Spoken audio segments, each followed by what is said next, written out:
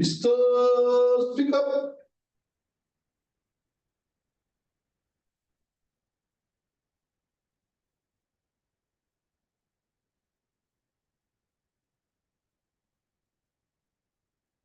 Yeah.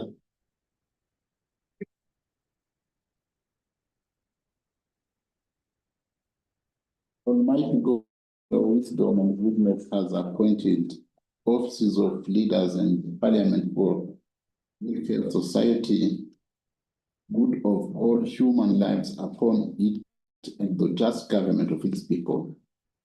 We beseech you to look with your abundant favor upon us, your servants, whom you have entrusted with the performance of such trust in this community.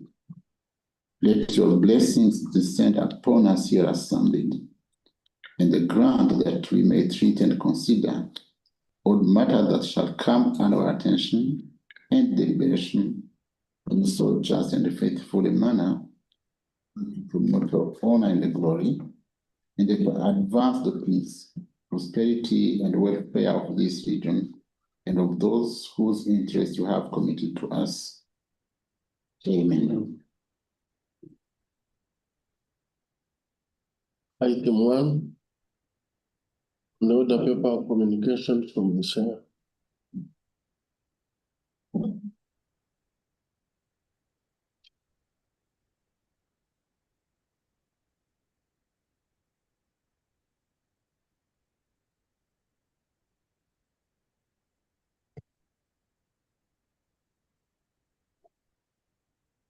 Honorable members, good afternoon. Good afternoon, everyone.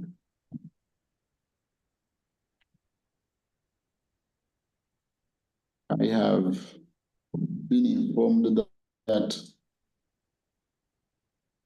the committee of GP, they have just concluded the report, and I propose that we proceed with item number 3 so that we can give them time to finalize it. Item number 3 on order paper, report of the committee on accounts on the audited accounts for the financial ended 30th June 2022. By way of motion, business interrupted on 7th July 2025. Honorable members, you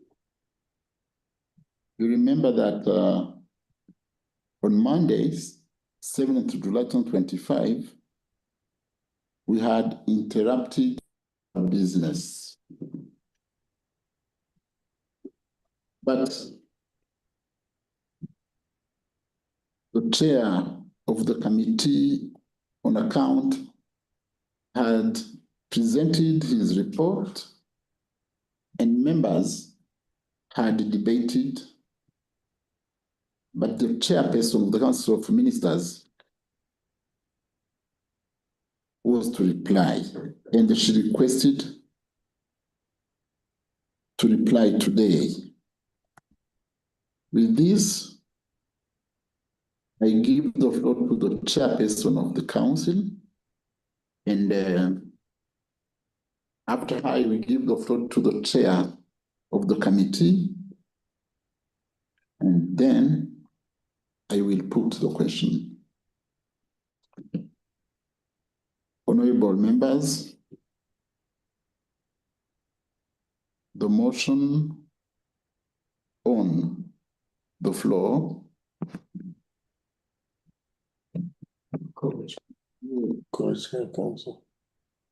of the motion on the floor was that the report of the committee on account on the audited account for the year ended 30th June 2022 had to be adopted. This is just to remind you. So with this, I give the floor to the Chair Council of Ministers to reply.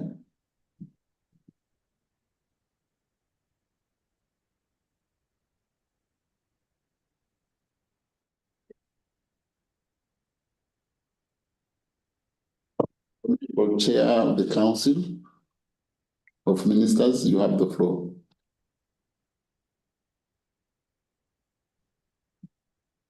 Honorable Speaker, I don't hear very well what you are saying. Honorable Chair, you remember that we couldn't put the question to the board because the chair of the Council of Ministers had requested to reply today. So I am giving the floor to Honorable Minister to reply, and then I will come to you, and after you, I'd have to put the question.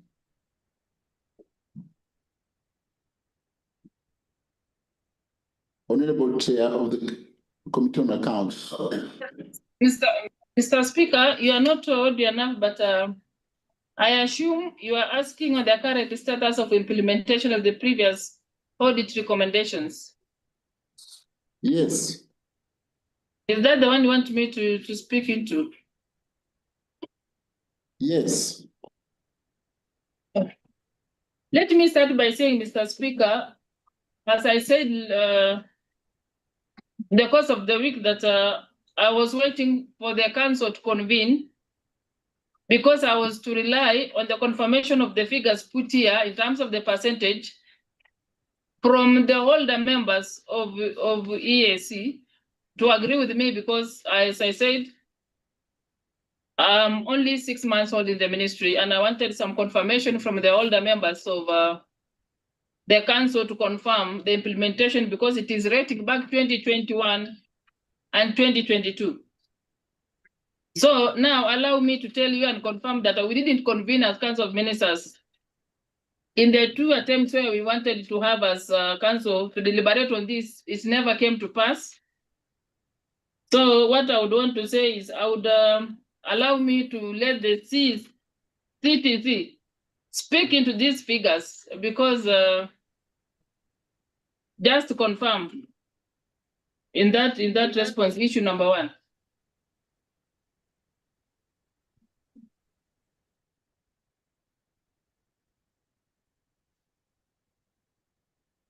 So floor to the CTC for confirmation. Honorable SG, if you are with us, you have the floor. If not, I'd go to the CTC as you're together maybe.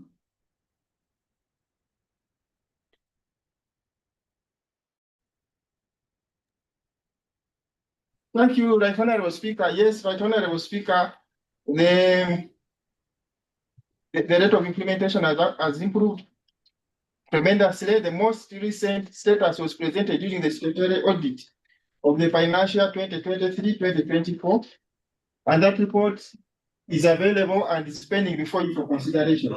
So yes, the figures for the performance figures have gone up.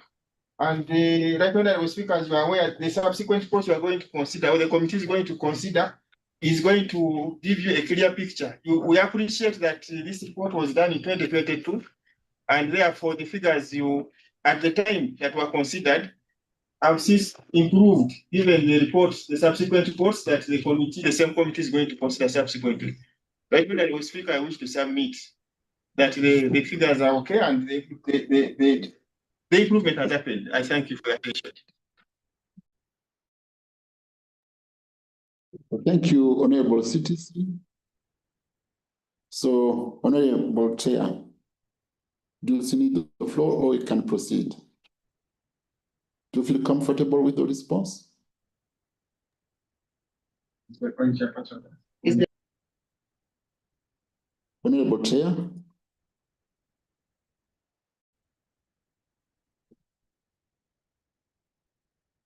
I hope that you have agreed. Now, and the committee will look into the figures if needed. And with this, I think I have to give the floor to the chair of the committee. Procedure, Right Honorable Speaker. Honorable.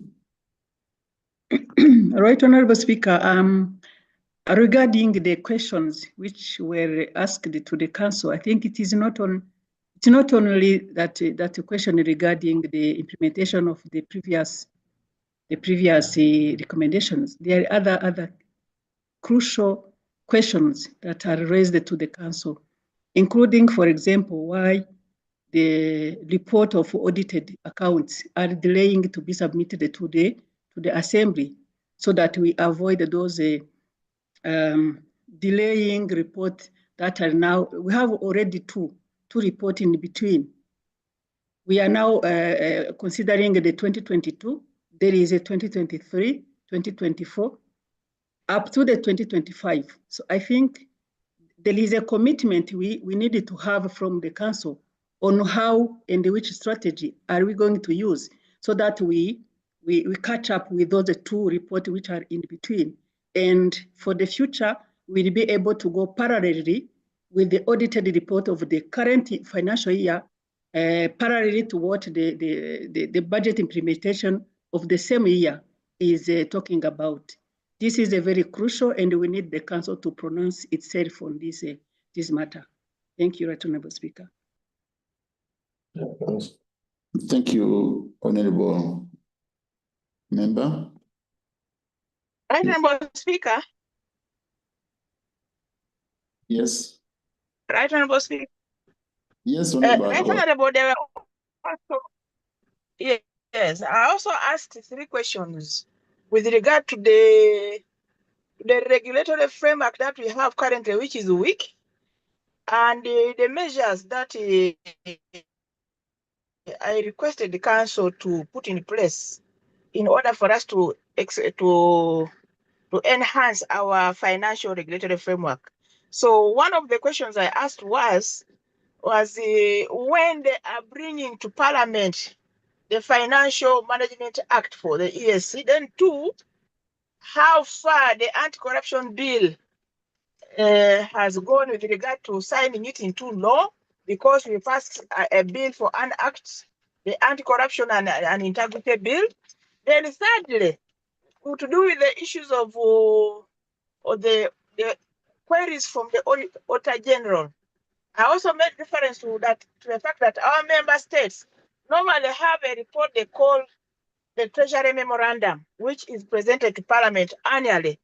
And that report seeks to answer, gives the position of the executive on the audit queries.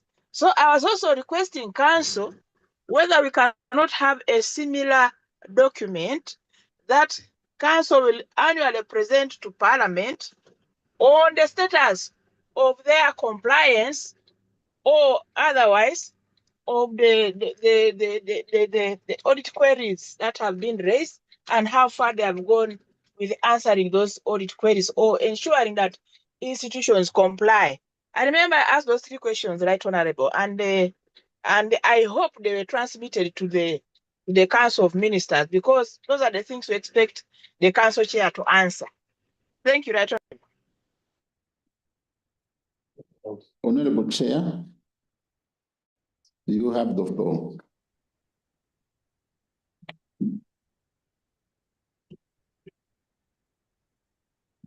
Why have we been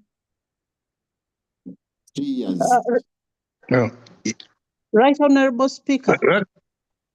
Honorable members, let's give the floor to the Chair of the Council of Ministers to respond to these concerns raised by, they were even raised before by Honorable Tazana and Honorable Akolo Rose. And then we will go to the Chair of the committee. Honorable Chair of the Council of Ministers. Mr. Speaker, allow me to say this for record, that I would propose, because these are questions that are supposed to be agreed upon as a council, so that I have the legitimacy to speak consensus-based opinion. And because we never got to meet and to agree with each and everyone, I would propose that the Assembly puts every recommendation they would want us to speak into, so that we convene a meeting that would also represent the partner states' opinion, that could consolidate what would forward before the Assembly. So, Mr. Speaker, what I'm requesting is that we allow the Assembly to give the recommendations of each and everything that they would want us to speak into, so that we have time again to consult, including the partner state opinion, on all the concerns that have been raised by the members of Assembly. I submit, Chair. Thank you, Honorable Chair. I request the expert, or because members had contributed on Monday, all of the issues they have raised, they have to be taken to your office as a chair, and then, as you said, share them with your colleagues, minister, member of our house, so that you should get an appropriate answer. This is what I have understood, and should be given all of your concerns and contributions when we're debating this report on the committee accounts. With this, Information, right, Honorable Speaker. Yes, I saw. Right, Honorable Speaker. Through the account committee, there is a paper which has summarized the concerns raised through the debate, and which is addressing all questions that members wanted the council to respond to. And the paper was submitted, if I'm not mistaken, to the CTC. So, which means we are expecting to have the response from that paper, which already have. And I think also the CTC is supposed to have submitted that paper to the council, so that the debate from the Assembly will not be like a game we are playing. Those are the serious issues, and we need a commitment from the council, so that at least for the next, we expect having some commitment from the council to respond to those questions. Otherwise, I don't see the value of the time and the resources we are using when we are now going and working on those. Thank you, Right Honorable Speaker. Thank you, Honorable Tanzania. Mary. Honorable Mary.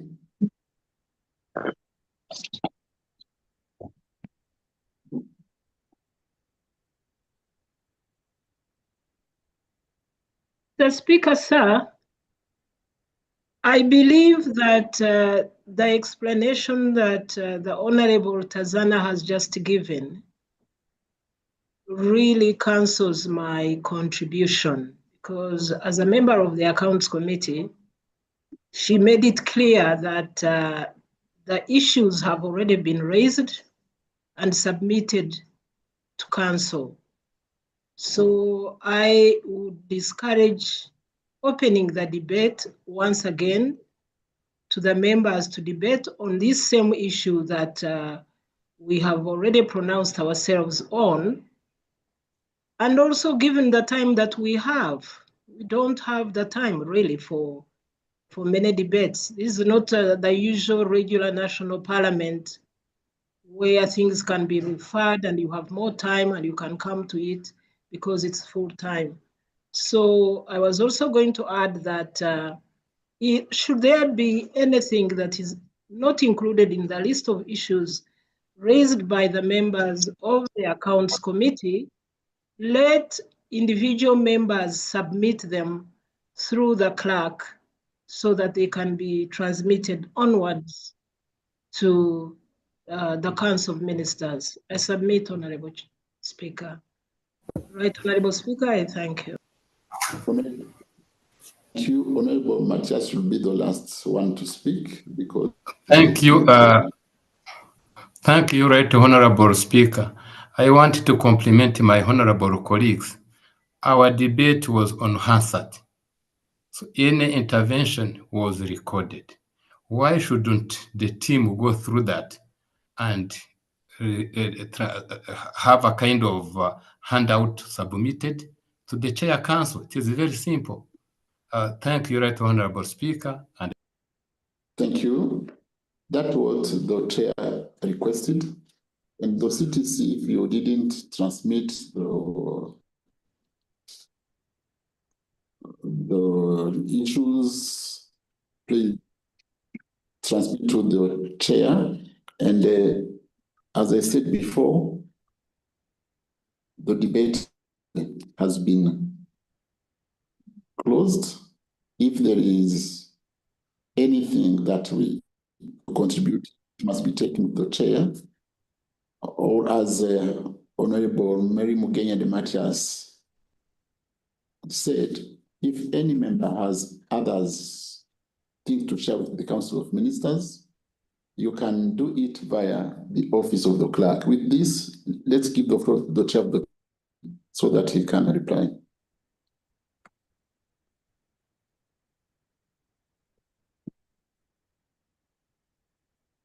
Honorable Mundela. Yes. Honorable Speaker. Yes, I think after all these contributions, it is time for me to conclude. Yes. So I would like to appreciate the following members for their great contributions made towards the accounts report. We have Honorable Gladness Salema, Honorable Ambassador Matthias Rebamungu, Honorable Ambassador Fatuma Ndangiza, Honorable Clement Musangabatware, Honorable Caroline Kayonga, Honorable Francine Rutazana, Honorable Momamo Karewa, Honorable Olivier Kurunziza, Honorable Umukiza Françoise, Honorable Nyaramana Aisha, Honorable Akol Rose Okulu, Honorable Dr. Siranda Gerald Blex, Honorable Dr. Woda Jeremia, Honorable Mary Mugeni. And I thanks very much the contribution of Her Excellencies Beatrice Ashkul and Rebecca Kadaga. I submit, Honorable Speaker. Thank you, Honorable Chair. Honorable members, the motion on the floor is that the report of the Committee on Accounts on the audited account for the financial year ended 30th June 2022 be adopted. I now put the question that the report of the Committee on Accounts on the audited account for the financial year ended 30th June 2020 be adopted. Those in favor, raise your hands.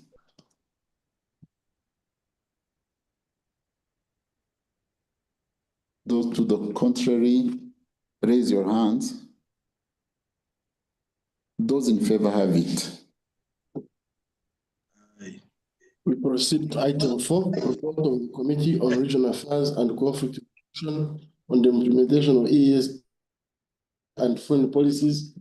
Assumption of debate interrupted on 8th July 2025. This business was interrupted on Tuesday, 8th July 2025. And as the report on the account, the chair of the committee has presented the report on foreign and security policies, and the members had debated it. And the chair of the council replied, and she requested to reply today. That's why I give again the floor to her so that she can contribute.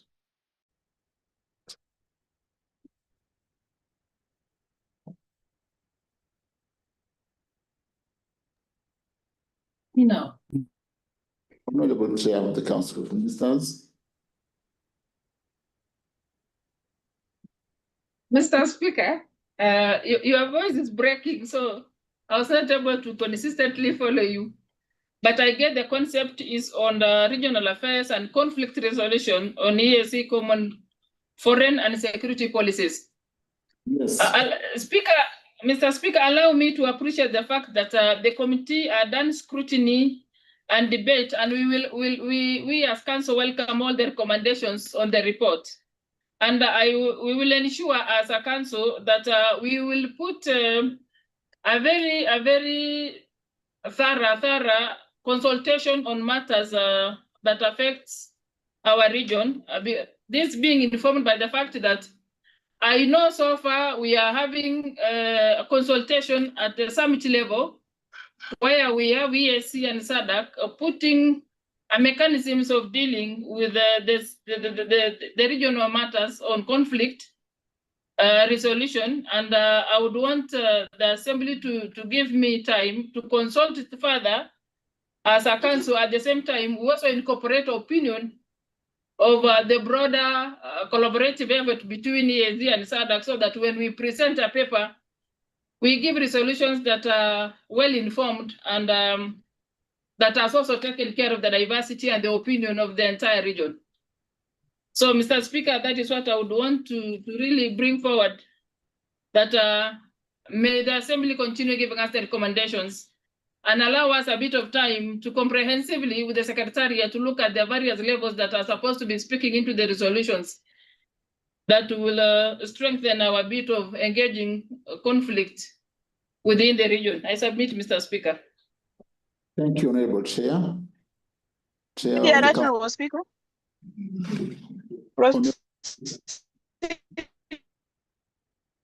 Yeah. Honorable, who is requesting? Proceed, yeah, right, Honorable. Yes, Honorable Akol Rose. Honorable Akol. Yeah, thank you, right, Honorable Speaker. Right, Honorable Speaker, I understand the challenge that the Chair Council is facing right now, and that is the lack of her colleagues in this meeting, and therefore the inability to take decisions outright. Right, Honorable Speaker, all our council members are ex-officio members of the Assembly, and indeed they are supposed to be present in this plenary. Right, again, the Assembly was facing, and the summit took a decision then to ensure every council member has a deputy. And in fact, offices were created in Arusha so that their deputies or whoever would be among them would be able to sit in Arusha, and we have a permanent presence of council, of members of council in Arusha. Now, we barely have just only the chair council comes. Yesterday we had the Honorable Kadaga. Today we have her deputy, and the rest have not appeared. And yet we know those offices have deputies. So, right, Honorable Speaker, we are being delayed as an assembly. Our issues are not being attended to, and especially on very serious issues like matters of the accounts committee, right, Honorable. It is very disturbing for the Honorable Chair Council again to seek, first of all, to consider, first of all, to meet with our colleagues, and then decisions are taken on reports that are being debated on the floor where they're supposed to be available. So, right, Honorable Speaker, I think we need to really beg the indulgence of council members. whenever there's plenary, at least to be present, so that we don't have this kind of scenarios, because it renders our assembly actually redundant. And therefore, I don't know whether we have a role to play in this community as an assembly, when even just decisions on a report are referred back. And by the way, council to meet and consider our decisions is another matter, because they have to write, first of all, convene. That is 3-4 months. And I don't know whether we are really going to get the treatment that we deserve on these matters that we are now laying before the Chair Council, Right Honorable. So I think the Chair Council really needs to help us to inform her colleagues that it is important that at least let there be a representative. If it is not the cabinet minister, the deputies can be in Arusha to help us, so that the assembly can also move as fast as it can on these reports. Right Honorable, I beg to submit. Thank you, Honorable Akol Rose. I think all the members have been raising this issue. They have been all wishing to see all the ministers present during the committee meetings and during the plenaries.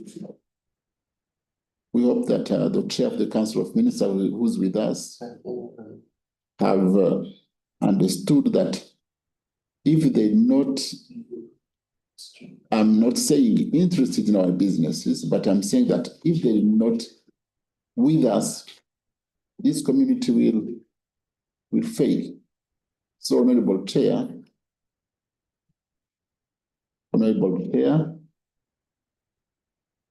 so talk to your colleagues, inform them that the entire House is requesting them to be responding physically in the activities of the committees and the House.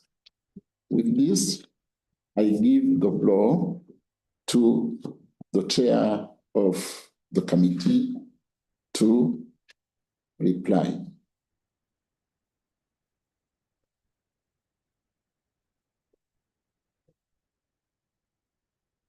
Honorable Dr. Siranda. Dropped out. Let's put the question. Is he in? As the chair of the committee is not, I now put the question that the report of the Committee on Regional Affairs and Conflict Resolution on implementation of EAC security and foreign policies be adopted. Those in favor, raise your hands. Aye. Good. Thank you, honorable members. Those to the contrary, raise your hands. Those in favor,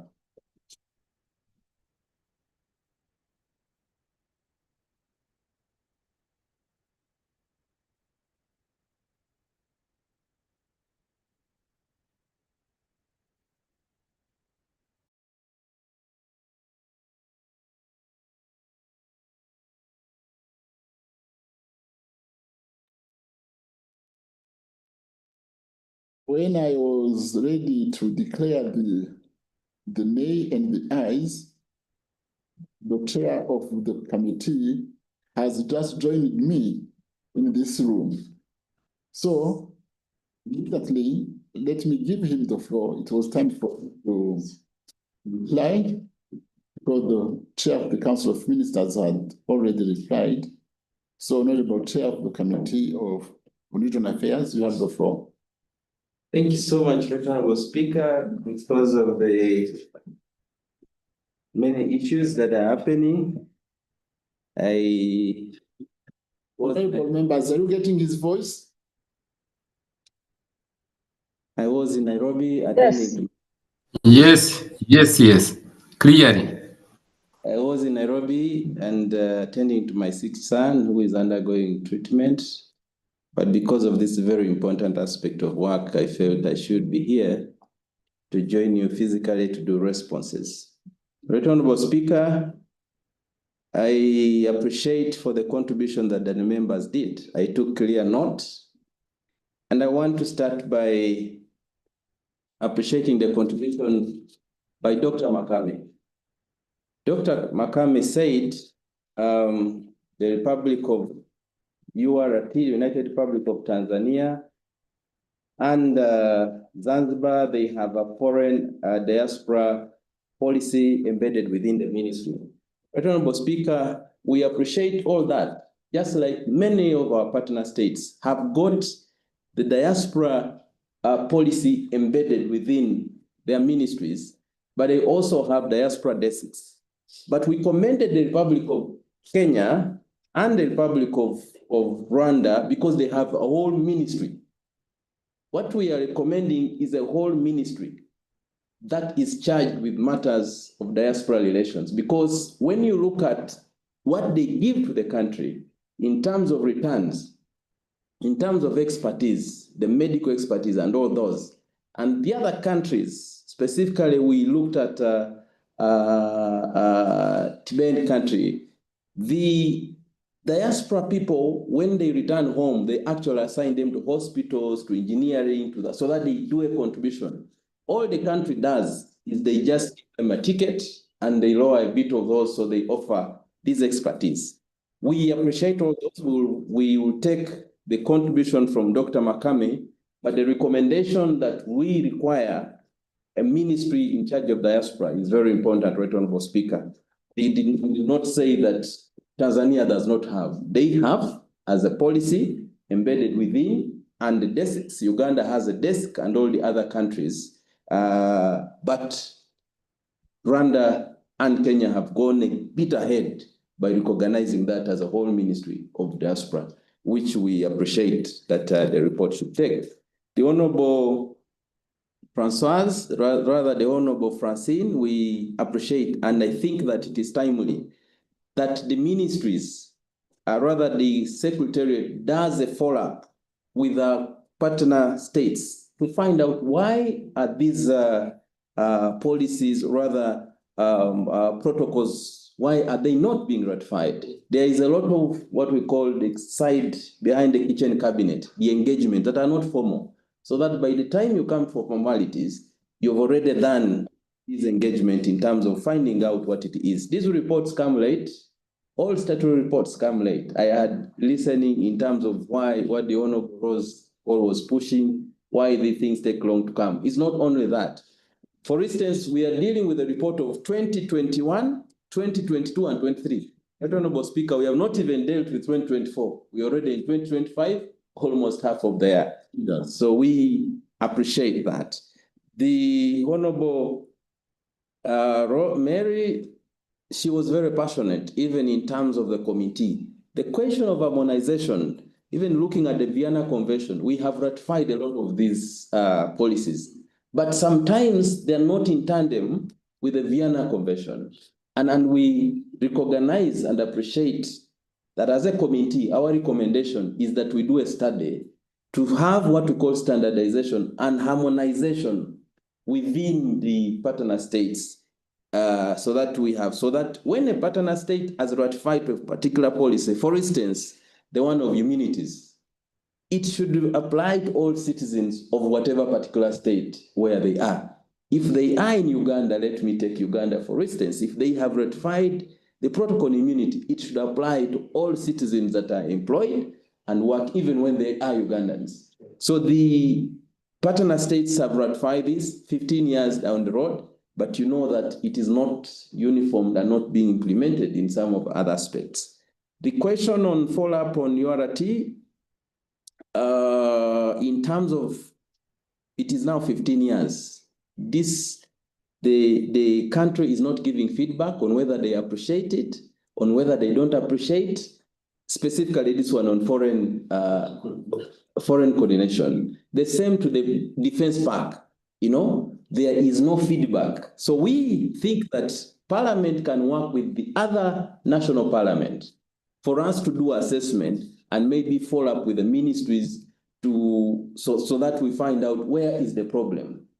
The Secretariat in presentation, all their hopes were in Parliament. They said maybe Parliament can help. Everybody's hope is in Parliament, that Parliament can push these policies so that and protocols so that they become a reality. Technical people have failed, and they think that Parliament has the capacity to do that. Right, Honorable Speaker, for us as a community, that is trust, that this assembly has a duty for them to play in doing this. When you get to the one of disaster, we are finding out where is a disaster bill. It's a prerequisite according to the Treaty for Establishment of East African Community for us to have a disaster policy or disaster law. All countries in East Africa are hit by disaster. So we think that it's also time. Same way to the one of refugees. Some countries that have not given feedback. We have UNHCR that has supported these processes. The monies have actually also elapsed. They don't have the fund. We, in the budget, we have not allocated any budget as specification to deal with the question of refugee management policy. Right, Honorable Speaker, we host 6 million refugees in the region. Out of 6 million refugees, 4.5 come from the region. It means we are manufacturing refugees. So the recommendation of the committee is to urge the Council of Ministers to deal with these issues that cause refugee influx in the region, but also to have a policy and eventually as Parliament to have a law. The policy guides on how we work, but the law enforces on how we're going to work. All the other colleagues, we just appreciated the Honorable Clement Msangabatwale. We appreciate the contribution in terms of this report. And Right Honorable Speaker, the Honorable Kalonzo, I agree. President Museveni in his address to Parliament, when we were in Kampala in November, he said that people have gone above the protection on the region. They are into space. And in fact, he said on the moon. I agree with the Honorable Kalonzo that we cannot be speaking about the regional integration when our airspace is not harmonized. We don't have a common law to manage our airspace. The cost of flight in this region is the most expensive. You can fly from Washington, D.C. to Utah for 10 hours at $200 or $190. I flew from D.C. to Utah with that amount of money. I cannot fly from Kampala to Nairobi or even to Kigali at even $400. Sometimes you require 400, 500, it has even gone to 600, Right Honorable Speaker. So once we harmonize our airspace, we even design the commonality in terms of how do we protect even our moon. The question on security even goes to the space. And if you do not have capacity to manage your space, airspace, to coordinate and have a common road in terms of harmonization, we are still lagging behind. And I agree, Honorable Kalonzo, that this foreign policy and security relations must think beyond the question of also managing where we want to go. So, Right Honorable Speaker, I received by writing the contribution and appreciation of the Secretary General as well, who commended the report in terms of what we have done on the chart she had written. And she thinks that this is one way of us harmonizing and supporting each other in terms of all the EAC organs and sectors to work together. Right Honorable Speaker, that's the appreciation and that's the spirit under which we come as a committee. Having said all that, Right Honorable Speaker, I want to appreciate and commend the contribution of all members. Right Honorable Kadaga, she committed and she reminded us that they had agreed that they would do a mechanism to do follow-up so that there are actualization of everything that is always assigned or ratified. So, Right Honorable Speaker, the mechanism to track or make sure that there is enforcement of whatever ratification of this policy, Right Honorable Speaker, is an area where we need to think through and make sure that whatever our countries are ratified, Right Honorable Speaker, we don't only stop, for instance, where the Article 59 assigns us to do. Our role is only to assess what has happened, but we don't have way beyond that on how do we make sure that if we have assessed something, in the last report, like Honorable Ndangiza had said, the same things have come up. How do we make sure that as people's representative, we go beyond just assessing and come into the floor? So that maybe under face-to-face engagement, there is a detailed in terms of implementation and where we are, so that council can present to this house the detailed implementation structure and plan and progress of where we have gone with this initiative. Right Honorable Speaker, there will be at the right track. Therefore, I want to appreciate my colleague, the Honorable Gatpan, for the contribution entirely. I agree all that in a report. The Honorable Mary Mujenyi, I want to appreciate your contribution. The Honorable Msangabatwale Clement, I appreciate the contribution. The Honorable Dr. Makame, thank you so much for the contribution. The Honorable Kalonzo Kennedy, thank you for the contribution. The Honorable Dangiza Fatuma, thank you for the contribution. The Honorable Francine Rutazana, thank you for the contribution. The Chair, Council Member, the Right Honorable Rebecca Litwala Kadaga, thank you for the contribution.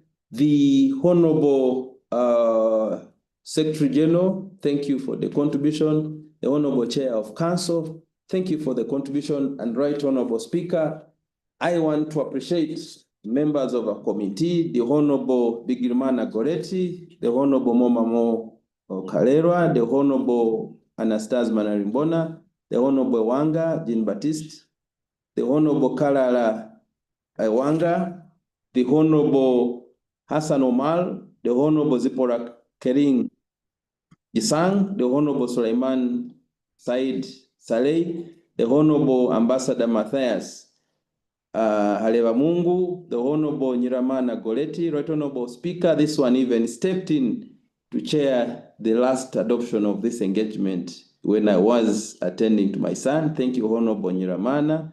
The Honorable Francoise Omchiza for the very great input. The Honorable Luke Thompson, the Honorable Gideon Gatpan, the Honorable Dr. Ito. Thank you, Honorable Gideon, for enormous contribution. The Honorable Dr.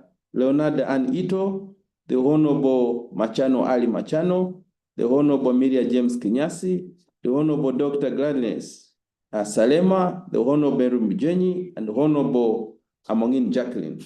Right Honorable Speaker, we want to appreciate our clerks, Mr. Manzi Victor, for the tireless efforts rendered despite of all the pushing and the hard work. Sometimes we push the hard work because we want good work like this. Thank you so much, the Honorable Ida Nakavugo, Susan, that started with us this journey. Want to appreciate all our clerks that supported this initiative. Right Honorable Speaker, yourself, for allowing us permission to do this engagement, the Secretariat staff, the clerk, and the entire team. Thank you so much for coordination of this engagement. Right Honorable Speaker, we want to appreciate all those that supported us in carrying out this initiative, the technical people that appeared before us and that made work and easy, and of course the Chair Council and the Council themselves that tabled this report for us to be in position to assess it. Without it, we wouldn't have been in position. Right Honorable Speaker, with all those and all that people have said, I beg to reply and I beg to reply and of course propose that this report is adopted as a working document of the Assembly. Thank you. Beg to submit. Thank you, Honorable Chair. It is good report that will help this community. And I hope that as the Chair of the Council of Ministers is with us, I hope that the Council will look into it and consider it seriously. With this, I put the question that the report of the Committee on Internal Affairs and Conflict Resolution on implementation of AEC security and foreign policies be adopted. Those in favor, raise your hands. Those to the contrary, raise your hands. Aye. Those in favor, those in favor, they have it. Ayes. The ayes have it. Thank you. They even had it before. Now we proceed item now. We go back to item number 2 on the order paper, arranging of papers, Roman 1. Chair of the Committee on General Purpose, you can lay report. Honorable Kennedy.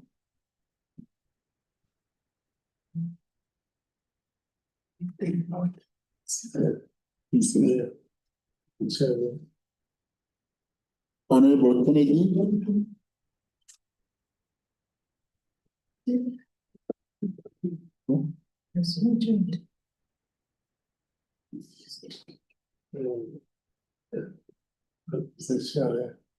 Is he connected?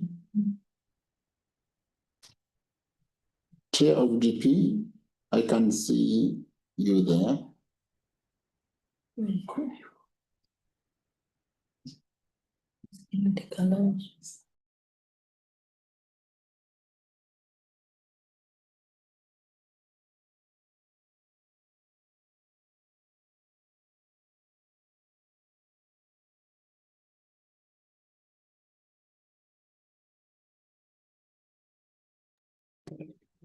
Honorable Kennedy, Chair of GP, you have the floor.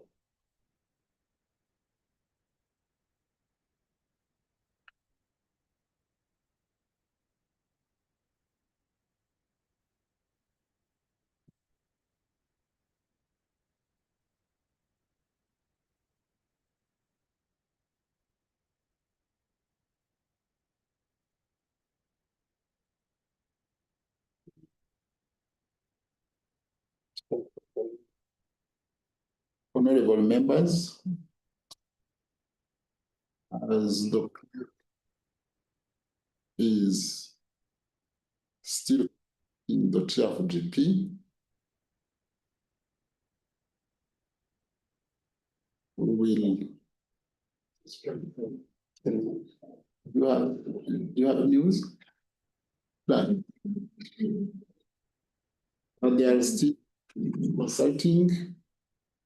I will have to suspend for minutes. Then we will be back.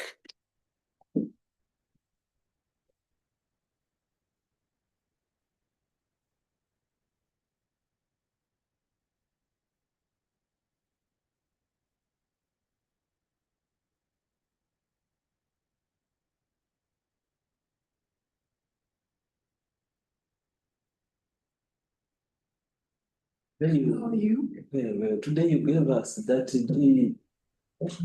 Google one. Google is the problem. How are you? Yeah, Good to see you. Good to see you. Looking sharp as always. I knew I was coming to meet you. Okay. I needed to do my best. Sorry about your son. Yes, the settings. Hello. Oh, sorry. How are you, sir? Boss, how are you? How are you? Good to see you. You're looking like you're going to run for election. I'm considering. I'm considering very serious. Are we meant to hear that? We can follow the conversations, right? Kindly mute, Eala, mute. Procedure, Honorable Dr. Siranda. A bit of flirtations going on. We That could is capture why everything. That is why I'm raising a hands of procedure. Hey.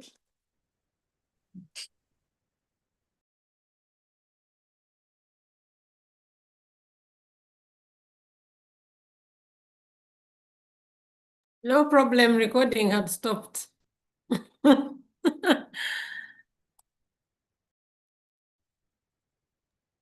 But our ears are recording, right?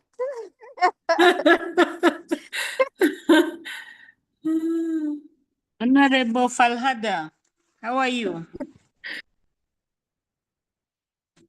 I'm okay, Honorable Fatuma Ambassador. How are you? I'm doing well. How is Nairobi? Nairobi is cold. Oh my,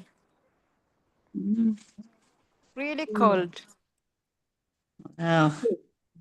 I'm trying to remember. Yeah. You have also is your so-called winter. Do you also have the so-called winter months? Because I know that in Yeah, Rwanda. around June, July, it's normally cold, but Okay. it's not as cold as now. Now it's really cold. Okay. Wow. But it's you're lucky because normally for us, June, July, in our countries, in the tropical and the tropics and the normal tropics and the normal equatorial areas, it's really hot. It's more of a rain, right? It's very hot in July, August. Oh. It's a very dry season. So, and very, very hot. But it's not yet that hot actually, because it's hot on some days at the moment. But with this climate, you can no longer say that with climate change, you can no longer say that it's the weather is exactly how it used to be years ago. It's so erratic. It's so erratic. It's almost as the young people like to say bipolar.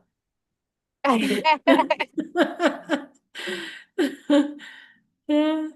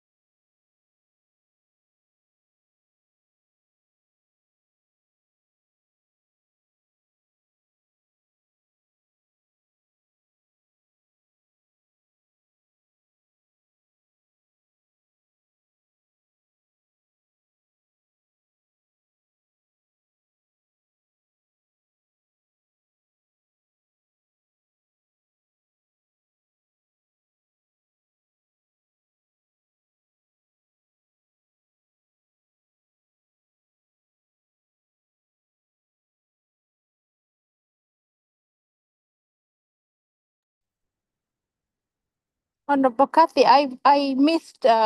Is the speaker coming back?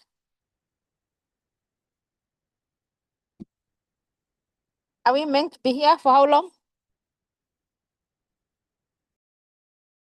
He's coming back. He's suspended for a few, maybe 15 minutes. I Okay. don't know for how long. For some, they didn't say exactly how long. Okay.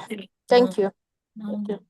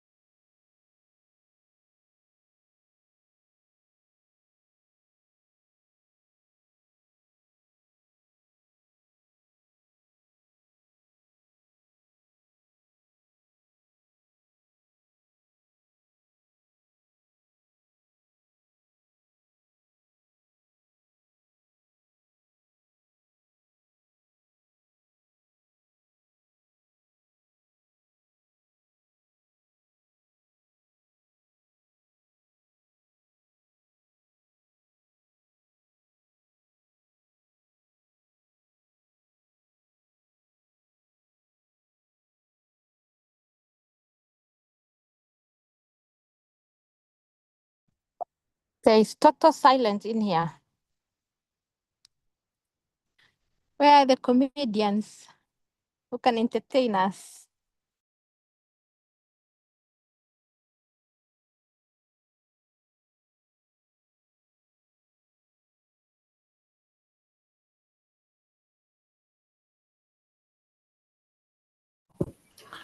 Honorable Falarda, you want a comedian? Where's Honorable Sankok? You want comedians, huh? Where are they? Oh, fantastic. Let us Where's create some Honorable right now. Siranda? Where is Where's our Honorable Honorable Siranda Black? Sankok? But you can be one of them. You can No, be one of them. there are two types of people in the world, those who entertain and those who actually watch. I'm among those who are going to watch. We want the That's entertainers. very serious. Eh? Honorable Farada Imani. Ambassador, Yes. bonjour.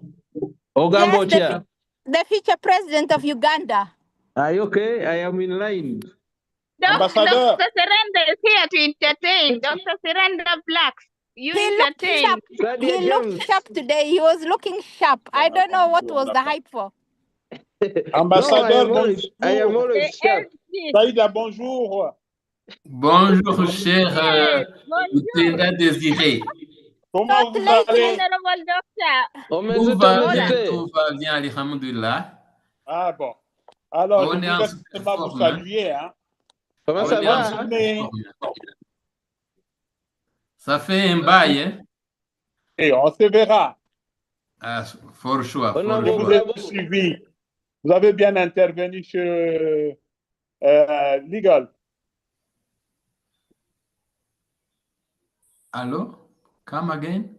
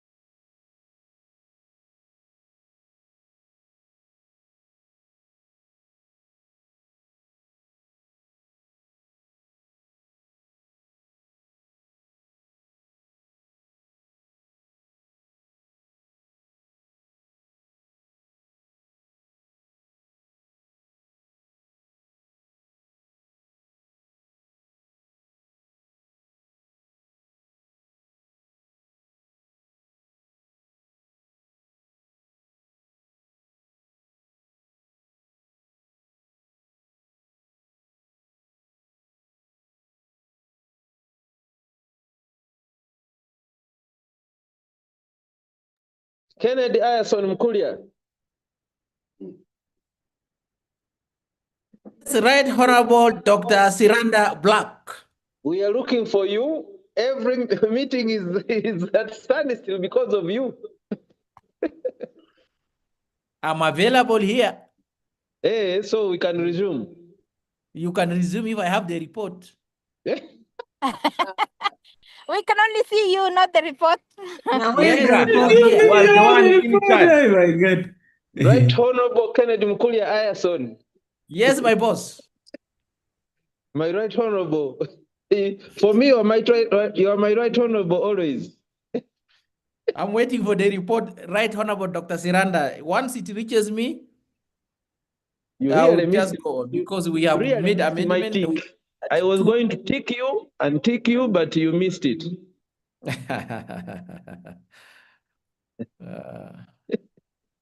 Now, who is this Sebastian Toar Gideon? Gideon, have you become Sebastian? Have you renamed yourself? The computer is whatever. This application was open using the name of my son Sebastian. Yeah, that's a borrowed computer, so you don't have one. Yeah, this No, I tell you. You know, your kid. They can still read the two names. They're Toar Gideon or Gatpand in whatever.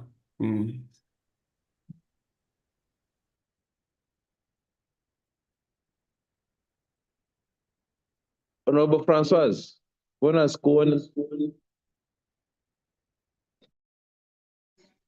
Mimi nipo. Karibu. Nipo, usijali. Kazi naendelea Karibu. vizuri. Unataka unione? Napenda unione kweli. Amekumisi sana. Mimi Kigalini niwaonyeshe kwenye nipo. Tuonyeshe uko mrembo. Kigalini. As always. Unaiona background ya Kigali hapa? I can see the beauty. Can you see the town? Yep. Unatembea unaenda wapi? Niko tu nafanya kazi. Asanti. Hali ya hewa nzuri huku upande wa huku. Namshukuru Mungu. Asante sana. That's all matters. We Honorable thank God. Farada. Yes, Yes. Honorable Francois. How are you doing? I'm okay, my sister. How are you? I thank God as well. Inshallah. Say mashallah, not inshallah. When you say you Inshallah. thank God, say inshallah. Inshallah. Mashallah. Yeah. Mashallah. That's good. Good to know. You know, learning is a process. It never ends until you die.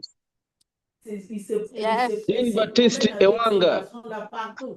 Parce que c'est lui qui fait tout. Excuse-moi. Madame Françoise, honorable Françoise. Jean-Baptiste Oui, Ewanga. monsieur. Monsieur honorable. Bien. Ewanga. Comment tu vas? Est-ce que tu peux parler? Honorable Ewanga. Honorable ok. Ewanga, comment vous allez là? Comment ça ne passe pas? La voix ne passe pas. Vous êtes déconnecté, pourtant on vous voit très bien. Hein? La voix passe aussi. Hein? Ça ne sort pas encore. Sorry. Oui, François. Recording in progress. Speakers back. Ok. C'est Gabadungi. Oui, honorable. Who's speaking French there? That's the one. Honorable members, let's resume. I apologize because I had suspended for 15 minutes, but we have gone to 30 minutes. I was consulting the clerk and others, and I found that the report is ready, but they are still printing it. Clerk, is the report ready now? I thought that the chair has it. Yes, I call it. Good. Please, I still don't have it. I'm waiting for it. They say they have sent it, and on my email, I don't have it. I said to be shared on WhatsApp. Still, I did not get it. Well, he doesn't have it.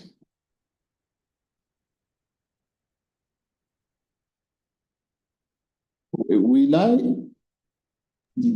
ask the deputy clerk who is handling it how much time he needs so that we can maybe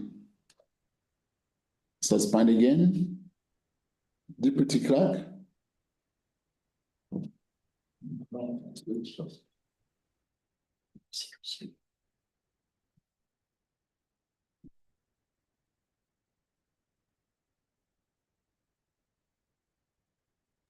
Right, Honorable Speaker, if I can continue reading the old report, You can't see it. then I will continue because the narrative is almost the same. Can't see it. Good. Yeah. If it's the same, if it's the same, we can maybe proceed. So let's go back to item number 2. So, Honorable Chair, Clerk.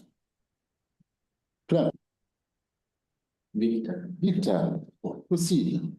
We proceed item 2, laying of papers, Roman 1. Yes, Chairperson of the Committee on GP, lays your report. Yes, Right Honorable Speaker, I would like to lay before the House the report of the Committee on General Purpose on the East African Community Budget Estimates for the Revenue and Expenditure for the financial year 2025-2026. I beg to lay. Thank you. See?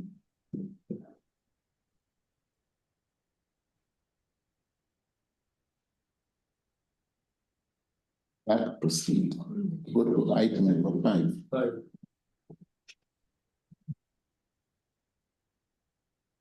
Item 5 on order paper, consideration and approval of the East African Community Budget Estimates for the financial 2025-2026 by way of motion. Honorable members, as a reminder, the chairperson of the Council of Ministers had already moved the motion, and the motion has been seconded. But the Committee of GP requested for more time to continue meetings from Monday this week. As you can see, the committee has just concluded its work. Maybe some minutes ago. And thankfully, they worked around the clock to have the report ready for us. With this, I call the chair of the committee to proceed with the presentation of the report. Chair of the Committee of GP. Thank you so much, Right Honorable Speaker. Mr. Speaker, sir, in accordance with the provisions of Article 49(2) and 132 of the Treaty for the Establishment of the East African Community, Rule 74 and 75 of the Assembly Rules of Procedure, the Chairperson Council of Ministers laid on table the annual budget estimates of revenue and expenditure of the East African Community for the financial year 2025-2026 on the 3rd of June 2025.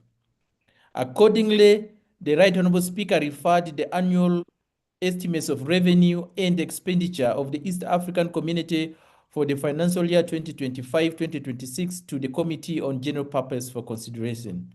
Pursuant to the provisions of Article 49(2) and 132 of the treaty, and as further amplified by Rule 81 CE and G, Annex 5F of the Rules of Procedure of the Assembly, the Committee on General Papers proceeded to consider the annual estimates of revenue and expenditure for the financial year 2025-2026.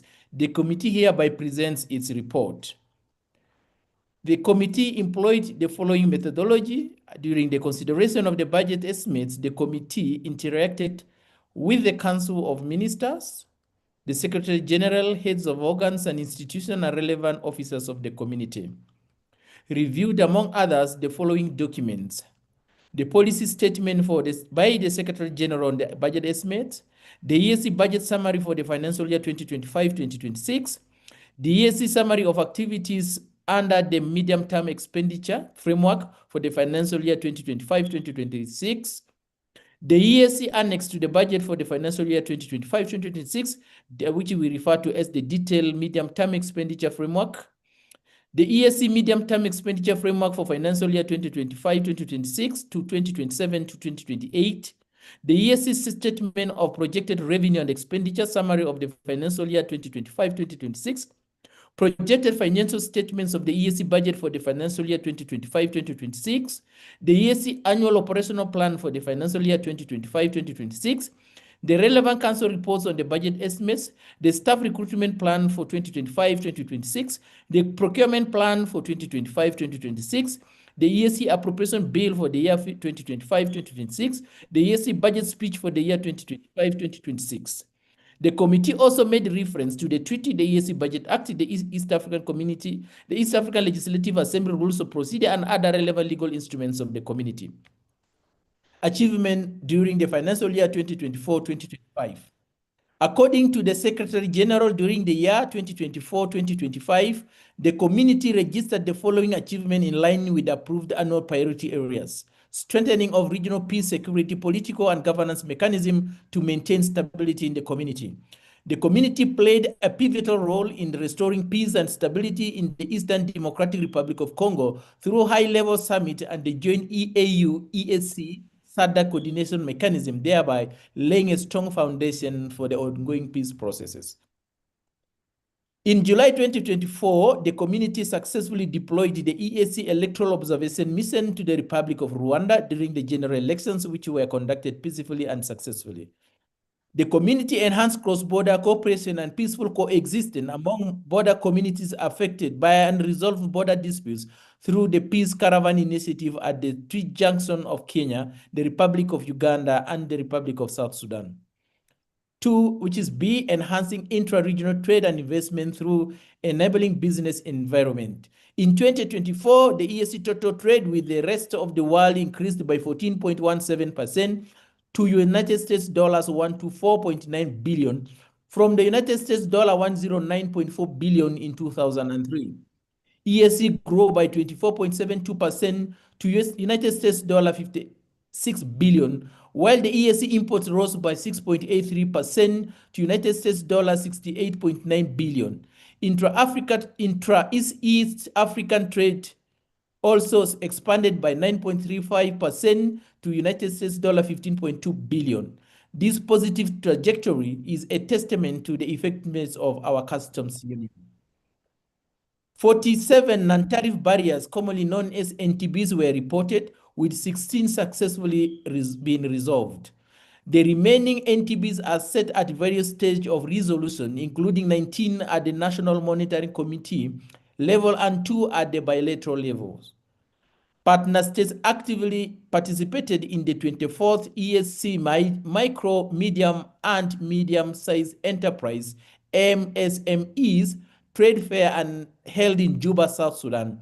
The event attracted approximately 1,182 registered exhibitors from partner states and 400 non-registered exhibitors from the Republic of South Sudan, the host. The trade fair culminated into about 10 business deals and contracts signed, strengthening regional commitments under the EAC Common Market Protocol.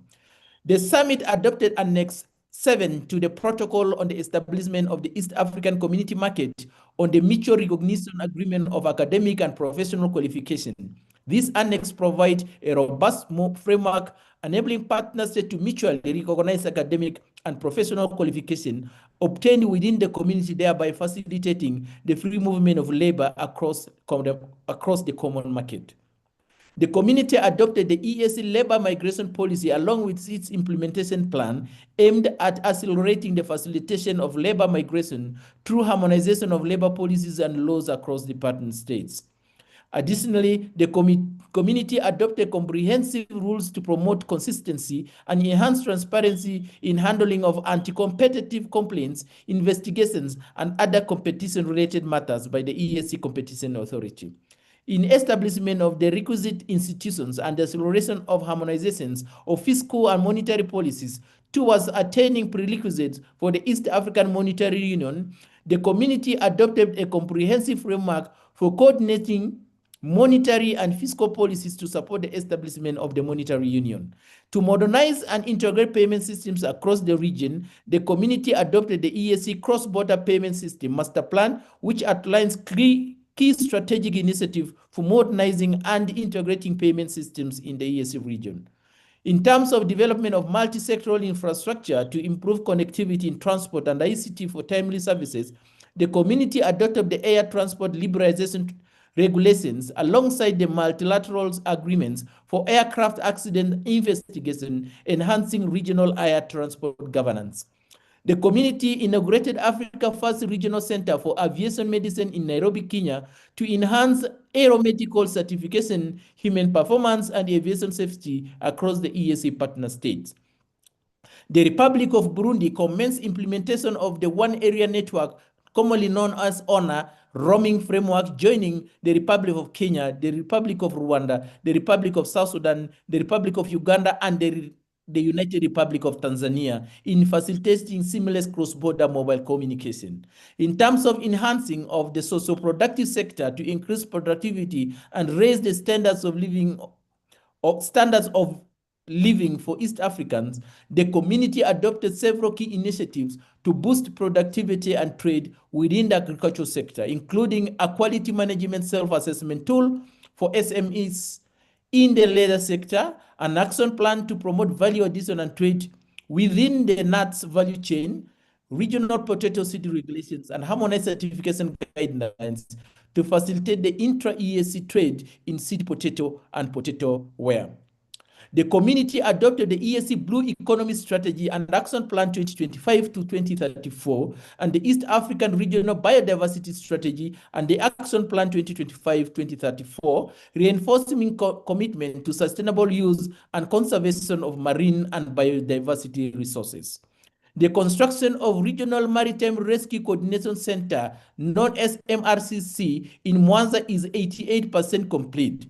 The center will feature a modern control and call center, a first aid clinic, and offices.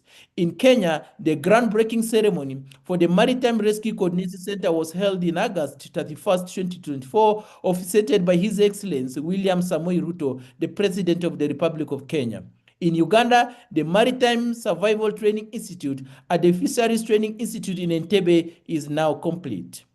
The community advanced the promotion of solar light technologies and adopted a policy guidance on solar lights and net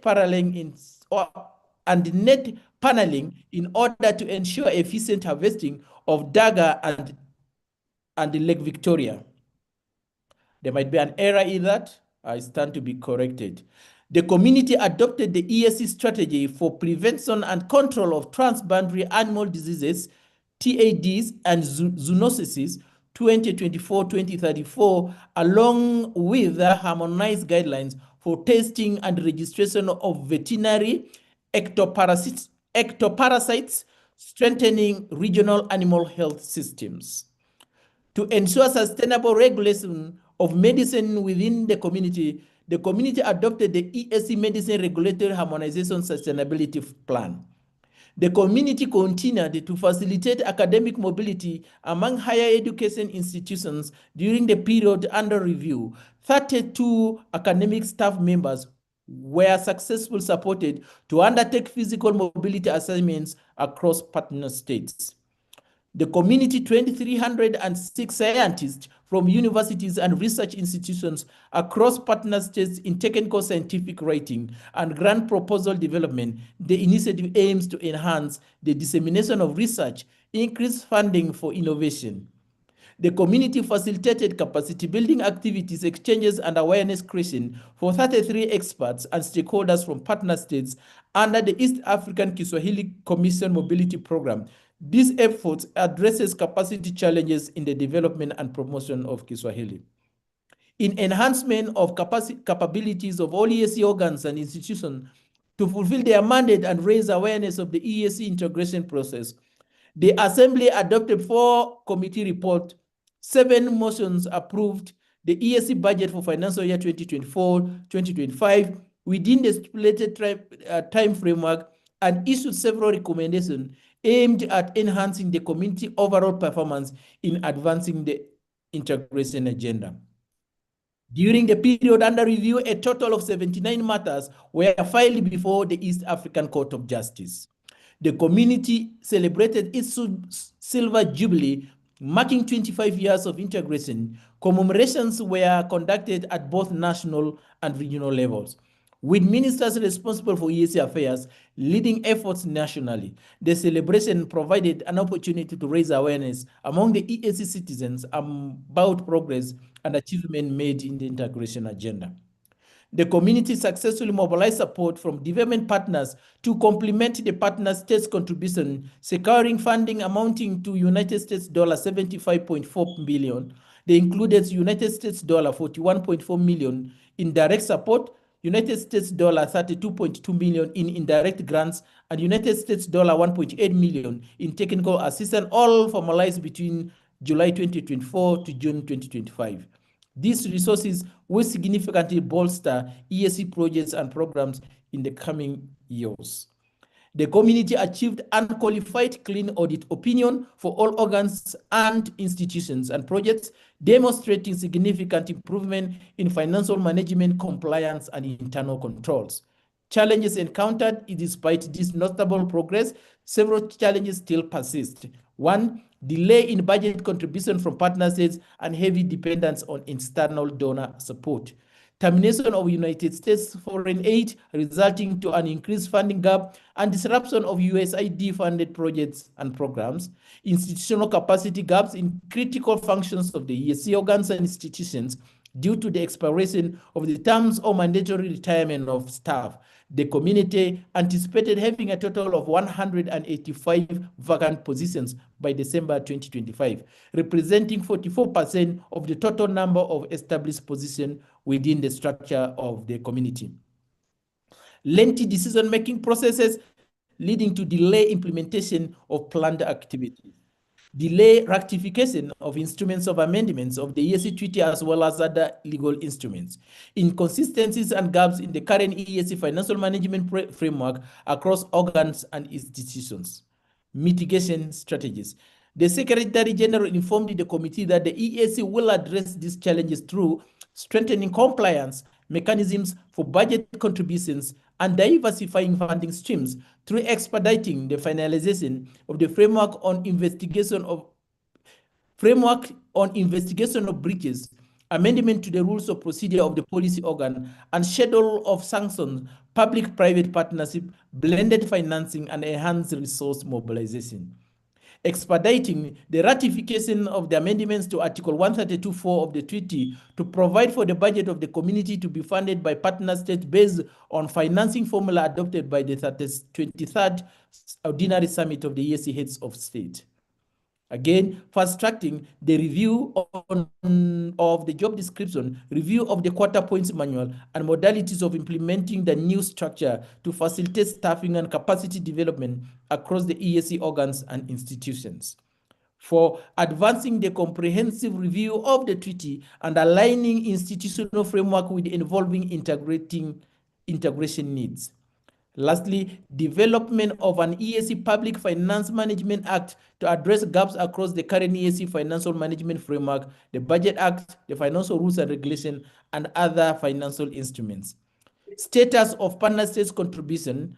The status of partner states contribution as of 25 April 2025 is as follows.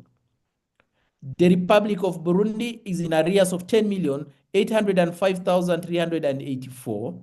Contribution to this current financial year is supposed to be 7,747,000. So far, the Republic of Burundi has contributed 1,322,187, representing 19%. The Republic of Burundi has an outstanding balance of 15,770,944. The Democratic Republic of the Congo has an arrears of 14,704,248. Contribution due to this financial year is 7,007,747. So far contributed 1 million, standing at 14%, with an arrears of 20,711,995. The Republic of Kenya has no arrears. They are supposed to contribute 7,747,047. They have so far contributed 707,747, standing at 100%. The Republic of Rwanda has no arrears. They are supposed to contribute 7,747. They have contributed 5,253,537, standing at 75%. They have an arrears of 1,754,210.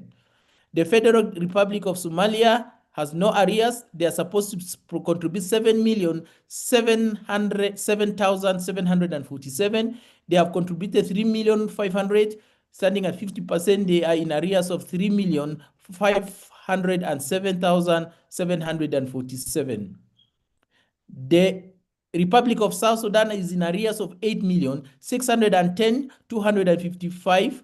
They have so far, they are supposed to contribute 7,747. They have contributed 499,926, representing 7%, in arrears of 15,118,076.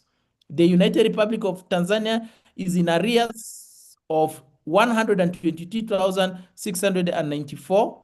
They have so far they are supposed to contribute 7,747. They have contributed 7,007,747, representing 100%, but with an arrears of 122,694.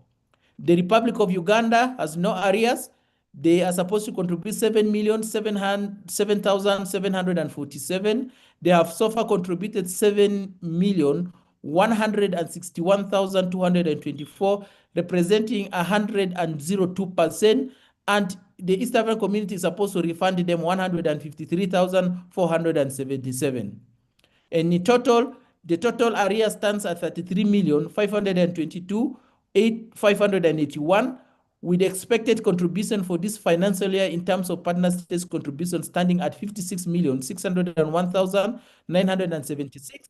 And contribution so far paid for this financial year is at 32,752,369,000, representing 58%, with the total outstanding arrears to 56,832,189. The next table shows contribution, which is for the Inter-University Council of East Africa. The Republic of Burundi is supposed to is having arrears of 6,294,413. They are supposed to contribute 612,550. They have not contributed. They are in arrears of 6,906,963. The Democratic Republic of Congo has an arrears owed to the Inter-University Council of East Africa at 1,288,436. They are supposed to contribute 612,550. They have not paid. Their arrears increased to 1,900,988. The Republic of Kenya, the Inter-University Council of East Africa is supposed to pay them 1,875. They are supposed to contribute 612,550. They have contributed 612,550, which stands at 100%. Inter-University Council is supposed to pay the Republic of Kenya 1,875. Republic of Rwanda is in arrears to the Inter-University Council of East Africa, amounting to 4,039,443. They are supposed to contribute 612,550. They have not contributed this financial year. They are in arrears to pay the Inter-University Council of East Africa 4,651,993. The Federal Republic of Somalia, no arrears to Inter-University. This year, they are supposed to contribute 612,555. They have not contributed anything. They have to pay Inter-University Council 612,550. The Republic of South Sudan are in arrears of 754,461. This year, they are supposed to contribute 612,555. They have not contributed. They are now in arrears of 1.367011. The United Republic of Tanzania is in arrears of 11,574. They are supposed to contribute 612,550. They have so far contributed 612,500 at 100%. However, they have to pay Inter-University 11,624.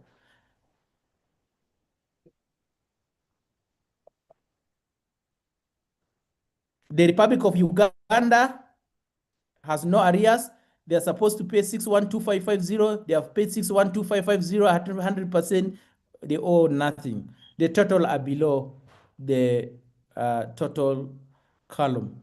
In the inter-university, in the Lake Victoria Fisheries Organization amounts in US dollars, the Republic of Burundi is supposed to pay the Inter-University Council, the Lake Victoria Fisheries Organization, 1,164,061.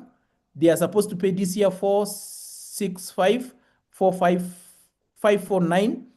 They have so far paid 42,981, representing 9%. They have outstanding arrears of 1,586,629. The Republic of Kenya has no arrears. They are supposed to pay for 65,549. They have so far paid for 65,549, representing 100%. The United Republic of Tanzania has no arrears. They are supposed to pay 465,549. They have so far paid 454,158, representing 98%. They have to pay Lake Victoria's Fisheries Organization 11,391. The Republic of Uganda has no arrears. They're supposed to pay 465,549. They have paid 466,070, 100%. The Lake Victoria Fisheries Organization have to pay them back 521. The totals are below. Under the Civil Aviation Safety and Security Oversight Agency, CASOA, the Republic of Burundi is owing the organization 174,526. This year they are supposed to pay 471,233. They have not paid anything. The total has increased to 645,759. The Democratic Republic of Congo is supposed to pay 448,793. They are supposed to pay this year 471,233. They have not paid anything. Their arrears have gone to 920,026. The Republic of Kenya owes nothing. They are supposed to pay 471,233. They have paid 741,233 at 100%, no arrears. The Republic of Rwanda, no, they are supposed to pay 471,233. They have paid 471,233, standing at 100%.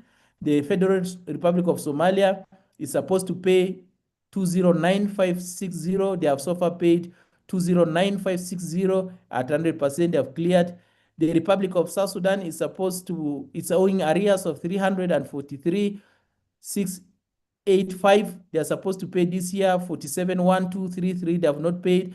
The arrears have gone up to 814,918. The United Republic of Tanzania, nothing. They're supposed to pay 471,233. They have paid 471,233 at 100%. Republic of Uganda, the same. There is therefore urgent need for disbursement of the outstanding contribution for the financial year 2024-2025, as well as arrears to facilitate the activities for the last month of the financial year ending June 30th.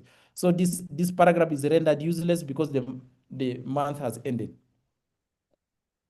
Number 5, the EAC budget estimates for the financial year 2025-2026, according to the budget estimate presented to the Assembly by the Chairperson Council of Ministers, the expected resources of revenue of the community for the financial year 2025-2025 is as in the table below. 1 is that ministries of EAC affairs shall contribute 56,024,274. The ministry responsible for education will contribute 4,903,791. Ministries responsible for fisheries will contribute 1,862,149. Member universities will contribute 586,200.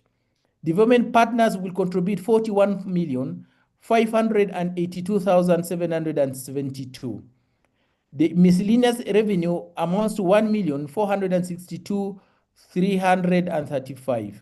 The East African General Reserve from ISAIA will contribute 835,550, while the East African General Reserve at the EAC will contribute 2,450,709. In total, contribution from partner states will stand at 67,200,000 755,378, while contribution from development partners will culminate into 41,582,772, totaling to a total budget of 109,132,554.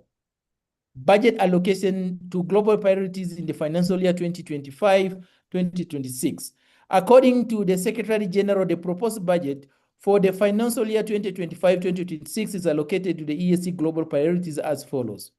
Advancing the EAC customs union to increase regional trade and optimize supply chain across the partner states stands at 7,255,635.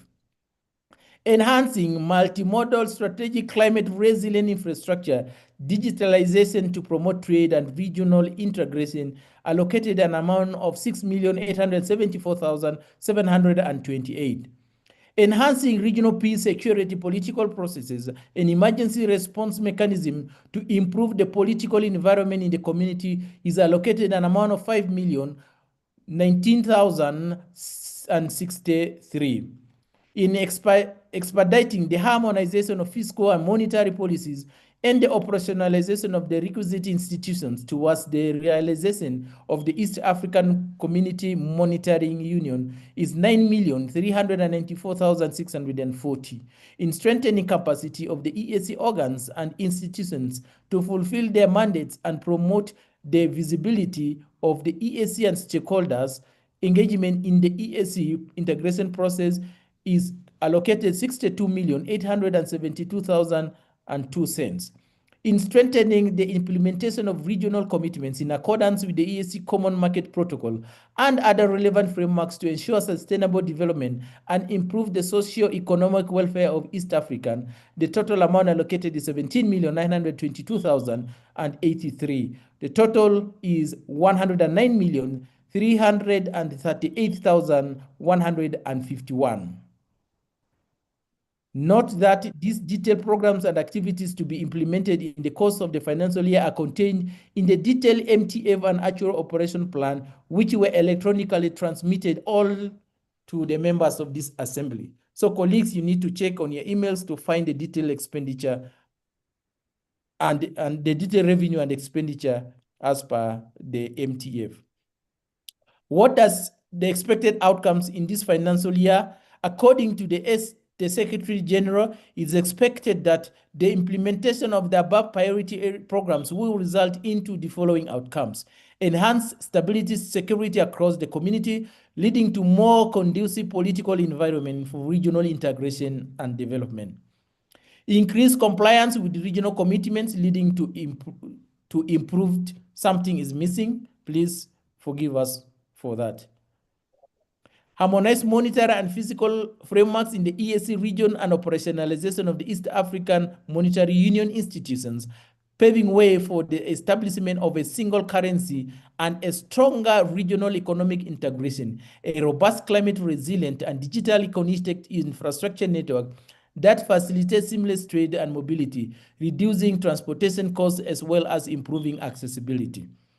Enhance institutional capacity to facilitate the effective implementation of regional policies and framework, leading to increased broad-based support and the participation of all stakeholders and increased visibility and awareness of the EAC roles and their contribution. What the proposed budget allocation to the organs and institutions in the financial year 2025-2026. During the 2025-2026, the community's total budget for the implementation of projects and programs amounting to 109,336,151. Out of this amount, 67,755,376, representing 62%, will be equally contributed by partner states or raised as other internal revenue, while United States $41,582,773, representing 38%, will be sourced from development partners. And the proposed budget allocation to the EAC organs and institutions are as below. The EAC Secretariat will get 55,209,392. The EAC Court of Justice will get 5,056,413. The East African Legislative Assembly will get 20,495,264. The Lake Victoria Basin Commission will get 7,606,052 cents. The Inter-University Council of East Africa will get 10,802,434. The Lake Victoria Fisheries Organization will get 2,436,924. The East African Science and Technology Commission will get 2,210,511. The East African Kiswahili Commission will get 1,641,444. The East African Health Research Commission will get 2,354,504, while the East African Competition Authority will get 1,525,212. Observations and recommendations. Whereas the chairperson Council of Ministers had wanted to present the budget estimate to the Assembly on the 29th day of April 2025 as per the requirements of Section 4.1 of the EAC Budget Act 2009, this was not possible because the Council had not yet secured the funds to facilitate the Committee on General Purpose and the Assembly to immediately commence the consideration of the budget. Subsequently, the Chair Council presented the budget estimates on the 3rd of June 2025, and the committee commenced work on the 5th of June 2025. Under the circumstances, the committee could not fulfill the statutory requirement of Section 44(3) of the Budget Act, which enjoins it to present the report to the House by 30th of May. The committee therefore recommends to the House to direct the Council of Ministers to always present the budget estimates as per the requirements of Section 3 of the Budget Act and provide the necessary funds for the consideration of the same in the time as per Section 4.3 of the same Act. The Secretary General informed the committee that the budget performance of the organs and institutions of the community stood at 58% as of 30th March 2025. This was attributed to the delayed on remittances of financial contribution by the partner state. As a result of the liquidity challenges, there was slow or non-implementation of the core programs by some organs and institutions. In some instances, the community could not meet its statutory obligations like salaries in time. It was noted that due to liquidity challenges, the Assembly made a request to borrow request to the Council of Ministers to borrow United States dollars. I read this again. It was noted that due to liquidity challenges, the Assembly made a request to the Council of Ministers to borrow United States dollar 660,960 from some organs and institutions of the community to facilitate the meeting of the Committee on General Purpose and the Plenary to consider the EAC budget estimates for the financial year 2025-2026.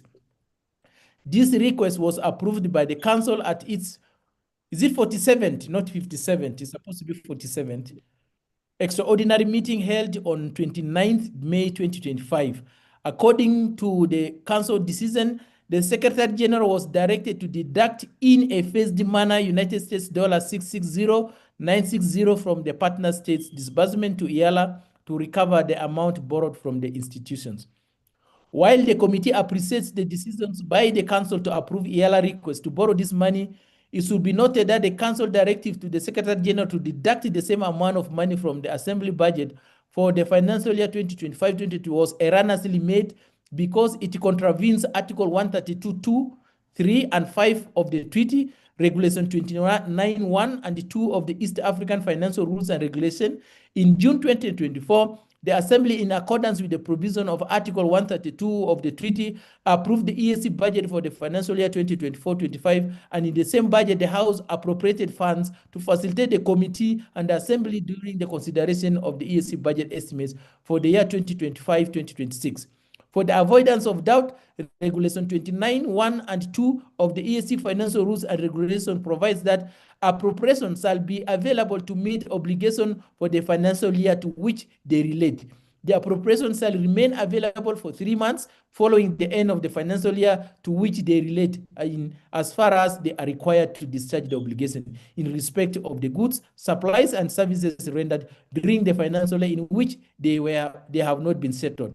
Further, Therefore, the Secretary General can only recover this borrowing from the arrears owed to the community by the partner states in the financial year 2024-2025. The committee recommends to the Assembly to direct the Council of Ministers to rescind its decision of the 57th. I still stand to be corrected. Is it 57th or 47th? Clerk, so that for purposes of the Hansard, we are on record. Mr. Speaker, sir, I request that this is corrected to avoid us pronouncing a wrong decision. Kindly, I request the clerk office to give us, is it 47 or 57? Right Honorable Speaker, it was 57th. Extraordinary. So was it 57 or 47? Let's see, read the report and feel shall I correct it? We'll correct it. It was 57th extraordinary, Right Honorable Speaker. CTC. Honorable. Right Honorable Speaker. I can't hear. You can't hear. Who is who? This CTC. Okay, CTC is saying it's correct. It's 57 extraordinary. Yes. That's what I'm hearing. Very good. 57th extraordinary. Okay, so let me proceed. The committee recommends to the Assembly to direct the Council of Ministers to rescind its decision of the 57th extraordinary meeting in which they directed the Secretary General to deduct in a phased manner United States $669,960 from the partner state disbursement to Eala to recover the amount borrowed from the organs and institutions, since it contravenes Article 132, 2, 3, and 5 of the treaty and Regulation 29, 1 and 2 of the EAC Financial Rules and Regulation. The committee further recommends to the Assembly to urge the Council of Ministers to direct the Secretary General to recover the United States $660,960 from the EAC General Reserve account when the partner states remit the arrears of their financial obligation to the community for the financial year 2024-2025. Right Honorable Speaker, we had an interaction with the council. It is not captured here. The council responded they will take this matter to the council. It was supposed to be captured, but because of time, it was not captured. But the request from the council is that this matter will be subjected to the council because it requires a rescinding of a decision. So it's supposed to be captured here as part of the, but for record purposes, they have agreed that this matter will be tabled before the council for reconsideration. Section 8 of the EAC Budget Act 2009 enjoins the Secretary General to present to the Assembly reports on grants and loans before the 30th day of June in each financial year. Similarly, Section 10 of the same Act enjoins the Secretary General to present to the Assembly report on non-exemption of tax on or before the 30th of June each financial year. Despite persistent reminders by the Assembly, the Secretary General has failed to comply with this statutory requirement. In the absence of this report, neither the Assembly nor any other stakeholders can ascertain the level of indebtedness of the community. The committee recommends to the Assembly to direct the Secretary General to present to the House the report of grants and loans and non-exemption of taxes for financial year 2023-2024, 2024-2025 by 30th of September 2025. Failure to present this report by 30th of September 2025, the responsible officers shall be held culpable. A review of the annual operation plan and the medium-term expenditure framework revealed the following in terms of what the committee observed. Some organs and institutions prioritize non-core programs and activities over critical ones. Some of the prioritized programs activities neither have tangible outcomes nor realistic key performance indicators. Some of the programs activities are neither linked to the 4 pillars of EAC integration or aligned to the core mandate of these organs and institutions. Some programs and activities are similar and attract funding from both the partner states and development partners. Some programs and activities, stroke activities are a copy and paste of the same program stroke activities that were funded in the previous financial years. Some programs and projects were either erroneously or deliberately placed in the departments or cost centers where they do not fall. Despite the earlier recommendation of the Assembly to prioritize high-impact programs activities, some sorry, let me read from my own. This one is confusing me. Despite the earlier recommendations of the Assembly to prioritize high-impact programs, stock activities, some vote holders have continued to deliberately split their programs into micro-activities that have no impact. Most of the prioritized programs activities attract frequent travelers where the community will spend a colossal sum of money on DSA tickets, the conference facilities, and others, where some people are traveling for almost 300 days in a year. Some of the program stock activities have vague descriptions and lack specific timeframes. A review of the detailed costings of the program's activities in the MTEF also revealed a mismatch between the DSAs and tickets. DSAs and the number of delegates, participants, provision of DSA also is noted without tickets. And DSA for staff domiciled in Arusha while attending meetings while in Arusha. This was very frequent, where staff of the community who are domiciled in Arusha are also paid DSA. It's a very serious issue. This mismatch and inconsistency raises serious questions about the time and attention given to planning and budgeting in the ESC. Given the funding and liquidity challenges that the community is currently faced with, it would have been prudent for the organs and institutions to adopt austerity measures that give priority to critical and high-impact program stock activities that reinforces our pillars of integration. On the contrary, priority in some organs and institutions has been given to program activities that attract frequent travels and DSA to the extent that some officers are barely in their duty station. As I said earlier on, even there is one officer with 400 days. I don't know whether he has added more days to the 365 of the year. 400 days. 400 days. Arising from the above findings and observation 5, 6, and 7, and in line with Article 132.5 of the treaty and Section 5 of the EAC Budget Act 2009, the committee deemed it necessary that the Assembly should make some reallocation within some organs and institutions as indicated in Annex 1 of this report. Colleagues, Annex is being sent to your emails, and you'll find the reallocation schedule as per the committee recommendation. The committee therefore recommends to the Assembly to approve the proposed reallocation within some of the organs and institutions provided in Annex 1 of this report.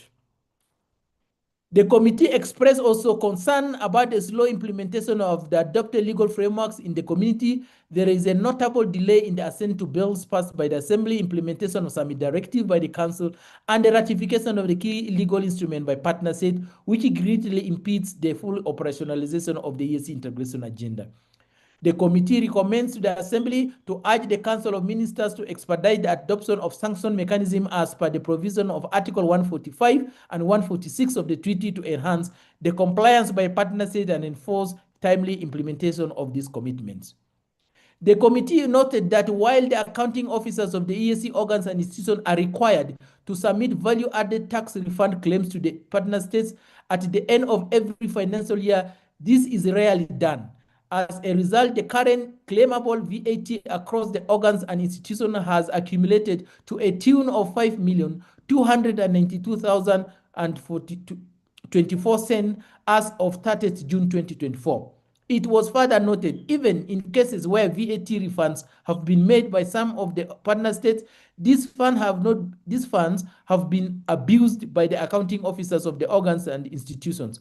There is no proof that the concerned accounting officers who have been receiving VAT refunds from the partner states have ever declared this money to the Council for inclusion in the budget for appropriation by the Assembly, as per the requirements of Article 133B of the Treaty and that of the Budget Act. The committee therefore recommends to the Assembly to direct the Secretary General to ensure that all heads of organ and institution file their claims for VAT refund in time. 2, with effect from the financial year 2025-2026, declare VAT refunds for inclusion in the budget estimates as source of revenue. Whereas the Assembly had urged the Council of Ministers to come up with a comprehensive roadmap for the integration of the Republic of South Sudan, the Democratic Republic of the Congo, and the Federal Republic of Somalia into the community. It was noted that the Council only adopted a roadmap for the integration of the Federal Republic of Somalia at its 25th ordinary meeting held in June 2024. As a result, some institutions or departments of the community have opted to selectively budget and undertake some activities in these partner states in 2025-2026 in a disjointed and coordinated manner. In the absence of a comprehensive roadmap to guide the process of integration, all these partner states, such disjointed programs, activity will yield no expected outcomes. The committee recommends to the Assembly to urge the Council of Ministers to expeditiously develop a comprehensive roadmap for the integration of the Republic of South Sudan, the Democratic Republic of Congo. The roadmap should, among others, give a specific timeline and concrete deliverables. A review of the Budget Act estimates further revealed that the Council is proposing the allocation of substantial sum of funds to procure consultancy services for various works across the organs and institutions of the community. The committee also expressed reservation about the rationale for persistent allocation of colossal sum of money for hiring of consultants to undertake various works on behalf of the community, even in areas where organs and institutions have competent professional staff with the requisite expertise. The committee reiterates its recommendation to the Assembly to urge the Council of Ministers to implore the EAC Audit Commission to take interest in the hire of consultants in the EAC with the view of establishing whether there is a value for money. The committee further reiterates its recommendation to the Assembly to direct the Council of Ministers not to provide funds for any organ and institution of the community for the hiring of consultancies with effect from the financial year 2026-2027 unless they provide compelling evidence that the community has serious competence gaps in that particular discipline. During the consideration of the EAC Supplementary Budget 1 and 2 for 2024-2025, the Assembly deferred the appropriation of 338,568 for a number of programs and activities under the East African Court of Justice, which amounts to 209,375, the East African Kiswahili Commission 129,193, which could not have been implemented in the course of the financial year due to liquidity challenges and time constraint as provided for under Annex 2. It was agreed that this fund for this program and project be included in the budget for the financial. The committee recommends that the Secretary General facilitate appropriation of the above items through a supplementary budget. The Director of Human Resources and Administration informed the committee that a total of 130 established positions will exit the service of the community by September 2025, following the expiration of their contracts. She further noted that the community is scheduled to undertake a recruitment exercise to fill this vacant position in the year 2025-2026. The recruitment will be done in two phases, 65 positions to be advertised and filled by January 2026, and the rest by June 2026.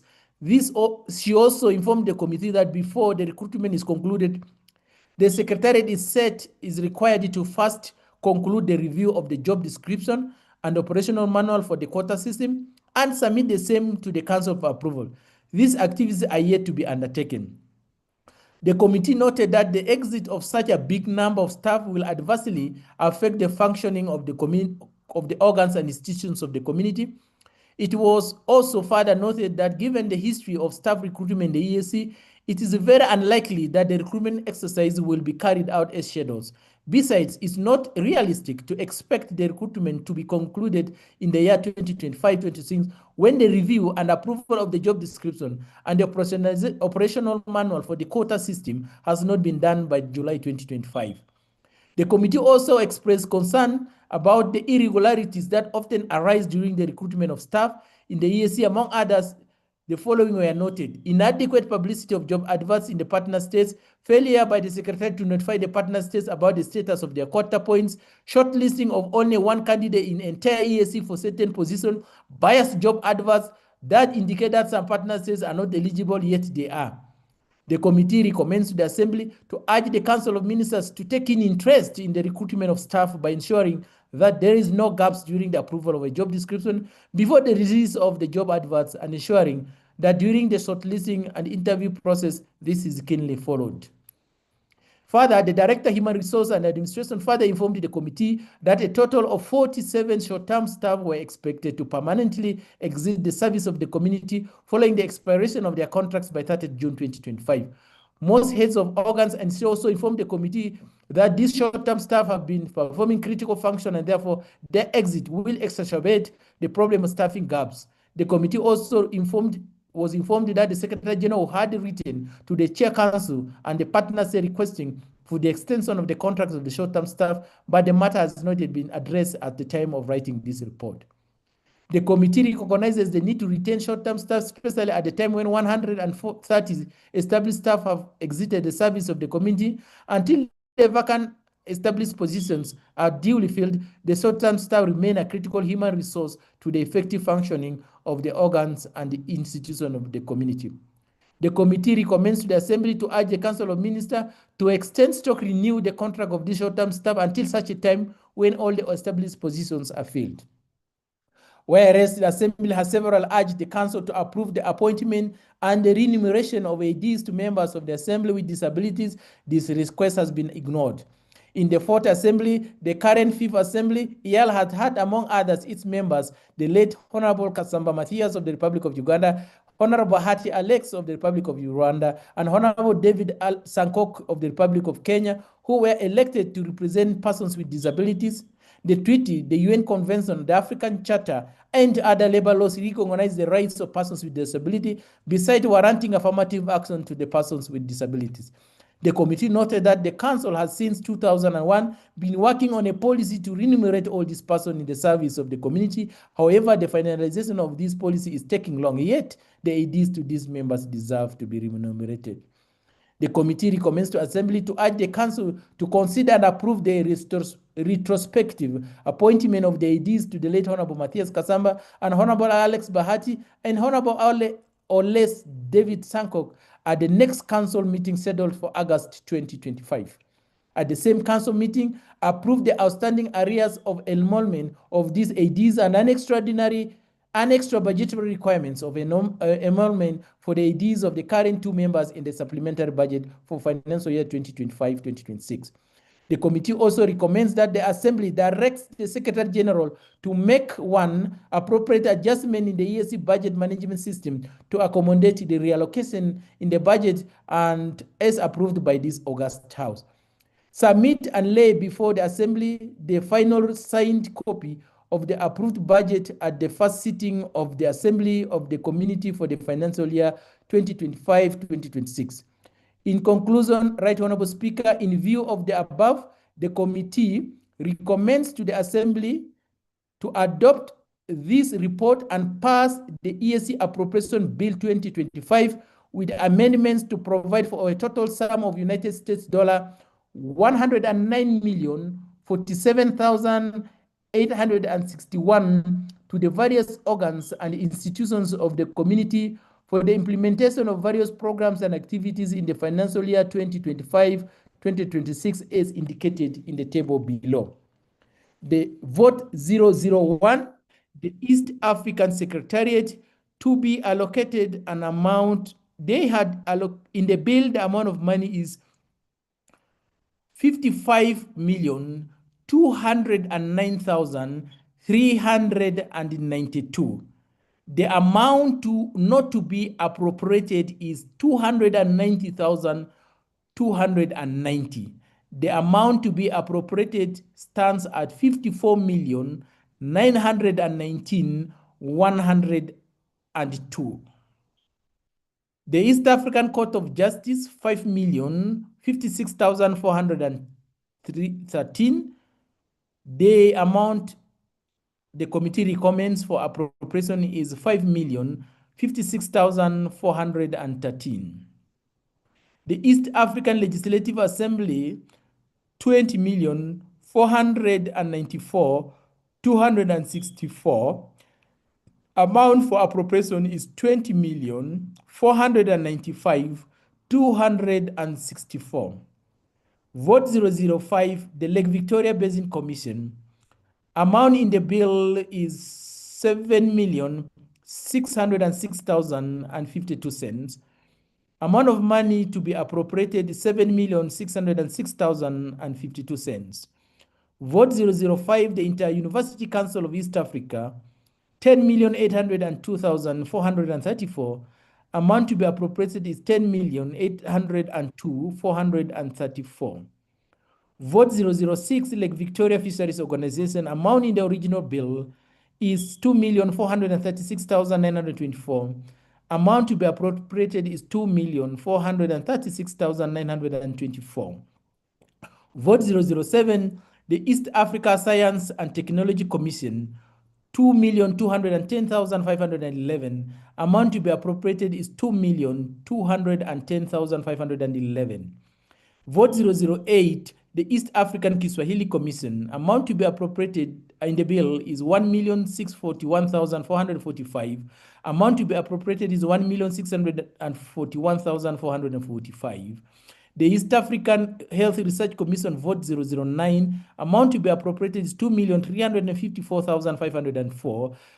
Amount to be appropriated is 2,354,504. Vote 010, the East African Competition Authority, amount in the bill is 1,525,212. Amount to be appropriated is 1,525,212. Total amount of money in the original bill is 1,9,338,151. Amount to be not to be appropriated is 290,291. Amount to be appropriated is 1,109,047,861.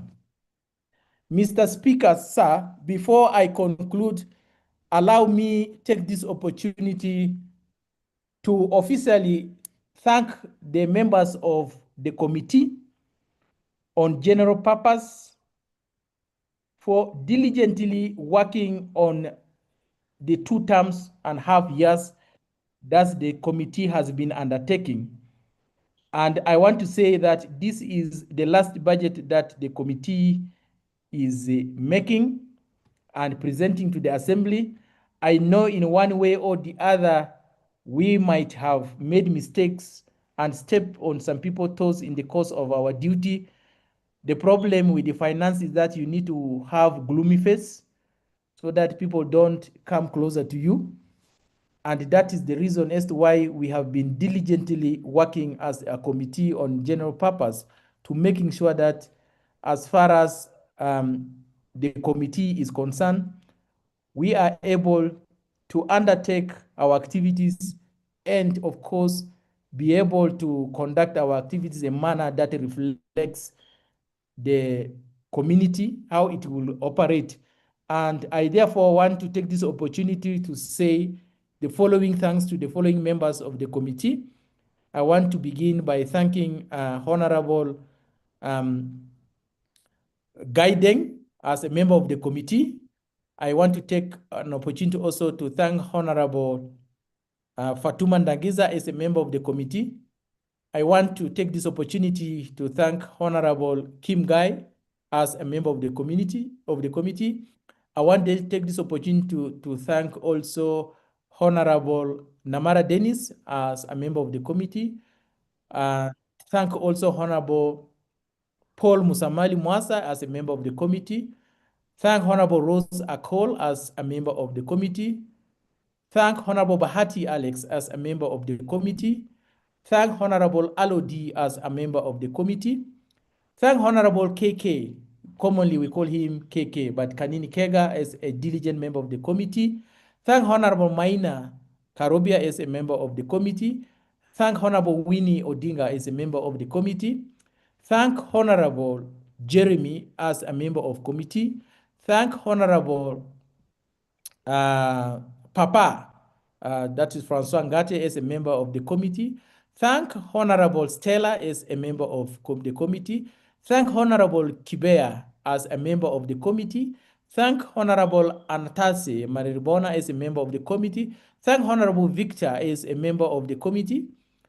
And lastly, have I forgotten anyone else as a member of the committee? Honorable Makame Abdullah as a member of the committee. Thank Honorable Wakil Ngole as a member of the committee. Thank Honorable Kachwamba as a member of the committee. And also thank myself as a member of the committee. I think I've covered all the countries. Unless there's a country I've missed, I stand to be corrected. I also wish to take this opportunity to thank the committee clerks that have been assisting the committee on general purpose. I want to take this opportunity, I thank them last time, our able clerk, that is Alfred Tugume, who has diligently served this committee. I also want to take this opportunity to thank Olivia Nantaba, who is also a committee assistant for serving this committee. I want to take this opportunity to thank Elizabeth Gitonga, who is a member of a support staff to this committee. We have also received support from Peter Asume as support to this committee. Even Honorable Manzi has been supporting this committee. I also want to take this opportunity to thank the clerk of the committee or of the assembly for also supporting the committee. I want to take this opportunity again to thank the deputy clerk who had also stood in terms of supporting this committee. Overall, I want to thank the council that have supported this year the activities of this committee. I also want to thank those at the Secretariat who supported the activities of this committee. Indeed, it might not be possible for us to do our work without the support that the Assembly has also rendered to this committee. In view of the above, I want to thank each and every member of this Assembly for supporting the Committee on General Purpose as we exit our tenure as leadership of the committees. I want to say that some of us will remain in the service of this committee. And for your information, I am waiting for a time I will be a member of this committee so that I will bring my minority report. Because as a chair, I was unable to bring a minority report, even if there are things I was not agreeing with. But now that I will be a member, it gives me the opportunity to now look with these things with very critical eyes. You see, my eyes are very small, but they look very well. So, Right Honorable Speaker, I beg to submit, and I thank you. Thank you, Honorable Chair. We know how hard you have been working from 2023 in June, when our budget had faced some issues. We also remember that in 2024 in June, we passed the budget. And then now this is your third budget that you have worked on, and we hope that it will not be rejected. So, honorable members,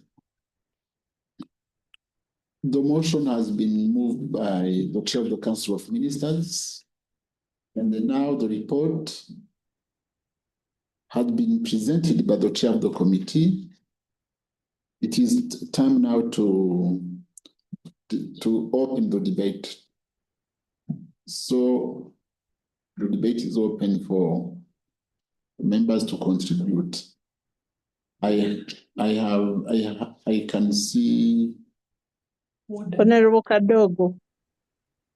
Yes, Honorable Kadogo. Honorable Clement. Honorable Clement. Honorable Gladness. Dr. Oda has been raising the hand from the beginning. Honorable Dr. Oda, are you in? Let's go from sir. Honorable Ngate. Honorable Maina Karobia. Let's go one by one. Honorable, I'm in Honorable here. Honorable members, to be recognized, you should show your hands. That's how I can see you. Now I can see Musanga Batware and Kadogo had started. I have Dr. Gladness.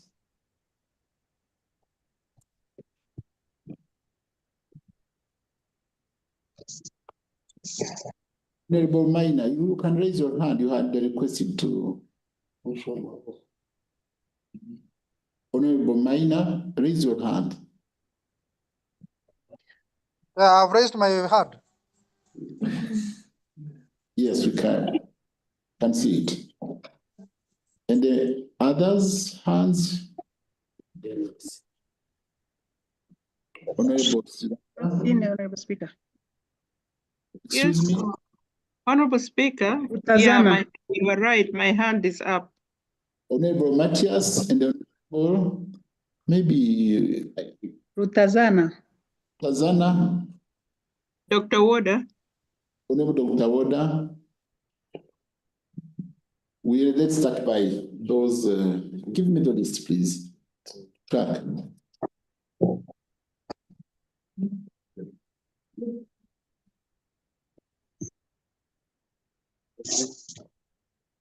Let's start by Honorable Dr. Woda, then Honorable Kadogo, and then I will get the list for others. Honorable Kadogo, you have the floor. Thank you, Right Honorable Speaker and colleagues for the opportunity.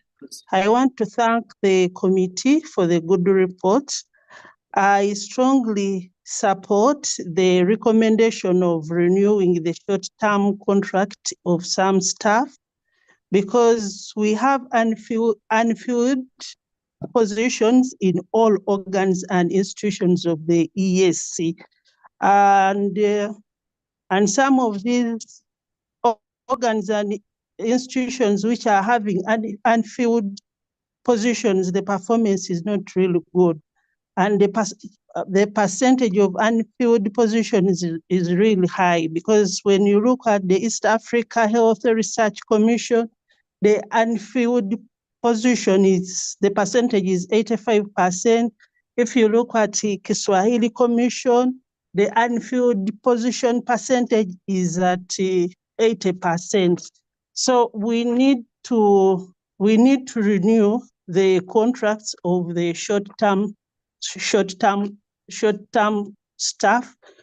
And even we have some staff who are retiring, we have some staff whose contracts have ended, and even indeed we need institution memory. So we need to renew the contracts of the short-term staff. I submit. Thank you, Honorable Kadogo, for your contribution. Now I give the to Dr. Oda, then Honorable Clement, then Honorable Maina, then Honorable Tazana, Honorable Gladness, and Honorable Matthias. Yeah, right, Honorable Speaker, thank you for the opportunity. And I would also like to thank the chair of the GP and all the colleagues, the committee members who really endeavor to produce such a wonderful and good report. Job well done. Right, Honorable Speaker, I'll be very specific on 3 items. The first of it is I want to add my voice also to support what the recommendation of the committee on South Sudan integration. Right, Honorable Speaker, South Sudan has joined the community in 2016, and I know very well that by then the community endeavored to integrate the Republic of South Sudan, then Congo and Somalia. But right, Honorable Speaker, there is really a crucial need for the Council to develop a very clear and comprehensive roadmap for the integration of South Sudan, Congo, and Somalia. Right, Honorable Speaker, I want also to comment on the aid the financial commitment of the community to the ADs of some of our colleagues. And I have asked last time this question because since 2021, right, Honorable Speaker, there have been promises to by the Council to develop a policy to accommodate the ADs of our colleagues. But till now, there's nothing which came up, and it is the constitutional right for our colleagues who need aid to have ADs, and it's the right of these ADs also to be covered financially by the community. So, right, Honorable Speaker, I beg to support the report, and I will end up here. Thank you very much. Thank you, Honorable Dr. Oda. Now, Honorable Clement, then Honorable Maina. Thank you, right, Honorable Speaker. for granting me the opportunity to share my observations on the report of the Committee on General Purpose regarding the EAC budget estimates for revenue and expenditure for the financial year 2025-2026. Right, Honorable Speaker, I wish to express my full support for the report presented by the GP Committee. I congratulate the Chair, Honorable Kenneth Mukuria Ayason, my friend, and all honorable members of the committee for the job well done. For the job well done, we acknowledge that they worked under challenging circumstances to finalize this report, and we commend your dedication and perseverance in this work. However, I wish to raise a concern regarding the status of remittances by EAC partner states. The situation is worrying and continues to affect the functioning of our institutions. Right, Honorable Speaker, Honorable Chair of the Council, and honorable members, in my opinion, there are two main reasons why partner states are not fulfilling their financial obligations. I think one might be of political will. The next one is the competing national priorities. It is time we take bold and necessary measures to safeguard the future of our community. We must urgently explore and adopt enforcement mechanisms against defaulting partner states. I do request application of Article 143 of the EAC Treaty on sanctions for non-fulfilling of obligations. If need be, apply also Article 146 on suspension of a partner state. To quote the report of EAC Council of Ministers from 2022, I quote, "The non-remittance of contributions undermines the effectiveness of our institutions and delays the implementation of key regional programs," end of the quote. Once again, I wish to reaffirm my support for the report. Thank you, Right Honorable Speaker. I submit. Thank you, Procedure, Honorable Speaker. Procedure, Honorable Speaker. Honorable Sanko. Yes, sir. Karibu. Thank you very much, Honorable Speaker and honorable members. I raise a procedural motion on the extension of time today, because from reliable information, the chairperson of the Council of Ministers tomorrow will be having a meeting with the head of state. And if we don't complete, probably tomorrow we may not be able to get her. So I request the House to support my motion so that we can extend time until that time that we finish with the business on the order paper. Thank you, Honorable Speaker. Do you have seconders? Honorable Siranda. I second, Honorable Guiding. I second, Speaker. Thank you. So, honorable members, I put the question that those who are in favor of the motion,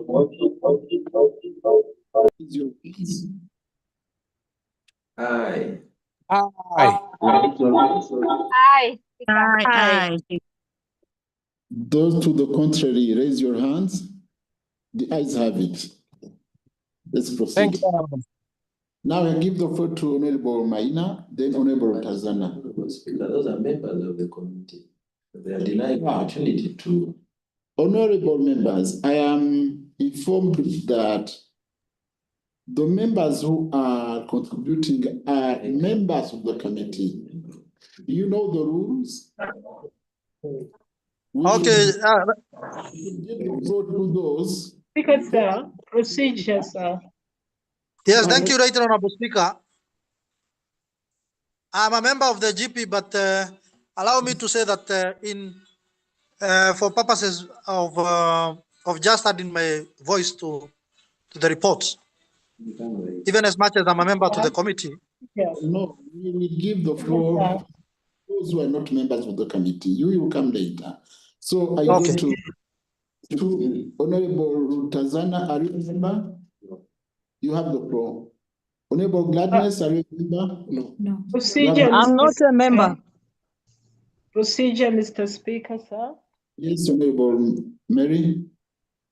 Yeah, Mr. Speaker, given the time now that we have, considering that we will not have the debate tomorrow, I propose that beyond those who have already been picked to contribute to the motion, you don't add more names, because then it will be too late, considering that we've just known this and there could be other scheduled activities that we had prior to knowing the extension. So my proposal in terms of procedure would be that those who are not members of the committee of general purpose and have already been picked by the speaker to speak to the motion, and that should be the end of the debate and no more members. I wish to propose, Mr. Speaker.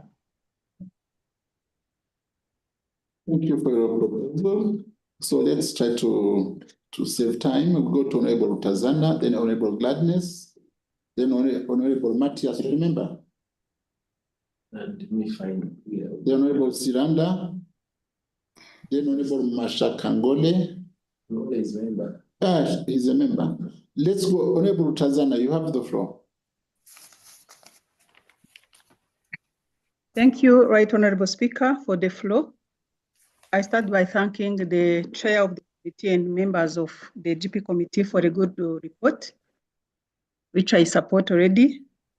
But I have some observations regarding especially the irregularities that have been raised through the GP report, but in my view, not really considered when they have been allocating the line budget relating to those irregularities. Right, Honorable Speaker, if I go through some issues that have been raised by the committee, is about the duplication from the contribution of partner states and the donor funds, the activities which really not following or meeting the objectives of the 4 pillars of the integration, among others. So my question was, when you go through the vote that are at the end of the report of the committee, really, I don't see any significant change when it comes to the reallocation of the budget. You go, for example, to the vote 1 regarding the secretariat. It's almost the same amount. And I was I had a question. Is it because the General Purpose Committee decided to overlook these matters in order to maintain the majority of the budget lines as originally proposed by the Council? I have not really detected any significant modification in the vote which are related to the irregularities as they have been presented in the report above, in the paragraph above, before concluding on the definitive votes that are given to every institution. So, Right Honorable Speaker, I stand to be guided on how those 2 issues are related in the report. Thank you, Right Honorable Speaker. Thank you, Honorable Tazana. I hope that Right, Honorable Speaker, I want the honorable member to come again because I did not get what she's talking clearly on the items so that I can reply her during my reply on the issues you wanted the committee to respond. Honorable Tazana, would you clarify your proposal? That one I need you to bring it. Okay, Right Honorable Speaker, through you, I wanted to refer the chair of General Purpose Committee on page 15. Page 15 of the report. Information, point of information. Yes, please. So I understood your question, Honorable Francine, so I was wanting to help my chair. So the issue you're raising is on votes but the reallocations are within votes, so you would not see a lot of changes. Maybe that's what you're referring to. Yeah. I'm still online, so what I'm suggesting, the team. Honorable Guy Deng, I think she needs to be muted. Someone's background. Someone should meet her. I think let the person take notes. This is the calendar of virtual meetings. So maybe let Francine continue to give clarification and then we can respond. I'll ask you to respond on that in case I did not get it, but I expect her to bring it so that we are all in the same level, so that when the speaker asks for reply, I can tell you how to reply. I can ask you to reply. If that is okay, then we can proceed. It's okay, we can proceed. The next is Honorable Gladness. Thank you, Right Honorable Speaker, for this opportunity to contribute to this very informative report. And I also like to appreciate and congratulate the GP chair and the members of the committee and the secretariat for a job well done. I have some questions. That is, I'm trying to connect issues which have been raised today in the GP report and also in the accounting report that we had in the previous meeting. And I see there are a lot of unethical issues, a lot of governance issues coming out. And I'm having this question that as a parliament, at what point are we going to have like one report that is actually speaking about these governance problems that we have at the community? So this is a question that I have, and I think it's very, very important that we have a report that is actually picking the issues which were raised from the accounting and also the GP report. And we have one report that is actually speaking about our reservations and observations and the issues that we think must be addressed in the community. So that is something that is actually in my mind, and maybe someone can explain, or something that we have to think. I don't know, but I think it's very, very important because there is a very strong connection between the two reports. And these are different teams, but they're actually coming out with common issues as far as malpractice, unethical behaviors, and all those kind of governance problems in our community. So that is one. But at the same time, I'm just trying to think loud. We are going to pass the budget, and this budget is going to be implemented in an environment which is fragmented with poor governance. So I'm asking myself, what do we expect? You know, at the end, I think let's say, if God willing, next year, what kind of report do we expect? Do we think there'll be an improvement? So I'm having this puzzle, and I think we need really to get a strong commitment from the council. Yeah, that is, they should assure the parliament that what are they going to do? What is the action plan that they have? What are the immediate actions that they have that is going to save this budget that we are going to pass this year?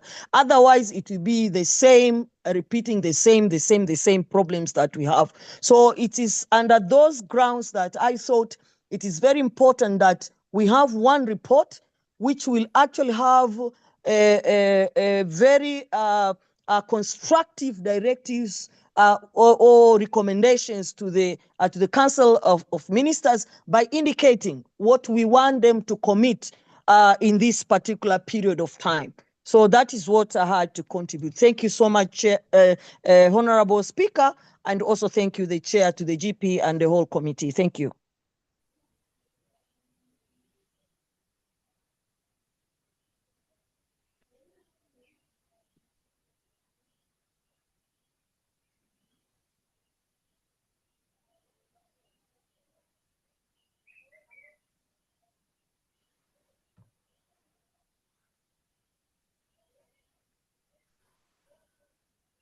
Thank you so much, Right Honorable Speaker. From the onset, I want to appreciate the very powerful chair, the Honorable Ayason Kennedy Mukulia, and the members that have tirelessly worked to produce this report. I know it's a very difficult environment working online.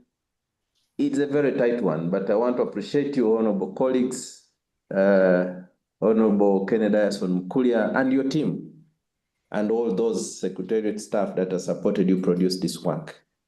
Let me start by what the Honorable Kadog has mentioned briefly. When you look at the report, you see we are losing 130 staff. Right Honorable Speaker, there is no institution in the world that spends a lot of resources and time.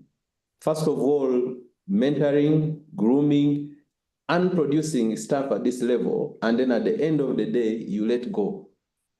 Maybe there will be a mechanism where they can maybe do a bit of extension on contract. You see, even in football, even when a player is getting older, maybe inside of 5 years, they reduce by giving 2 years, 3 years, so that there is a window to wind out. Because even when you bring 130, they can never perform at the level of the 130 that you have set goal. I also second that maybe the temporal one that we call temporal, because they have been working with those permanent, maybe we develop a mechanism that we include all of them so that there is a mechanism of gapping. We as Parliament can never perform without staff. I'm sure all organs of the EAC can never perform without people that support them here and there. Right Honorable Speaker, I think it was important that the committee highlighted that. On the question of 40 days on outreach on activity, 60 days or 20 days, Right Honorable Speaker, the Committee on Legal Rules and Privilege, when we're doing this as investigation, a lot of those issues come out, Right Honorable Speaker. I think there is no way in this planet that one person can have 400 days, because those are the days. Remember, you are paid a salary at the same time. Now you have days beyond the year. So at what time do you pay attention to your duty in the office? Unless if the question is about per diem and how much I collect, Right Honorable Speaker. But I think for me, these should be mentioned and they should be sent to the appropriate committee to answer. If there's a staff, I think it is important that we name, we mention, and then send them properly for them to tell us how do they manage to work within 300 days or 400 days at the same time when you're working. Right Honorable Speaker, let me go to my main area of interest. You know, I have been a chairman of Committee on Regional Affairs and Conflict Resolution. And when I look at the matrix, specifically on Area 12, a lot of the issues of the Peace Committee are affected. Right Honorable Speaker, when you look at the reallocation that has been done and the justification given and where the money is gone is actually on different activities altogether. So the convening of meetings for consultation on expertise to coordinate, to consolidate the report for national consultation for political federation, and this recommendation, political federation is a key pillar that when we address it urgently, Right Honorable Speaker, maybe we'll achieve the goal that we want to see. I see the justification for the committee to reduce on this money, to reallocate. The justification is that it is premature to have a meeting to consolidate the report of the findings when the consultations are yet to be done. I think for me, we do not wait for when the consultations are done. The purpose for budgeting is that you wait, even if when one partner state, like URT has not given the date. How about if URT gives the date tomorrow that we want to consult, and yet you've removed the money? And where has the money gone? The money has gone to the officer of CTC. The money is coming from Political Federation, going to CTC, and the money has gone to CTC, and the justification here is that to convene meeting of sector council to consolidate on the pending bills. You cannot remove money. And where did this money come? This money is coming from miscellaneous revenue. This, from my consultation with this department, it is coming from President of Kenya. He gave this money specifically for political confederation. Now, you cannot remove money where a donor has given for a specific item, Right Honorable Speaker, and you assign it to contrary a different aspect. That's, first of all, bad will. And what is the reasoning for the committee? And why do we think this money, to me, it should be reverted to that committee so that we are ready? Because we have been saying, even when you saw my report yesterday, is that there is delay. Now, if URT gives a date, I think we should push URT to give date rather than removing the money. First, the meeting was already approved by the Council of Ministers. The budget is a donation, so it's irregular for you to reallocate it to a different activity. Therefore, in my own view, is that the committee should consider that they allocate back this money so that it meets the requirement of a particular where the source came from. This is the same on Matrix 13, Right Honorable Speaker.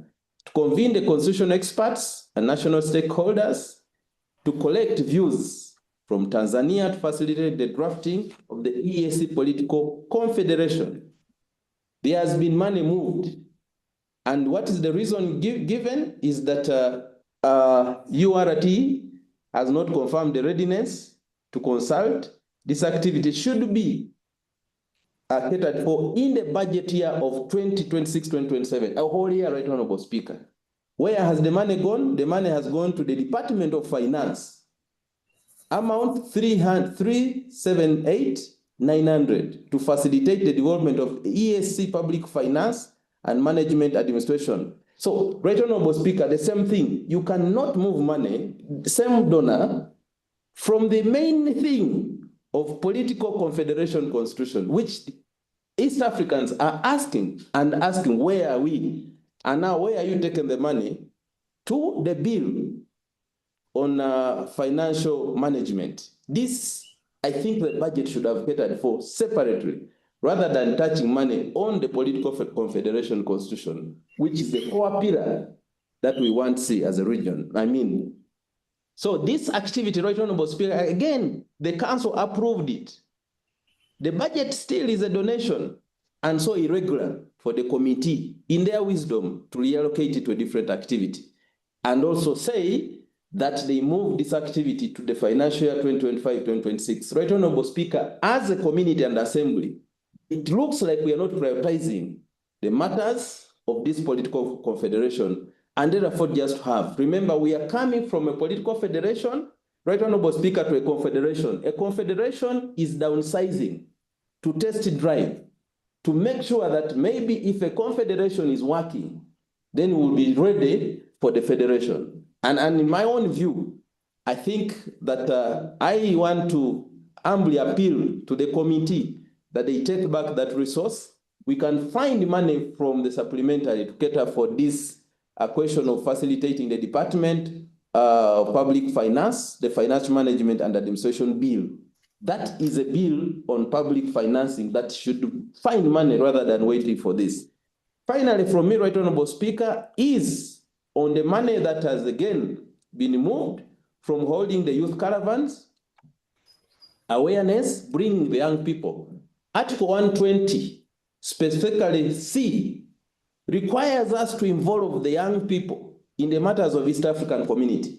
The committee, in their wisdom here, feels that this youth caravan falls under gender.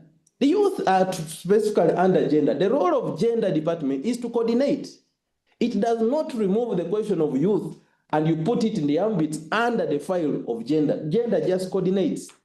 The East African community can never move without the involvement of the young people. Right Honorable Speaker, this is one of the only budgeted activity of $20,000 to the young people.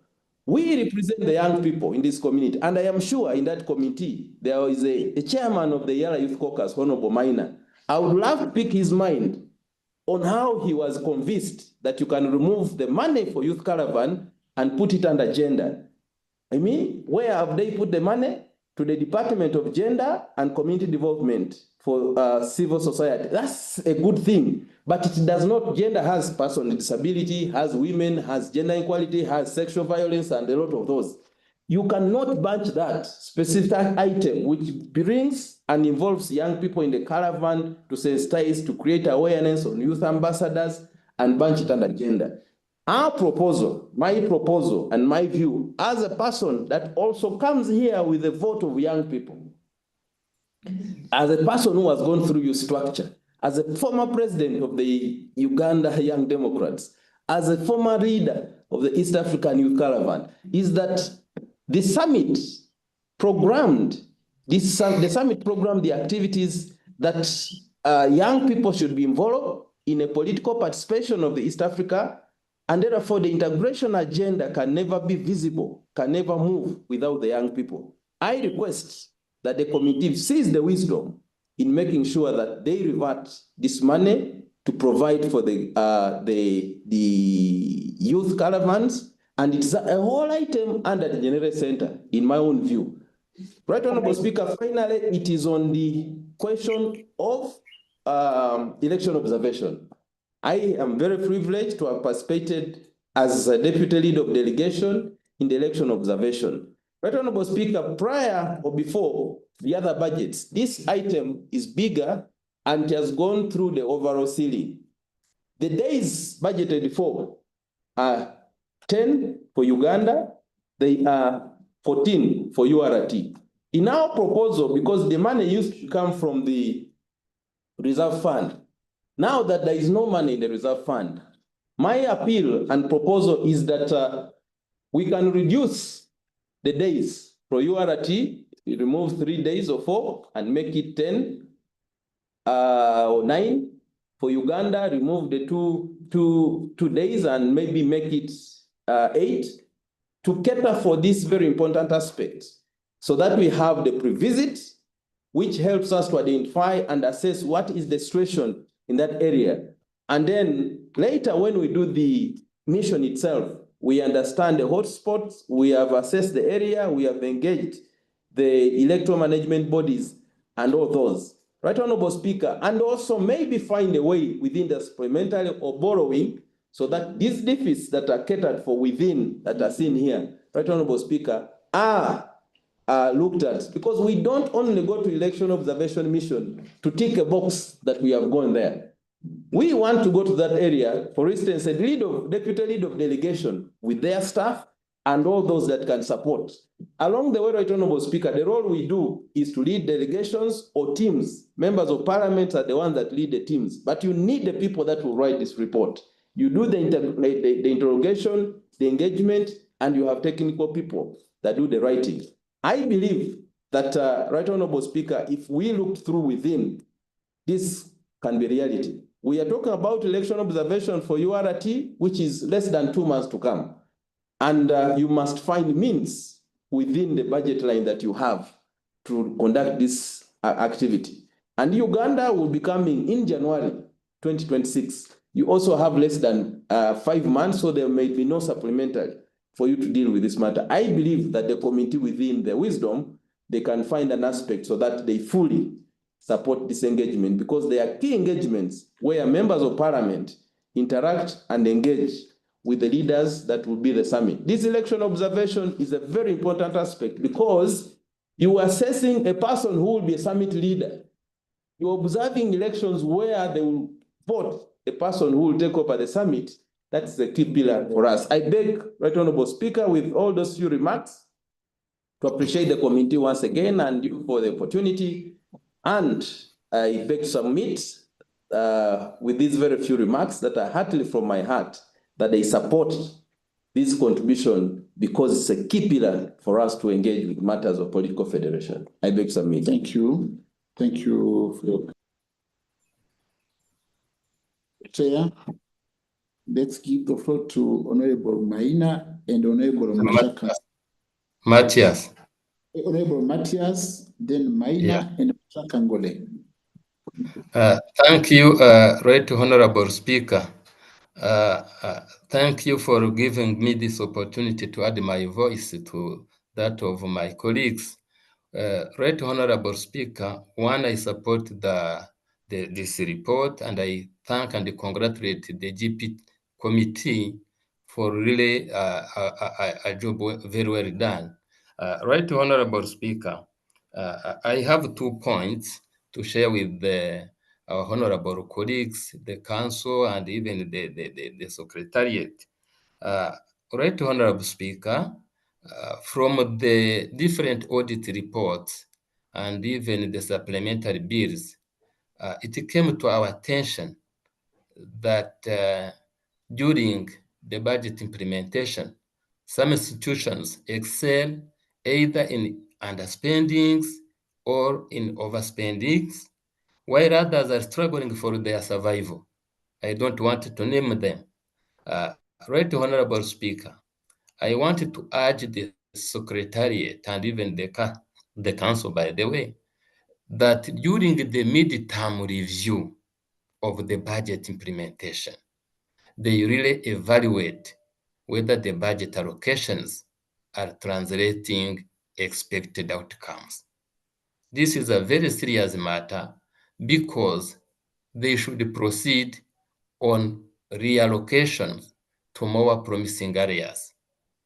If this is conducted very well, we shouldn't and we will never go back to what we have been observing during this last financial year. Second, Right Honorable Speaker, I wanted to ask the Secretariat and even, by the way, the Council to lay out what developed strategies and even mechanisms which are being put in place to ensure that we do have a sustainable and timely resource mobilization for this financial year and even years to come, because we should absolutely avoid, we should prevent similar disruptions, and this will help the whole community to move forward. Right Honorable Speaker, I beg to submit. Thank you, Honorable Matthias. Now, Honorable Maina and Honorable Mashakangole.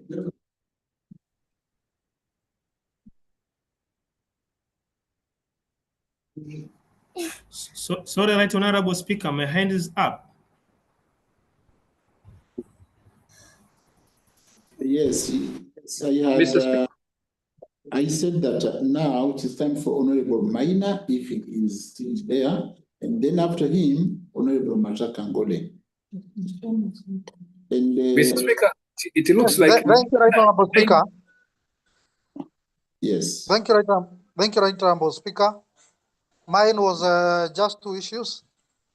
That and I have said this in every budget cycle that we participate in, that our budget majorly is on recurrent expenditure, on issues of travels, per diems, salaries, those recurrent expenditures. I think we also need to look at the productive sector of EAC.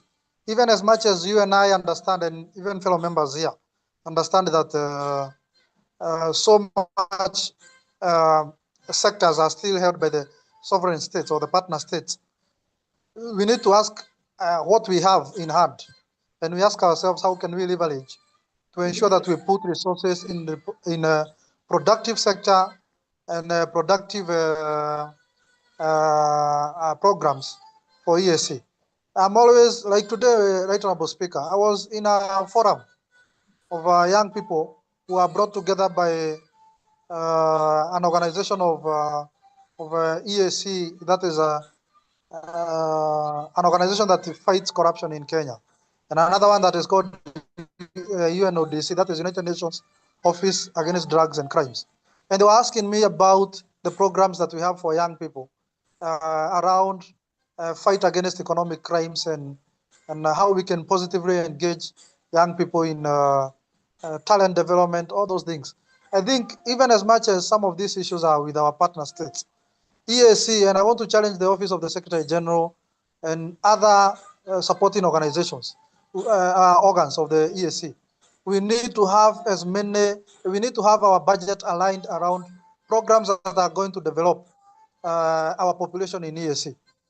The second thing, Right Honorable Speaker, is on the issue of human resource. This committee, and that is the committee of GP, has raised issues of human resource. We have already the Council of Ministers pronounced itself in regards to the staff who are given a temporary contract of maybe 1 year. Right Honorable Speaker, unless as the Council of Ministers considers some of the issues that have been raised by the committee, I want them to consider the distribution of staffs and human resource across all partner states of East Africa, so that each country can get their fair share of their quota in regards to distribution of staff in EAC. We don't want to have an one organ of EAC arbitrarily making decisions without considering that EAC is a community of every partner state. We want to have fair distribution of a human resource, so that we don't have one partner state dominating a whole organ. So, Right Honorable Speaker, those are my submission in regards to the two issues of our budget reflecting the productive sector and productive sector of EAC and the population. And the other one is on human resource, where every partner state gets their fair share of the quota of human resource. Thank you, Right Honorable Speaker. Thank you for your contribution, Honorable Maina. Now we give the to Honorable Mashaka Ngole, then Honorable Matano. Thank you, Mr. Speaker, for this opportunity. Before I make my contribution, Mr. Speaker, allow me to thank Honorable Mukulia for his strong leadership during the period of 2.5 years of his tenure as a chair of GP committee. Mr. Speaker, my contribution is on the way the budget is prepared as provided for by the provisions of Section 3 of the Budget Act. Mr. Speaker, I think there is a big problem on how budget is prepared. If you read the provisions of Section 3 of the Budget Act, Mr. Speaker, Secretary General has been given the power and mandate of preparing the annual budget of the community. But also, through the same provision, Mr. Speaker, when Secretary General is preparing budget of the community, he is required to consult organs and institutions of the community, Mr. Speaker. But I'm getting a problem on how the budget of East Africa Court of Justice is prepared, Mr. Speaker. Mr. Speaker, when you read the provisions of the budget speech, Mr. Speaker, presented by the Chair Council of the community on 23rd of June, one of the priority, I think it is the very best priority of the EACJ, is to reduce the case backlog. But Mr. Speaker, when you read the budget presented, you will find most of the activities budgeted are not meant to reduce the case backlog of the East African community, Mr. Speaker. And you can also see, even in the budget speech, that the backlog of cases are increasing and have increased from 265 cases in the previous year to 328 cases. Mr. Speaker, these are cases which are not yet decided. And the speech is also telling us that the rate of case backlog increasing is 18 cases every year, Mr. Speaker. Are we really expecting to reduce the backlog of the cases? The answer is very clear, Mr. Speaker. There is no priority which has been given to the issue of reducing cases. And there you can say even this organ of the community is not consulted when the budget is prepared. Mr. Speaker, you can also find in our report, the report of GP, that GP has proposed reallocation of 55,000 USD, Mr. Speaker, which means that the planning of the budget was poor. That is why even the committee found that 55,000 USD were allocated to the expenditure which are not important. Mr. Speaker, you can also see the budget of the other organs and institutions. And when you compare with the budget of the ESJ, you will see that, and you will realize that we are not intended to reduce the case backlog. Because the budget of the East African Community, East African Court of Justice is only 5 million, while the budget of the other institutions like Inter-University Council, Mr. Speaker, is 10 million USD, while Lake Victoria is 7 million USD, Mr. Speaker. There you can say we are not serious. This important organ of the institution, the court, is only budgeted for the spend of 5 million USD only, comparing to Inter-University and the Lake Victoria Basin. Mr. Speaker, lastly, my comment is on, and I believe that is true, the East Africans are losing credibility to this court, Mr. Speaker, because of failing to timely deliver judgment of matters referred to it. The court is not delivering judgment. If you have 328 cases pending for the disposal, and the rate is increasing at 18%, Mr. Speaker, we will lose credibility to this court. No one will ever file his case to the East Africa Court of Justice in the future. Mr. Speaker, with those comments, I thank you, Mr. Speaker, and I also thank the chair of the committee or GP for his good and well-elaborated report. Thank you, Mr. Speaker. Honorable Mashaka Ngoli, you are a lawyer and you know what you will say, what you're talking about the Court of Justice. Thank you, Mr. Speaker. Yes, now I give the floor to Honorable Mashano Ali. Maybe he'll be the last one to speak. Honorable Mashaka. Right, Honorable Speaker, I had the information on something that was raised. Information to me or to No, if you can give me the last spot to speak, right, Honorable Speaker. Very good, you get it. Honorable Machano. Thank you very much, Right Honorable Speaker, for the opportunity you have successfully extended upon me discussing about the report original general purpose. I think I want to thank a lot of my chair, Honorable Dr. Siranda, for his submission. I think he talked a large part of my submission. Thank you very much, Ms. Dr. Siranda. My submission is about the election observation mission, which took place in Kigali, Rwanda. And I want to add my voice on behalf of the youth ambassadors, East African youth ambassadors. It's I'm very sorry to say this, very sad information that what has been treated these young people in East Africa was not fine.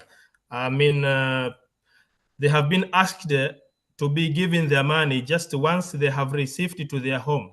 But when they arrived at their home to time, they never been given their money. So we are asking ourselves how this community treat youth embassies. And we are going to face an election observation mission to this country, Tanzania and Uganda. My question is how East African community is going to treat youth embassies, and they will expect those people to join honorable members in affecting election observation mission.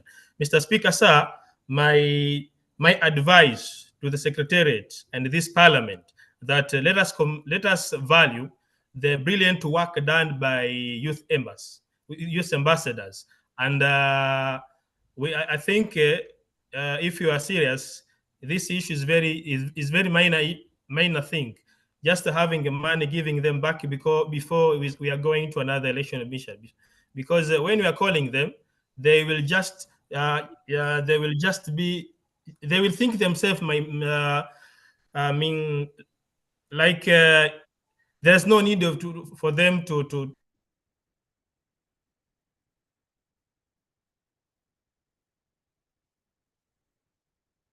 Honorable Machano, you are disconnected.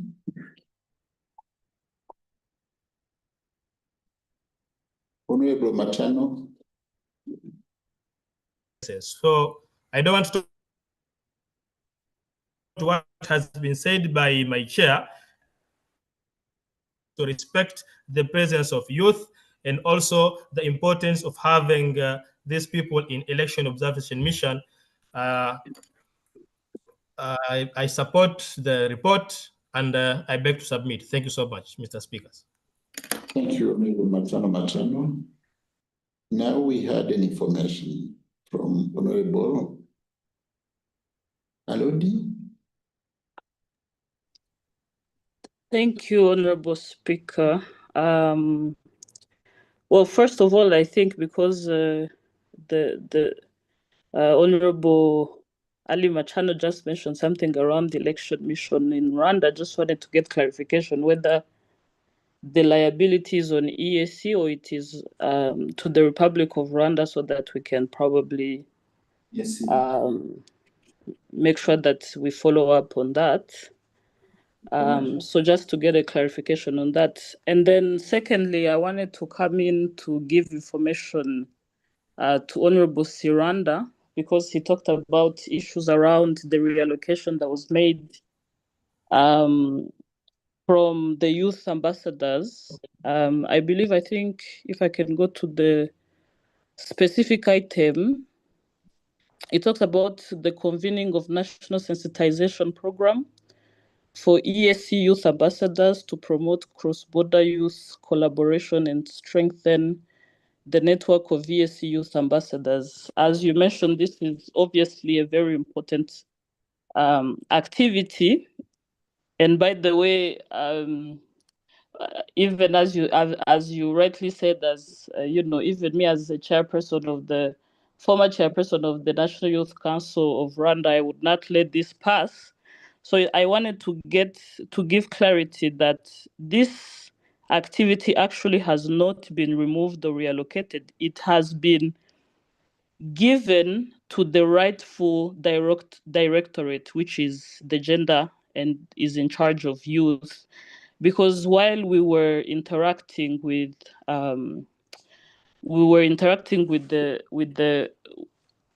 the activity holders, they did tell us that the reason why they did not want to give this to the appropriate directorate was that they felt they had no capacity. I think that was the word that was used. And as a committee, we did feel like, first of all, I don't think that is fair to have a directorate that is viewed as incapacitated. And this was an attempt of the committee to try and reinforce this directorate, in fact.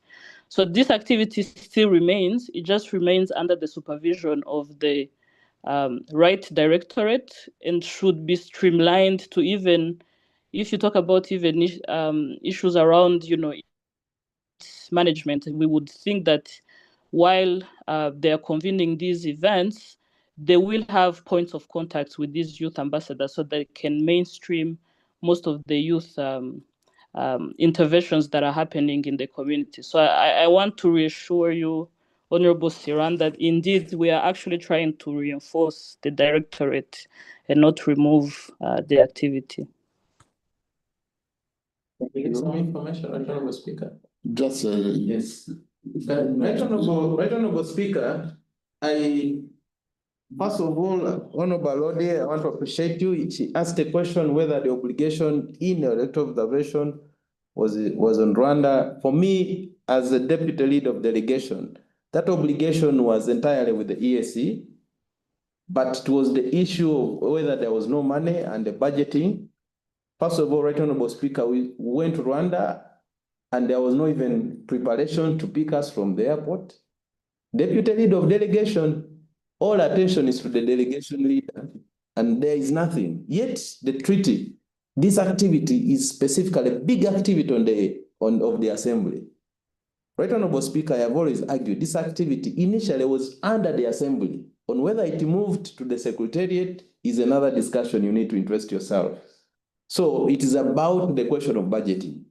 Honorable Lord, I also want to appreciate the initiative by your committee, but remember, the committee has no right to change the summit direction.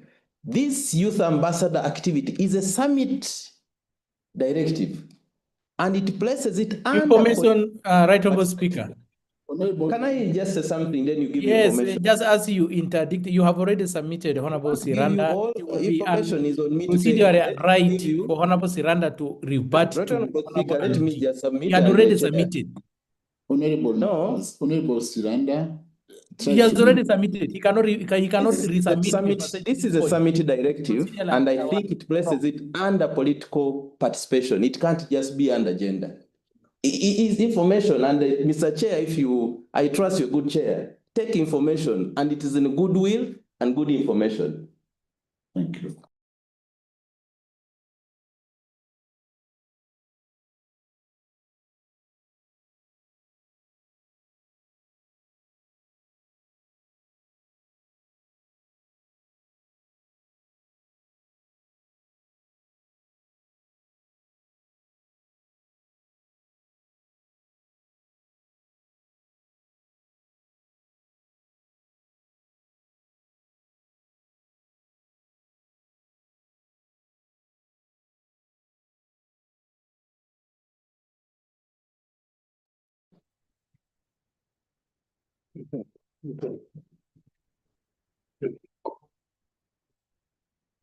Honorable Chair, Honorable Kennedy. Yes, we can see you. You have the floor. You have the floor to reply. Speaker, I was hoping to get a chance if possible because the chair is replying. This is the Secretary General. Yes, you have the floor. I hadn't seen your hand. Honorable Secretary General, you have the floor. Thank you very much, Right Honorable Speaker. Good afternoon, good evening, and thank you to the team that has compiled this, the committee. I wish to appreciate their good work and their thought process throughout this budget process.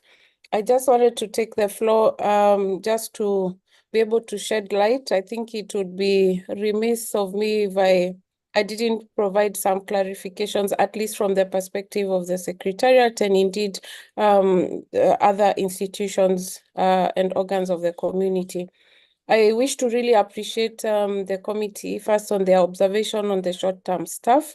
And yes, indeed, we hope that a solution can be found. But in the interim, considering the exit of the team that has had 10-year contract and then now losing the short-term staff, we would really grind the institution to a halt. And these are people who really hold in across all organs of the institution. So just wanted to thank you for that. I wish to just comment also on the youth ambassadors and the various observations that have been made. I just wanted to make two clarifications. One, yes, we do have youth activities under gender, but we also have youth activities under political affairs. And in this specific case, these youth ambassadors are under political affairs indeed as a directive of the summit. The second observation I wish to make is this.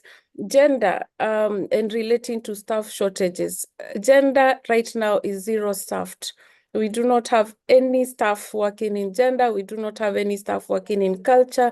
We do not have a director for social services. So even if you were to remove this amount as has been recommended, there would be absolutely no one to implement this. And therefore, I think the wisdom in that can have a reflection on what that really means. And I've seen how the political affairs have been engaging with these youth and what they do. If you even go online and you see they have a whole ESC Youth Ambassadors platform, it's an active forum and the next generation that we need to involve.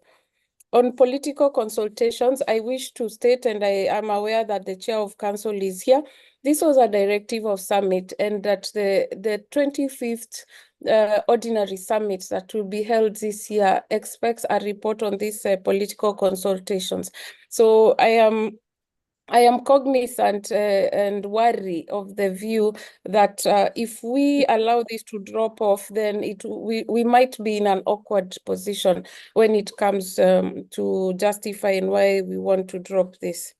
Allow me to also just touch on the issue of the audit software and clarify the following. And I think this clarification had been given. I'll give 3 points on this one.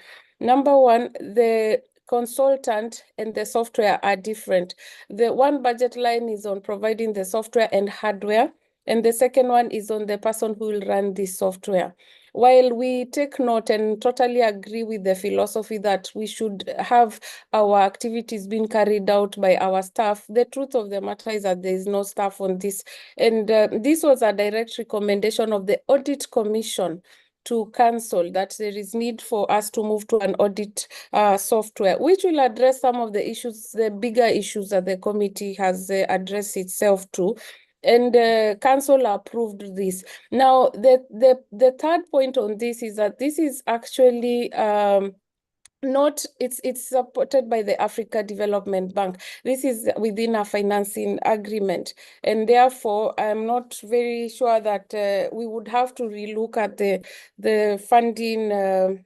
We would have to relook at the funding agreement and see what leeway, because then it basically means that we would just have to rescind that amount back to them and then go back to the same issue of the audit commission that has been raising. I also observed also in the report about borrowed money from institutions. We take note of the recommendation by the committee that perhaps the money that the 57th Extraordinary Council asked the Secretariat to borrow money from institutions and deduct subsequently from Eala, but we note the recommendation that this should be deducted from the General Reserve. I wish to just put on record, because this is a house of record and on Hansard, that the institutions from which we borrowed money have since been asking back for the money because it was appropriated and budgeted for against certain activities. And therefore, all of us cognizant of the funding position of the community and the state of the General Reserve, it may be a matter that I wish to put on record and hope that it is captured by the Hansard records. We also take note of the comment on the governance and the report of 2022. I appreciate a lot of the feedback. Right, Honorable Speaker, an information so that the Secretary General can guide. I'm just about done, Chair. If you allow me. I'll forget just one thing so that you clarify us, so that how I can reply and handle it. Clarification. Yes. And clarification. By the procedures is allowed. Honorable members, I give the floor to the chair of the GP for his information. Yeah. Just I wanted to ask the SG on that matter of saying that the organs and institutions are asking for their monies because it's part of the budget. I wanted to ask the SG, should we budget and approve Eala's budget by negative 616,990? So that we are clear on record that Eala should now approve the budget of Eala negative that money, so that we are also on record. So if she can clarify that one, then we can move on. Further clarification, right, Honorable? Oh, clarification. Further clarification from our call. Honorable Akolo Rose, let's first give the floor to the SG. Honorable SG, because on the same matter. Okay, you have the floor. Yes. I'm also seeking clarification, right, Honorable? You see, when we make a budget, we approve this money against specific activities. If the Secretary General deems it fit that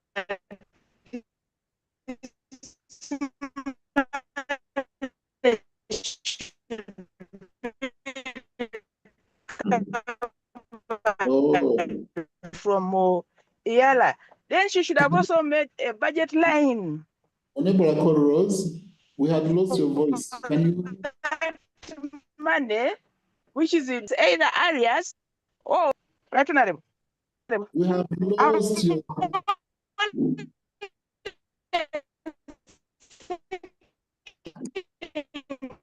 Clarification, because what we're dealing with a budget, and the budget has budget covering this money for in our budget. Then it is irregular. She cannot recover it. So I don't know. I really seeking clarification from her how she wants to recover it from Eala when there is no specific budget item related to what she's talking about, right, Honorable? That's the clarification I'm seeking. We hadn't been following you at the beginning. So Honorable Rose is asking, can the Secretary General provide a budget line that indicates recoverable from Eala? Because in budgeting, you budget against item. You don't budget against non-existing items. So can she provide a budget line that indicates recovery from Eala because of borrowed money? Because this is the only way we can move. Failure to provide that, right, Honorable Speaker, then we have a stalemate of no budget. Yes, thank you, Honorable Chair. Honorable SG, can you maybe find a way to clarify this?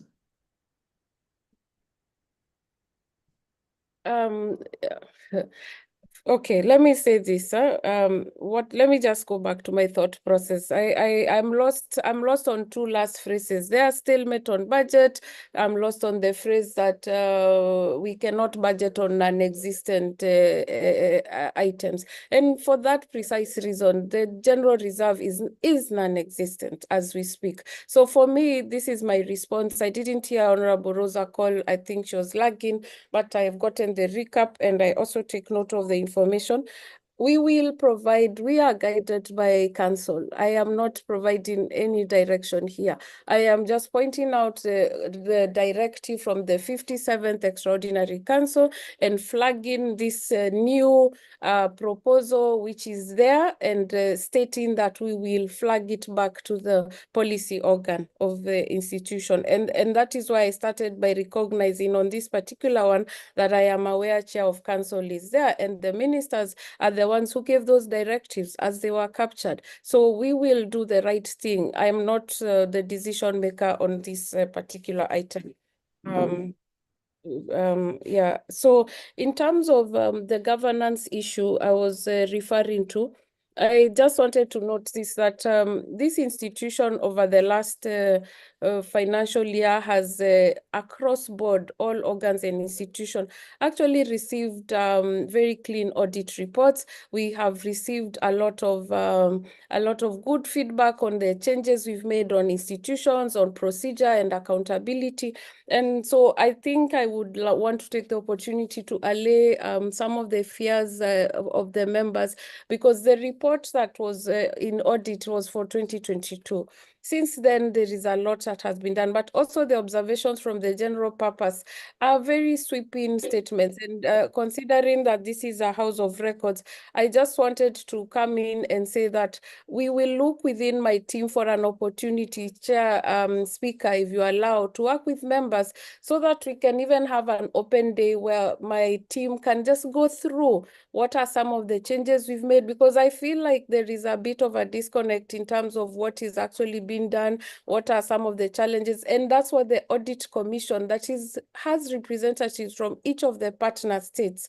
Uganda now is taking the chair to just come in and just, they've come in, they look through our documents, they look through our processes. Some of the issues like VAT tax, those are issues that I have implemented under my term that were not there. So I'm very confident when I say that the governance of the institution is at a good place. The resourcing, the liquidity is the challenge, and a number of other issues. Resourcing meaning the human resource, the tooling, the equipment, the housing, and some other processes. So I really wanted that to be on record, because this is a house of records and we should give verifiable information that is evidence led. I also wanted to just talk about the budget process and some of the questions that came up. And I wanted to note that I mean, I've looked through very objectively the reallocations, and personally, I'm comfortable. I mean, it is in the wisdom of this committee. But what I just wanted to note was just on the process. The reduction by the 2090, basically what it will mean is that we will need to go back to the FNA, Finance and Administration Committee level to revisit that we have a budget reduction, and then we would have to go through the entire council process with a review until the bill then is representative of what council approves, because right now there will be dissonance, and this is going to delay everybody, whether it's the court, the Eala, the secretariat. So my humble appeal through the chair of council is that we make a request that yes, reallocations can still be done, but the only thing that will allow me to issue debit notes to partner states when this distinguished house passes the bill, the budget, would just be a similar budget as was approved by council, ceiling. Once a ceiling changes, whether minus or plus, then the whole process reverts back to verifications. And then lastly, I just wanted to comment on the court sessions and the case reduction and all that. Yes, Eala, I mean, ESCJ has been part of the budget process. I am aware they interacted with the General Purpose Committee, and yes, they've budgeted for the court session. So we always remain hopeful, because just like Eala, they cannot fundraise for some of the activities. So if they are funded, these court sessions are increased and hopefully will reduce the backlog. But I wanted to agree with the honorable member that the case backlog forces a reputational risk on the efficacy of the court to operate. So I want to stop there and just to thank honorable members for their support. I hope in future for a continued positive engagement. This is my last budget process, and as I prepare to hand over to the next Secretary General as my term expires. And I really wish my only hope and takeaway would be for a cordial, non-confrontational budget process of all stakeholders. I thank you for your kind attention. Thank you, Honorable SG. Now, Chair of the committee, GP committee, you can reply. Yes, thank you so much, Right Honorable Speaker and honorable members and everyone who submitted to supporting the report.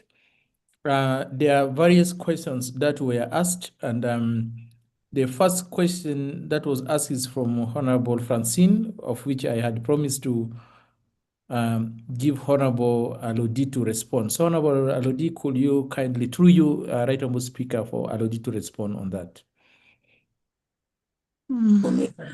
Honorable Speaker, point of information or clarification, sorry, on the procedure, point of procedure. I thought the council chair would speak before the chairperson of general purpose. Yes. It is a motion from council. Honorable Ndangiza, it has before, there is a motion from the council. Okay, I'm guided. Yes. So, Honorable Chair. Yes. So, Honorable Alodi, are you there? Can you respond? Yeah.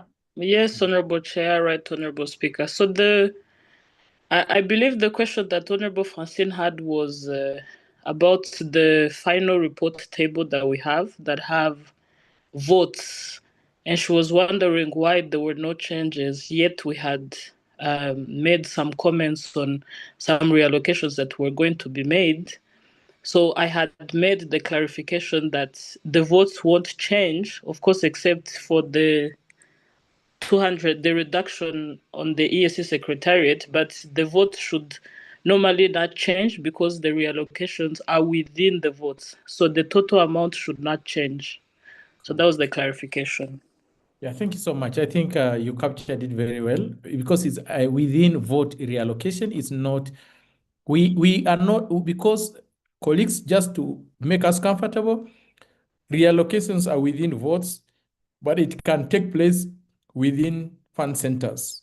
So cost centers, you can reallocate across, but then you cannot skip to another vote. For reason, you cannot take money from vote 003 to vote 002 or to vote 005. So that is a good clarification that you have given. Another clarification came from Honorable Siranda. I would like to request the DC to project the reallocation schedule. As I said, we were at a very end time in terms of our deliberation. Indeed, there were some reallocations that were supposed to be done, and there's that updated reallocation schedule that we have therefore provided. Some of those things are in the old reallocations. For instance, our first reallocation is from cost center 011011, of which we would like to reallocate the amount of 986. And this amount is to be taken to the same office and to facilitate the enactment of the ASC Public Finance Management Act to streamline the management of the resources of the community. So if you can see from the revised schedule of reallocation, that is what has taken place. And throughout, you can see from the reallocation schedule, the second reallocation schedule is to participate in 2 ESC plenary, to Eala plenary sessions outside Arusha. We clearly indicated that Eala will have 1 plenary session that will take place in Arusha, outside Arusha. So those resources are to be allocated to facilitate that. The third item is to engage key stakeholders in the Federal Republic of Somalia. We said that the number of delegates going is too much. And again, we relocated that amount of 47 to the same item on enactment of laws to making sure that our resources don't leak. Number 4 is to facilitate policy meeting organ convened by ESC organs and institutions. That is corporate communication, an amount of 11,000. We clearly say this money should go and conduct a comprehensive analysis of gender and social policies. You see, you cannot budget for, please go slow.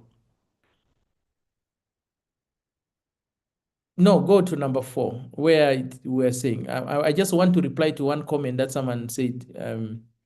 You cannot plan to budget for recruitment. And when we wanted to give resources to that place that do not have staff, you do not want the resources to go there because there are no staff. Now, it beats the logic of why do we then budget for recruitment of staff to that? Because now what will that staff do if the staff is recruited? Honorable Speaker, point of information, question, procedure.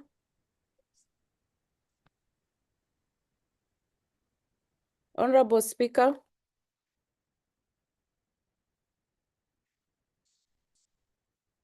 Honorable Speaker.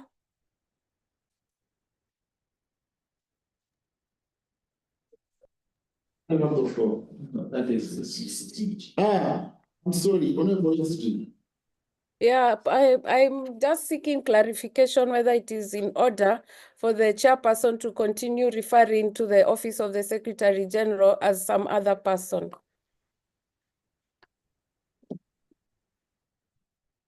Honorable SG, he is not targeting you. The house is the house of debate, and it is not about you. It is all of the members who, even you, even anyone else can get the floor and be given it. I think that for clarity, maybe the chair of GP should be clear that he is not targeting SG. You are not in charge, it's not you who is in charge of the budget. This is an entire body which is in charge. It's not you. No, thank you, Speaker. I'm just saying that the chairperson can feel free to just say Secretary General as opposed to some other person. Thank you so much, Right Honorable Speaker, for your ruling. I will not contest your ruling. I will stand with your ruling. Thank you so much, Right Honorable Speaker. We are talking about an office, not an individual.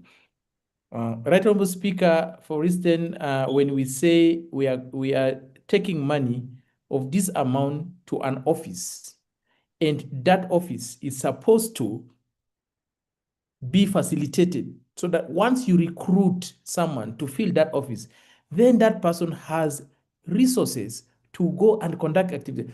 Right Honorable Speaker, we need to avoid these cases of what happened to Eala. And I wanted to remain to say this, that we were paid salaries for 7 months for sitting and sleeping.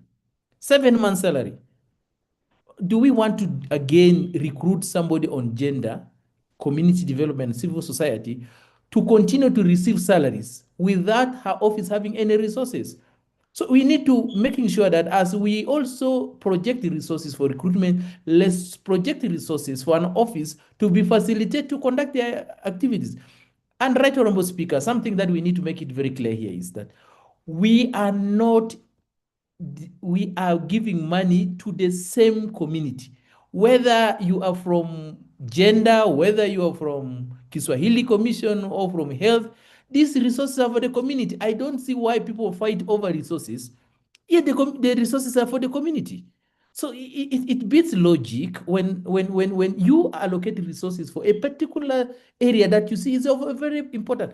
By the way, for the interest of the SG, let me address it this way through you, Right Honorable Speaker, that for the last, I have been in this community for the last 7 years, that the office of gender has always been neglected when we are trying to basically say that this community will be gender sensitive. And gender is not only about women, youth, persons with disability, it's about everyone else. So it's quite important for us to see that every time, even when that office had one person, that office had no money. So probably that's the reason as to why there's no much interest put, and yet we preach that we want to make sure that gender is streamlined in all activities of the community. I see no reason that if money is moved from, say, the same organ, the same organ and the activity line to another activity line, that still contribute to the objectives of the community. Totally no difference. So it beats logic that we want to facilitate mainstreaming and we are getting resistance in terms of mainstreaming. And for your information also, we want to say that this morning, most of these allocations were agreed upon between council and the committee. In fact, the committee was looking for where the committee was, the meeting was looking for where are the other, how can the committee interact when, I must be very honest, when the SG is missing, the DSGs were missing, and there were officers who were present there and they cannot pronounce themselves. And the committee was there. And this the SG was missing. The DSG that she pronounced when she was providing her statement on the floor to the committee that I have delegated the Deputy Secretary General for Monetary Affairs to be there. She was not there. So what do you expect us to do? When you were not, even the replies you were given there were the replies we were seeking for. During the meeting with the council, nobody was there. We had the CTC, we had the Beatrice, and we had Magadu, who was giving us the replies to those things. This is something I just want to make it very clear here before the committees, so that everybody in this assembly, because if we say this is a house of record, we must be on record that the SG was missing, the DSGs responsible for these activities were missing during the meeting with council, and the committee and council agreed. Now, Right Honorable Speaker, there is an issue that was brought about the youth ambassadors.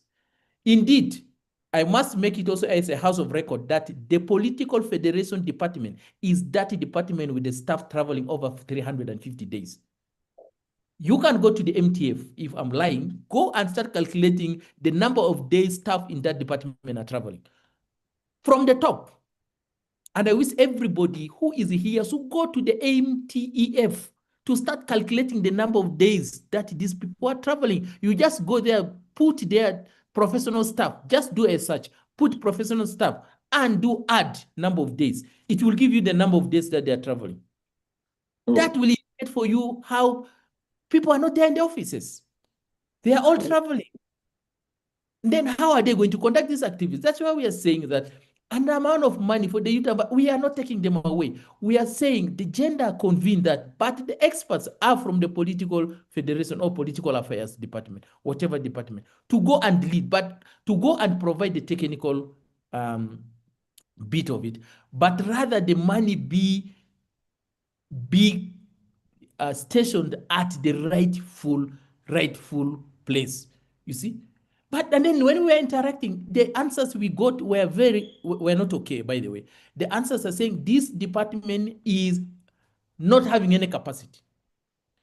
How do you tell your colleagues that you do not have capacity in the real sense? I don't think that that's possible for someone just to say you do not have capacity.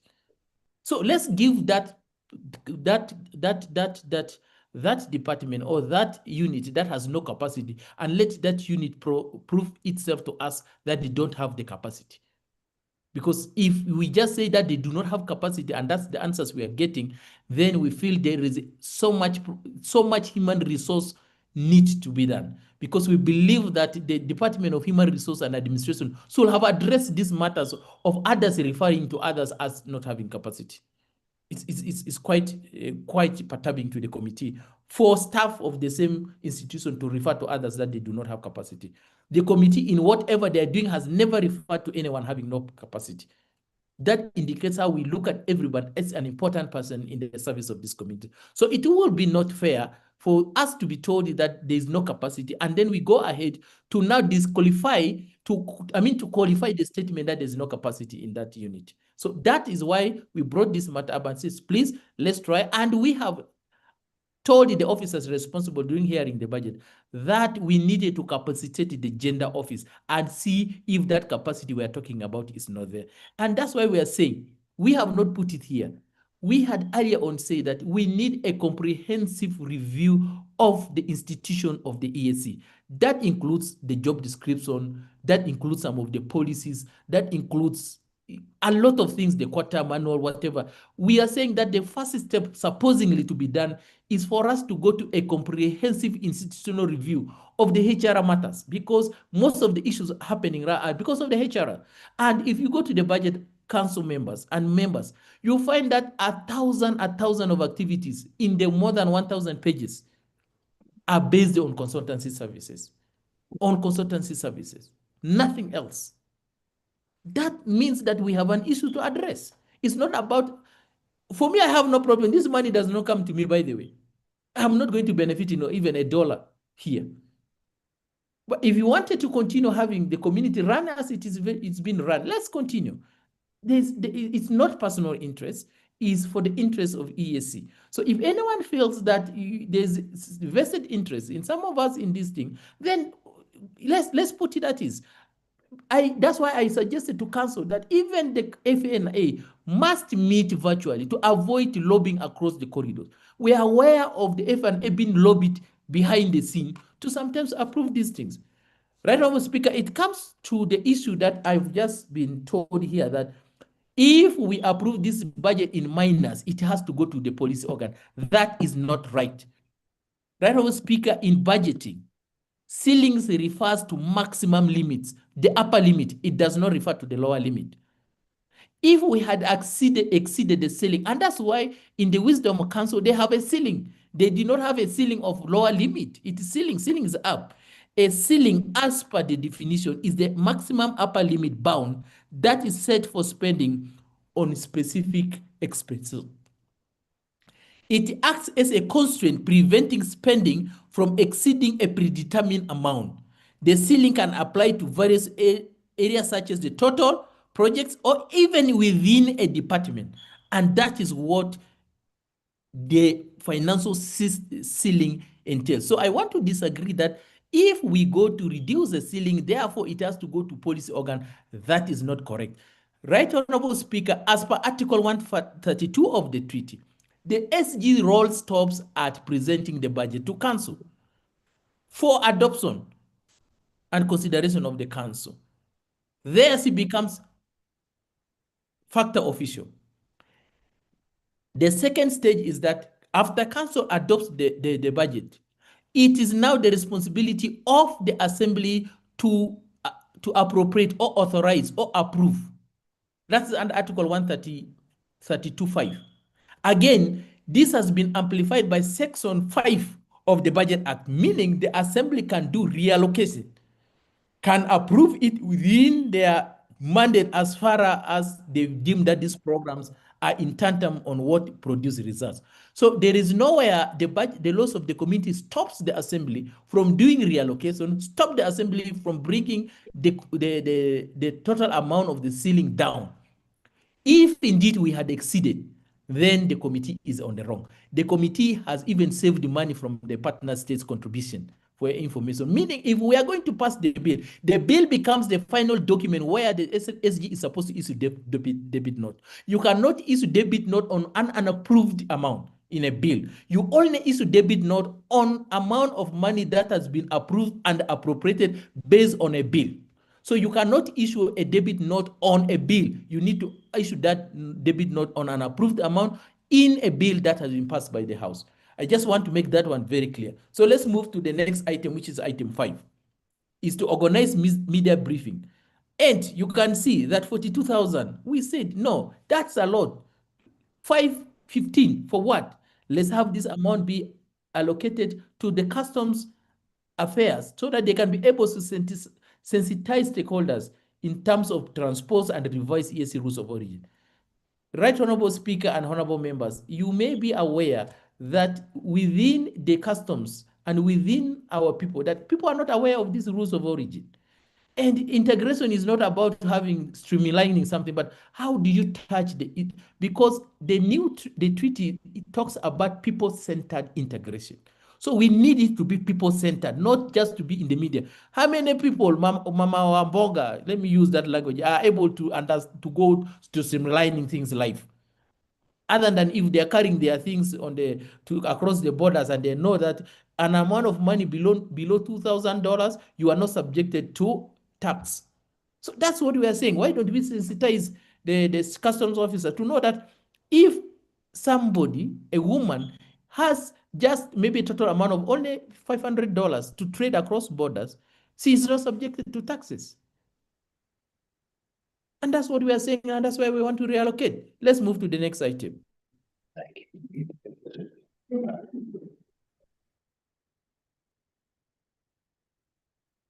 Clerk?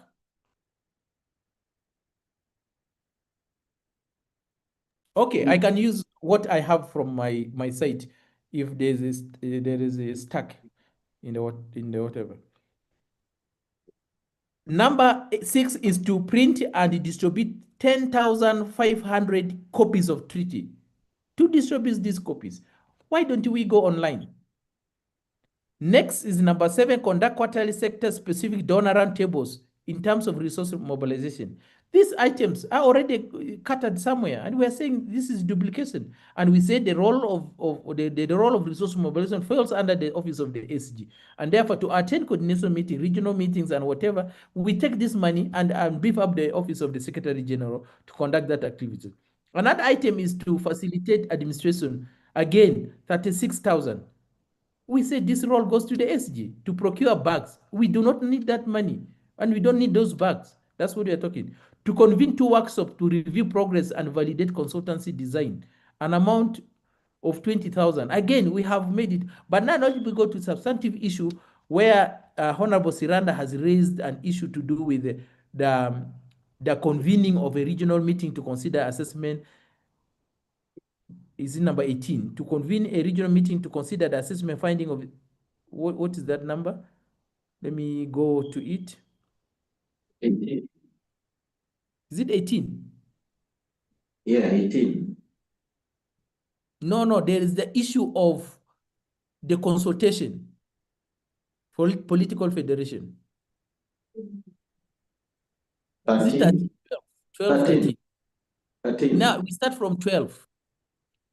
To convene constitutional expert national stakeholders consultation to collect views on in Tanzania to facilitate drafting of the EAC No, you go to the other number. I think it might have been deleted.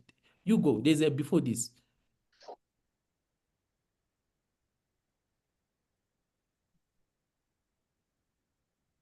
There's an amount of 126,000. Think about this. Yes, convene, yes, you go, yes, that one. Number 12, number 12. Convene constitutional expert national stakeholder consent to collect views on, no, it's now number 11. That was, it was number 30, it was number 30. You go to number 11. Yeah, to convene works to clerk office. What happened with that activity? That Honorable Silanda brought it about.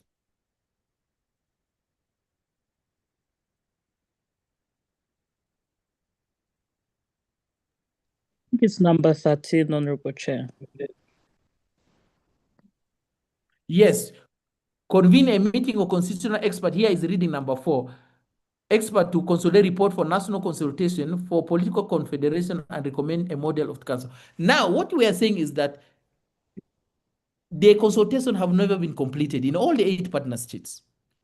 Now, it will be premature for you to convene a meeting of the constitutional expert to consolidate a report where consultation is done in Tanzania, in Kenya, consultation was done in Burundi, and consultation was done in Uganda. Consultation was not done in Tanzania. Consultation was not done in Rwanda. Consultation was not done in DRC. Consultation was not done in Federal Republic of Somalia, as well as the Republic of South Sudan. Now, what are you convening? To do what? And our recommendation is clear. Stay the approval of this money, the 106, and then bring it through a supplementary. Once the Republic of Uganda, or the Republic of South Sudan, the Republic of Tanzania, the United Republic of Tanzania, the Republic of Rwanda, the Democratic Republic of Congo, and the Federal Republic of Somalia complete their consultations as per the summit directive, bring this as a supplementary. And we are staying the amount of 106,820 to making sure that once the activity of consultations are complete, you bring this supplementary so that we proceed ahead. And what does it mean? It means that the amount 10682 will be added to 290, not to be approved for appropriation, to ensure that we finish up the consult. And we agree that what we need to do is to give a recommendation that the partner states that have not yet completed the consultation on the political confederation do complete their activities, so that now we can be able to convene the constitutional experts for them to be able to now go and review those things. Now, what are we convening? For what? The committee took a keen interest in those things and did a very, very detailed look at how are we appropriating amount of this nature, yet people have not completed. Then the third item is now convening for URT. We are saying that as far as it's concerned, first of all, we are going to have elections in URT.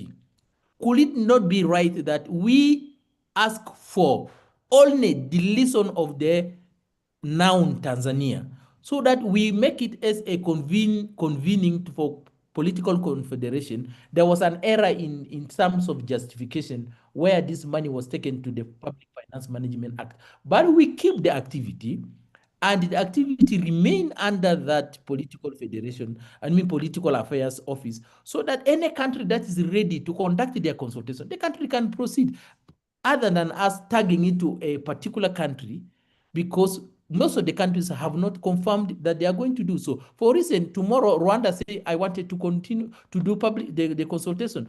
If we tag the thing to URT, it will require a reallocation, and the reallocation require council, which takes time. So why don't we remove just the noun URT and make the activity that is done for political consultation, so that we do not have a country tagged? That is it. So the other justification given there is just a justification that I think because of the timing, but it's not supposed to be reallocated to finance. It's simply to maintain the activity there. However, we just remove the noun URT. That is to answer what Honorable Siranda has said. Right, Honorable Speaker, as I proceed to respond to many of the things that have been said, I just want to make it clear that the committee took time and analyzed some of these things with keen interest. And there are things that we have never even put it here because of time. Reason we cannot put everything here. And I want honorable members, we need to consider that what the committee has done is a reflective of what you have tasked us to do. Otherwise, if you did not task us to do this thing, you would not have known this. But again, you should understand how the committee worked tirelessly to peruse through the 1,000 plus pages for them to be able to come up with this report. And what we are doing is in the interest of the community, is not in the interest of anyone else. As I've said, nobody will get even a single dollar. And I want to make it clear here that, honorable colleagues, if you consider some of the submissions given to us, one of the items we really need to be of keen interest is the removal of the 669,000 from Eala. As Honorable Rose said, you budget for specific items. You do not budget for things that are not there. So if one of the items is that the money meant for Eala of 669 to be deducted, it means that vote 003 must be negative. So do you want to give an authority to a vote to your own vote starting in negative? You need to ask yourself that. You see? I submit, Right Honourable Speaker. Thank you. I can see that we have Honourable S was requesting. Honourable S, did you want the floor or can we proceed? I would like the floor, Honorable Speaker. Yes, you have. Thank you so much. I just wanted to make a clarification. I hope you can hear me. I'm soft-spoken. I really don't know how to shout very loudly. But I just wanted to make a clarification that on the case of the ceilings being reduced, once a proposal is made to council and council agrees to this reduction, we will not have we won't have a problem, and council can really agree on the floor. I think by stating that we always work under directive, it was just information how we do this. Once the Eala passes or the budget is approved, we issue debit notes and we attach the directive, the excerpt from the last council on how much we are supposed to bill each partner state. But I think as the chair of the committee said quite loudly that the partner states would be more than happy to have a bill that is less, especially because we have countries like South Sudan which have a really enormous backlog of payments, and perhaps will make good of that. So I think we are in total and complete agreement. I also wanted to take the floor to clarify that we will be writing officially to the political affairs to clarify if indeed they've been out for 400 days, because again, this is a house of records and we wouldn't want the records captured, because history will judge us very harshly. So I will take that very seriously and commit to report back to this house if indeed there was someone who was out for 400 days. And then I also wanted to just clarify that perhaps it's a question of balance and understanding, because when we say capacity, it's just basically saying that it's not a negative statement. It basically means that the only person who was working on gender affairs is no longer there, then the director is no longer there, so there is no one to undertake. So perhaps it's a question of English is not our first language, and therefore perhaps it's a question of balance, that we who is there to undertake this activity.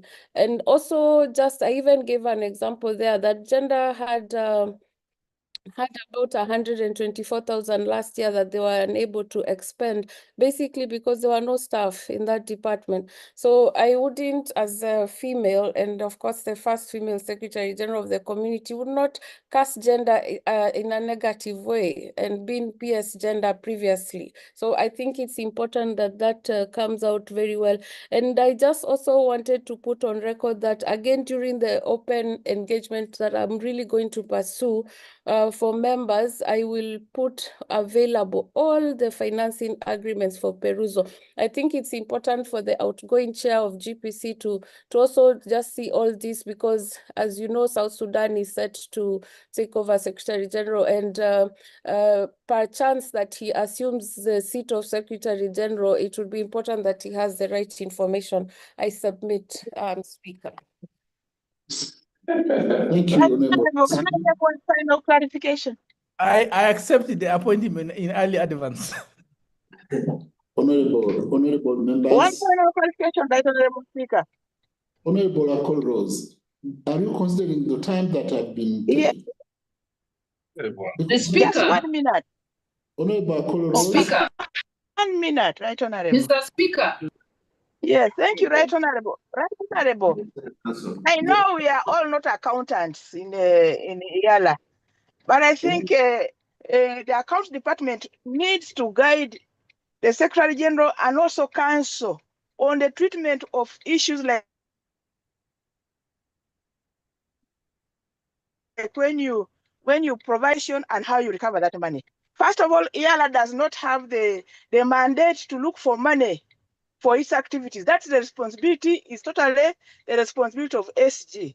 Secondly, if there was money that was borrowed for the activities of Eala in this budget that concluded on 30th June, that money is only recoverable up to 30th June from any money that has been remitted to Eala and on a similar item. Now, when we cross the year, that money becomes arrears from that, and it cannot be recovered from Eala in the new budget. I just want the Secretary General to understand that one, that this is a new budget. Items of last year ended on 30th June.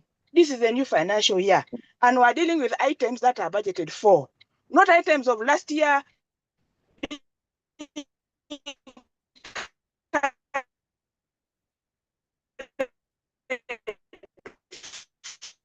Forward. If she wants to come on the Eala budget, which they have not done to us as the assembly, so they should have done that. Now that they have not done that, that money cannot be recovered from the current budget of 2025-2026. They can only recover it from any area that is due to Eala that has gone on the reserve fund. So that's where they can only treat that money as recoverable from that areas. So I want this one to be understood, Right Honorable. Thank you. Thank you, Honorable Akol Rose. I have the chair of the Council of Ministers who requested to Mr. Speaker, just to bring this to the attention of everybody else that has just joined us and want to open a discussion again on matters that started in the morning. And some of us have been sitting, talking through these processes. And I would really want guidance from you, Speaker, that we allow the committee to read the report, share, give recommendations, because all these things will finally come to the council to be discussed. And on matters of political consultation, let's bring to the attention of everybody else that the money we are talking about was a goodwill from Kenya side to facilitate countries that were supposed to do consultation, interstate consultation, or a country consultation on political confederation. And so far, as the chair said, Kenya did, Uganda did, and Burundi did. And the reason the rest didn't do was because of financial constraints. And Kenya stepped in to bring that money to bridge that gap. So, and there were deadline to it. And I think the time they were given to have done it is already passed. And I think we need now to look at how do we make these other countries that were not able to consult do it faster, so that the whole essence of experts being put, and I'm honest here, I have no interest that is personal, but I'm looking at the value for money that was reason enough to have it brought forward. That the other four countries that are supposed to do are facilitating their processes, so that now we can hire one consultant expert to do all those things that are joint. So I think I concurred with the committee on that matter, as also being a citizen and a minister, a CS from Kenya, that we don't want a situation where this money will get exhausted, and again, we miss countries consulting internally, politically. So the other issue is about the staff. It is very clear, and it is on record, that we need to create a review, and we had given that instruction as a council to the secretariat. I don't know which reason the secretariat wants the committee to give recommendation to the council on extension of people, while we need a review report that will look at the broader redistribution of staff terms and conditions of anything on human resource. You also gave a proposal that we need all human resource within the organs to be under one directorate, so that we don't miss some people having their contract come to an end, but again would not get gratuity. We also find that some organs are paying salaries monthly, others are not. All these gaps are what we want to speak into, so that we bring this into a proper way of handling human resource in the entire organ. And that recommendation is already concluded when we were handling the committee affair on general purpose. So I would want to wish you guys that please put recommendations for the council, and we will deal with it as it is. Because so far, some countries feel like they're not getting a proper deal in the representation of the institutions of organs in their countries, human resource, and all those things put together. Let's just be fair to each other and fair to the process of community, and let's forge way forward. So for me, let's have the committee read their name, let the recommendation come, and then we deal with it at the council level. Because we've said, some of us have country work. We are supposed to plan for our heads of state visit elsewhere. We can't do that because we are opening a discussion again on a matter that had room for consultation, for people to input, so that now at this level, it is just reading final report. Please, I submit, Chair, Speaker, guide the debate. Honorable Chair of the Council, can I consider that your reply, what you said is a reply to the debate? Yeah. I think you replied to the debate with what you have said. Now I give the floor to the Chair of GP, then we go to the question. GP has concluded. We have concluded only that we are going to add an amount of 106 to be not approved. So when we go to passing the bill, we will now give the amendments to the bill. But most of those things we really agreed in the morning with the Chair Council, and I don't think you really need to open the debate. Thank you.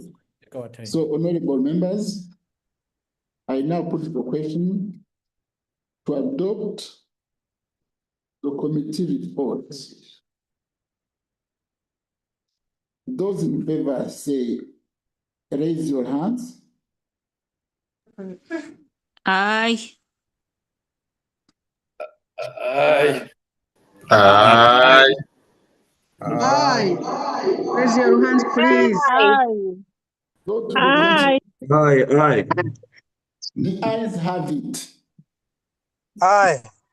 Honorable members, we have a motion on the floor, which is that this assembly do resolve itself into a committee of supply to consider and approve the East African Community Budget Estimate for financial year 2025 and 26, and a committee of Ways and Means to consider and approve the financial statement for the EAC budget for the financial year 2025-2026. I now put the question.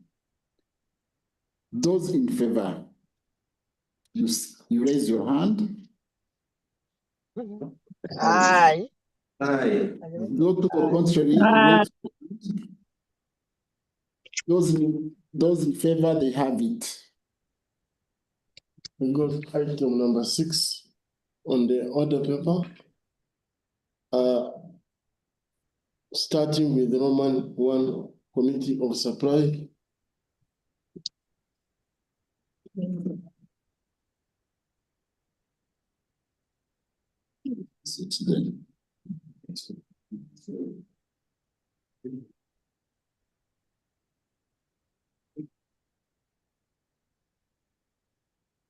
Honorable members, the House is now constituted itself into the Committee of Supply, and we are going to proceed by approval of the votes budget estimates for financial 2025-26 by vote by vote.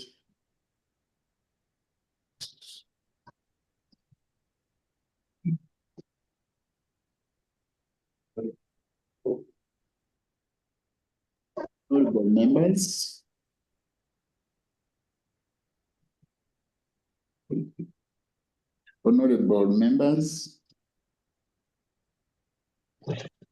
We start with vote 001 EAC Secretariat. I would like to be sure that the figures I have are the figure that the chair has. Chair, do you confirm that vote 001 has 54,919,102?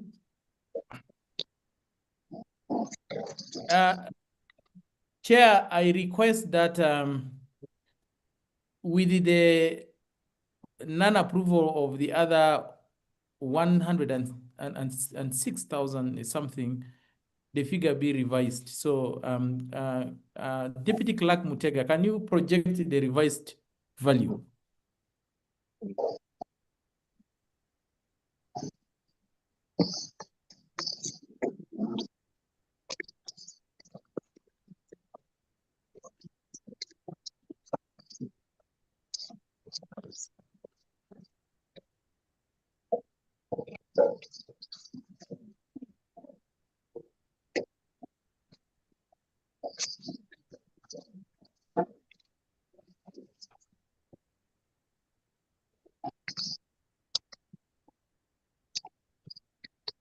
Yes, Deputy Clerk Mutega, at first we had 290. The addition of the non-inclusion of the 106 something for convening the stakeholders to be added to that.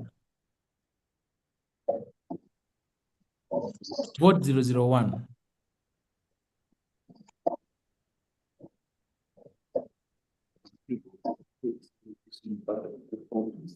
Why, sir?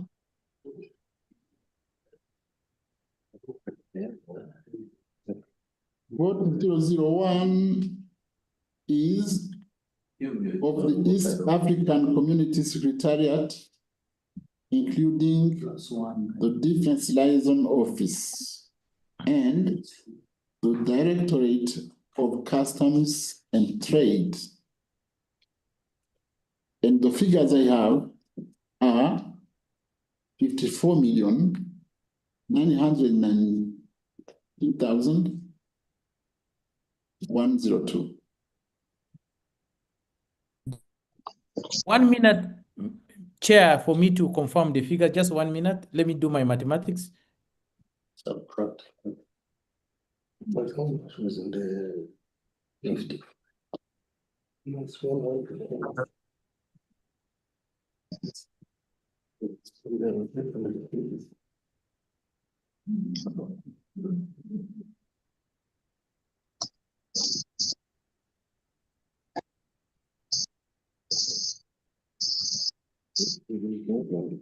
Yes, Alfred. You know, we had deferred the approval of the other 106 for consultations, for convening experts. Yes, I looked at the final table. There was that bit. Because we had with 290. If you add 100, it goes to 300. Yes, Deputy Clerk.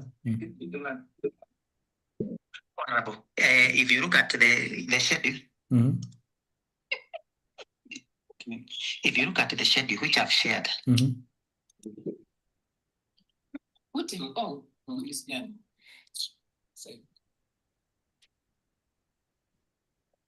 hello?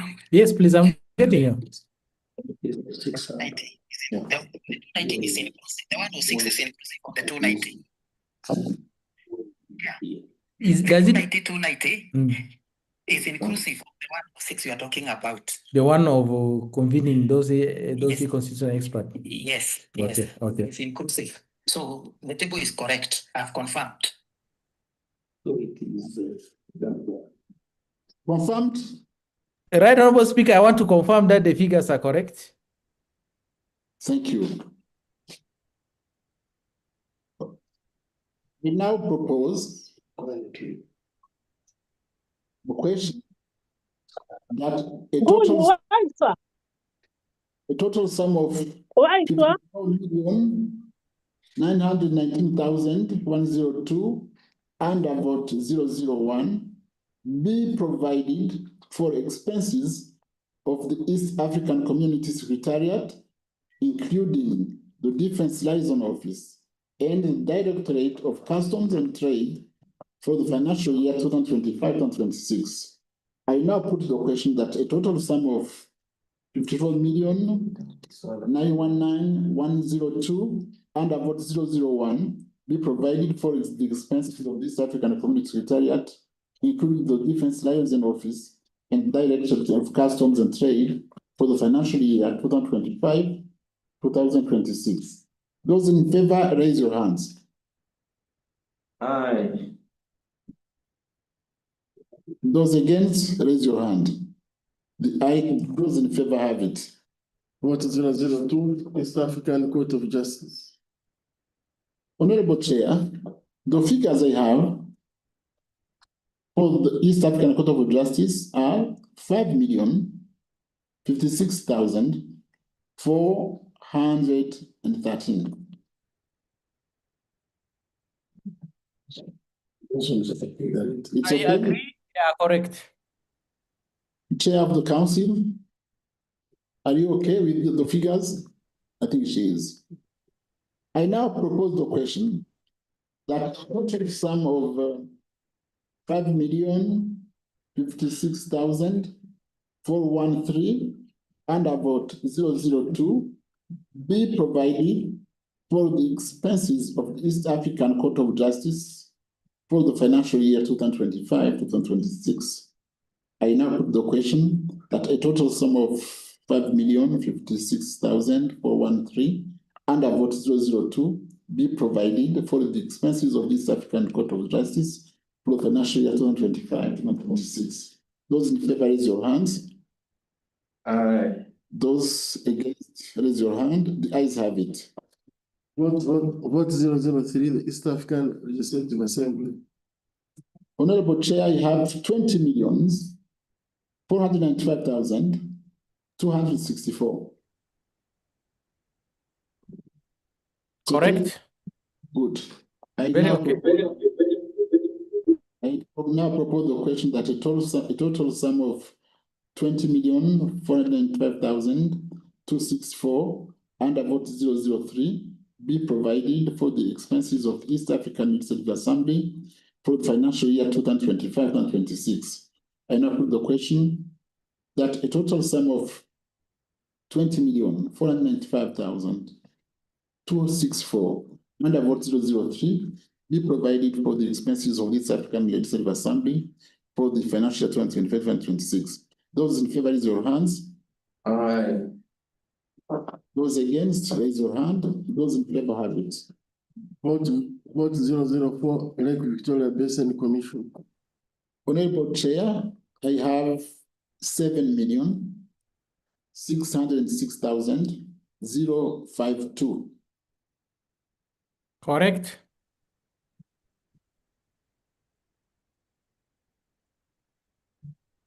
We now propose the question that a total sum of 7,606,052 and about 004 be provided for the expenses of the Victoria Basin Commission for the financial year 2025-26.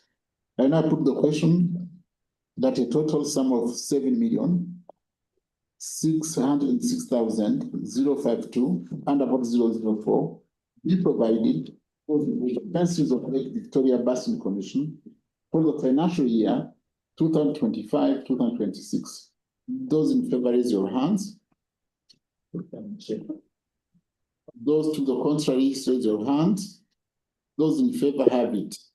Vote 005, Inter-University Council for East Africa. I have 10,802,434. Chair. Yeah, correct. Correct. I now propose the question that a total sum of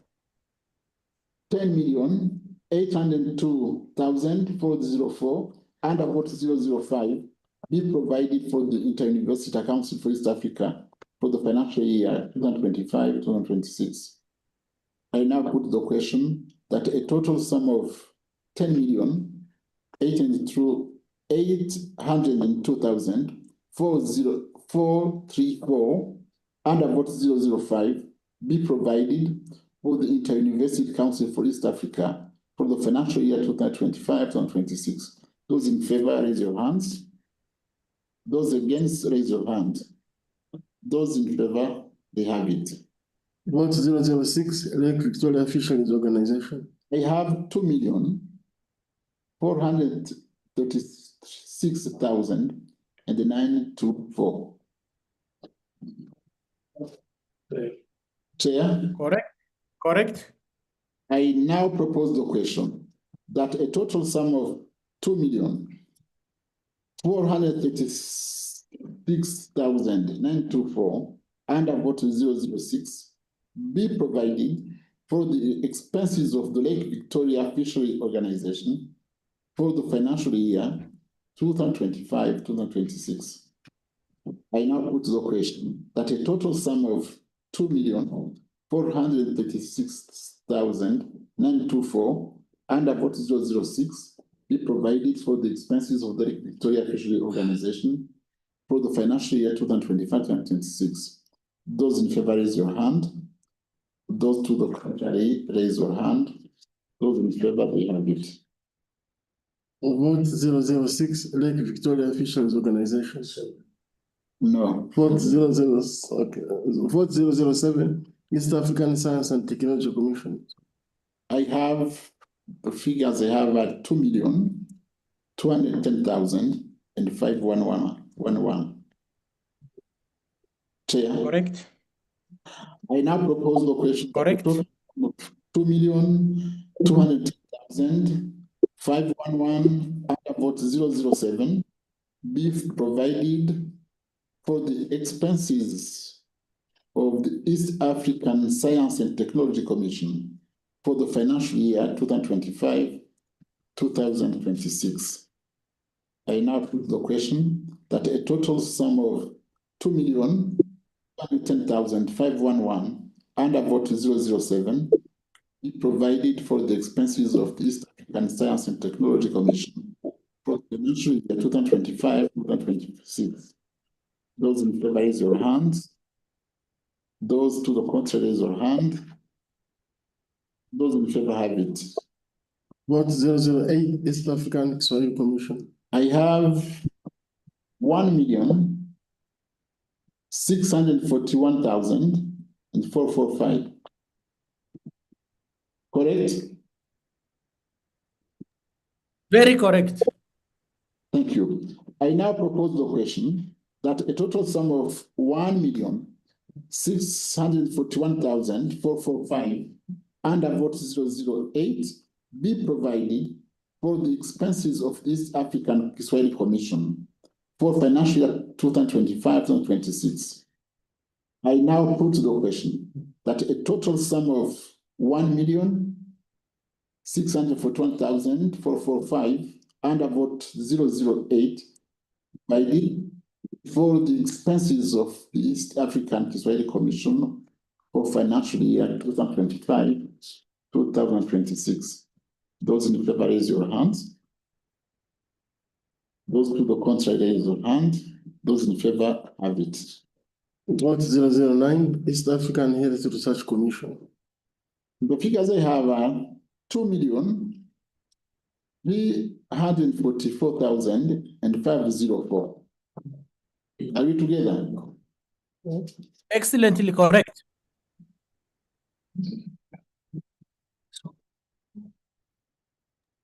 I now propose the question that a total sum of 2,344,504 and about 009 be provided for the expenses of the East African Health Research Commission for the financial year 2025-2026.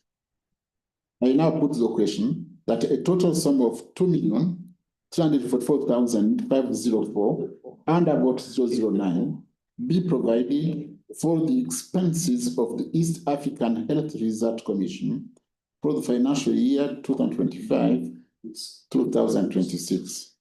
Those in favor, raise your hands. Those to the contrary, raise your hand.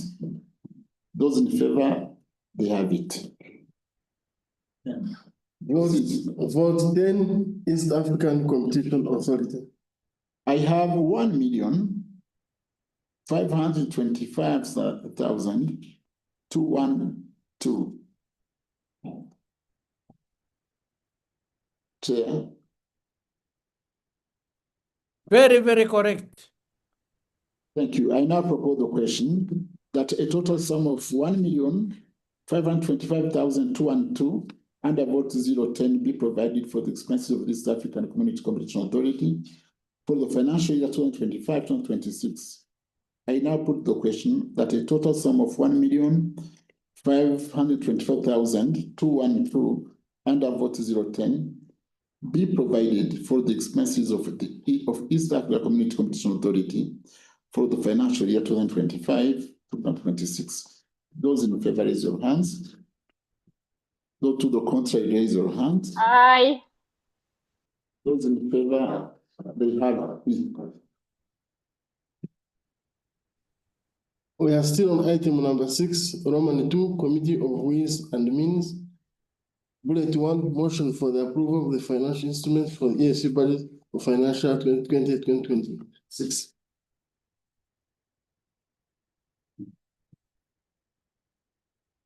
Chair.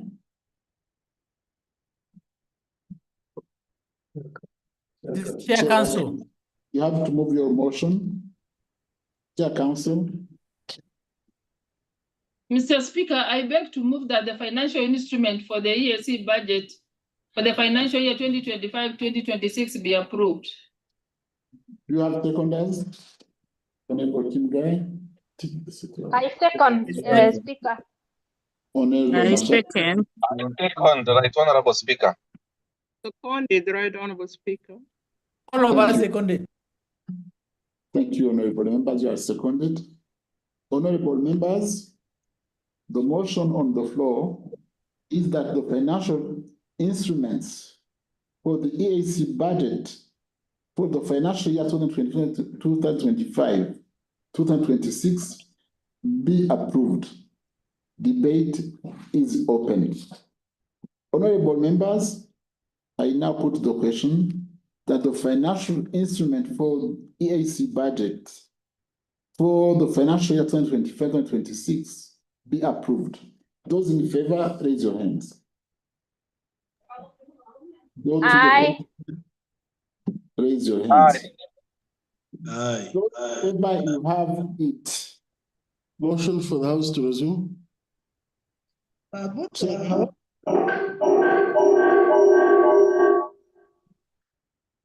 Move your motion.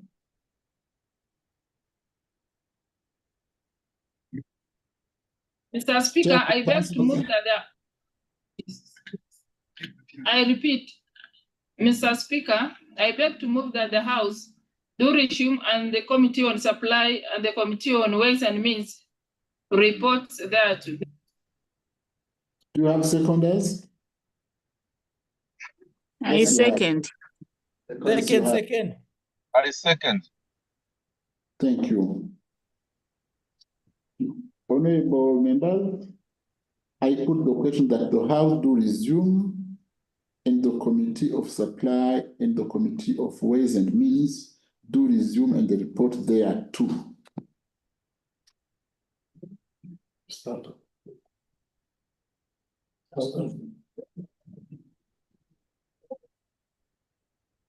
Okay, I not move, receipt. Honorable members, the House has resumed. We proceed to the report of the Committee of Supply and the Committee of Ways and Means. Chair of the Council of Ministers report.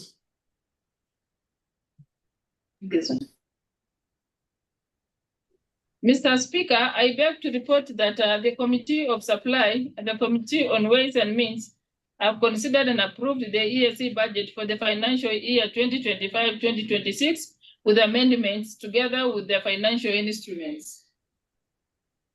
Submit. Go to the next item, motion for adoption of the report of the Committee of Supply and the Committee of Ways and Means. Chair, move the motion. I beg to move that the report of the Committee of Supply and the Committee of Ways and Means be adopted. Be adopted. You have seconders? Of course you have. I second, Speaker. Second. You are seconded. Second. Honorable members, the motion on the floor is that the report of the Committee of Supply and the Committee on Ways and Means be adopted. Debate is open. Honorable members, I now put the question that the report of the Committee of Supply and the Committee on Ways and Means be adopted. Those in favor, raise your hands. Those to the contrary, those to the contrary, raise your hands. Those in favor, they have it. We proceed with item number 7, the East African Community Appropriation Bill 2025, second reading by way of motion. Chair of the Council of Ministers, move your motion. Speaker, I beg to move that the East Africa Community Appropriation Bill 2025 be read for the second time. Do you have seconders? Aye. You have seconders. Second. Yes. You are seconded. Now you justify your motion. Mr. Speaker, the Council approved the total sum of $109,338,151 as the EAC budget for the financial year 2025-2026 to be used for expenses of the East African community. For it to have legal effect, the Council introduced before the Assembly EAC Appropriation Bill 2025, and the first reading was done on 30th May 2025. Recognizing that this House has the mandate for appropriating the East Africa budget, and further recognizing that for the budget to stand, it has to be anchored by a legal framework. It is therefore imperative that we proceed with the second reading of the bill and later the third reading. As a Council, we have interacted at various levels, including the Committee on General Purpose, and we feel the process can now move forward. Thank you. Thank you, Honorable Chair. Speaker.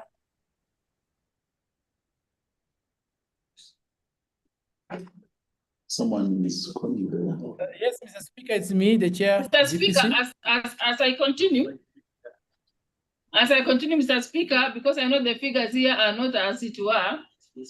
So this was the amount which was approved by the Council was amended by the Committee of the whole House.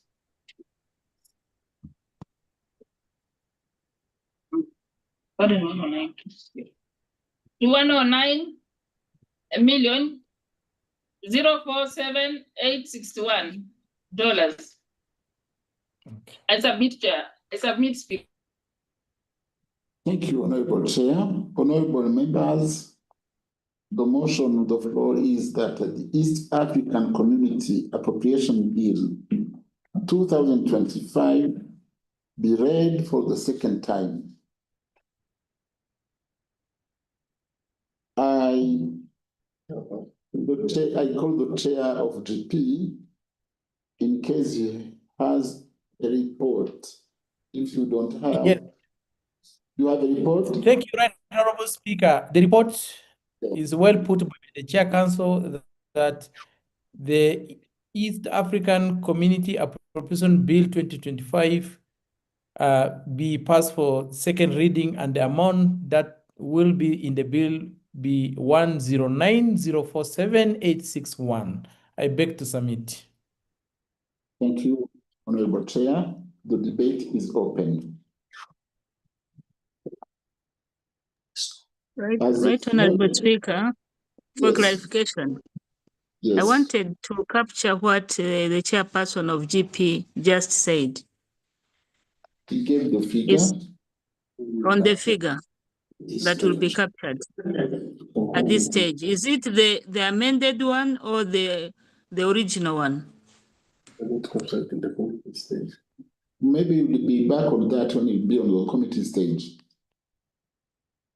Yeah, but right, Honorable Speaker, as we are passing bill to a second reading, you are using the amended figures because the figures that appear on the final reading, which is the third reading, is the figures that is being passed by the second reading. So the figures of the second reading is 109,047,861.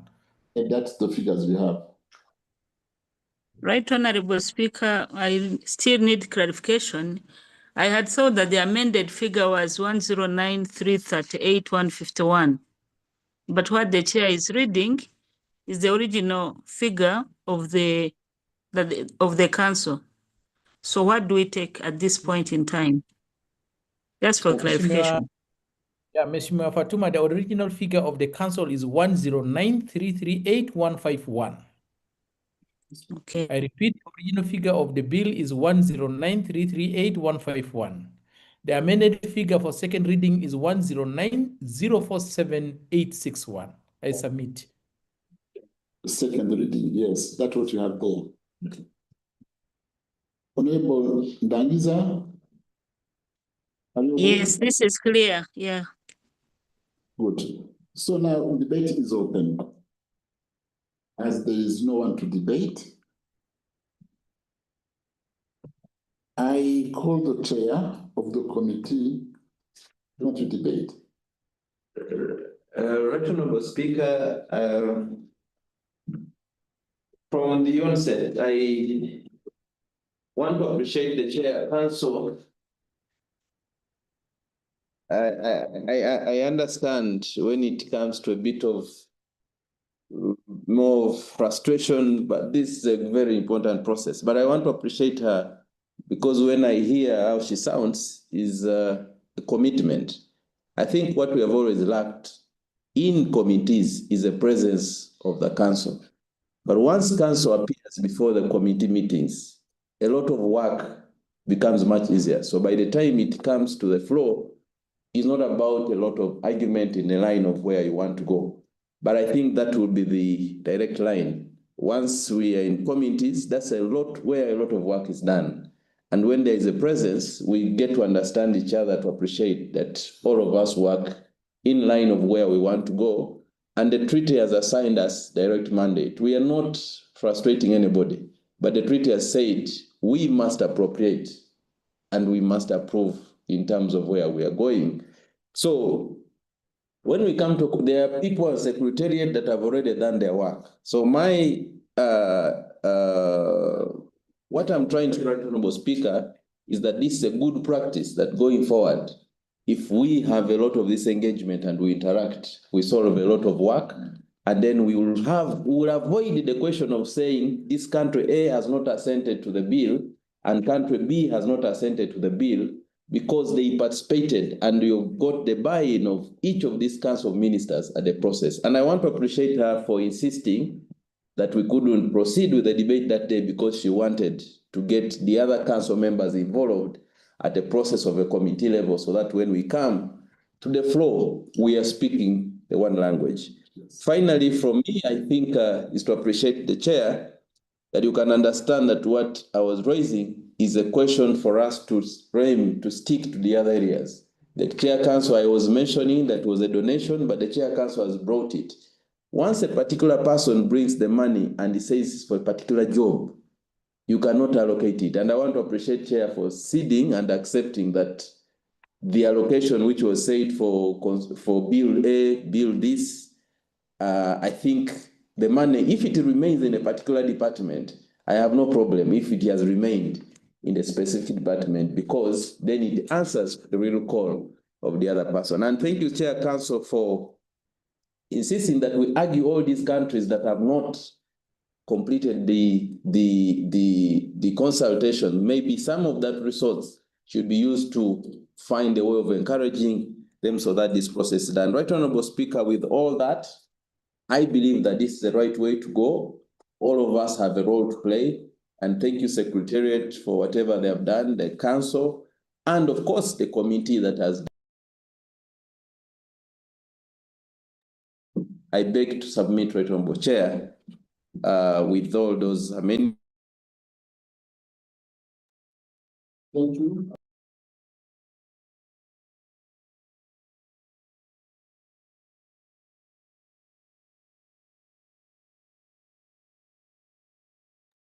Good. So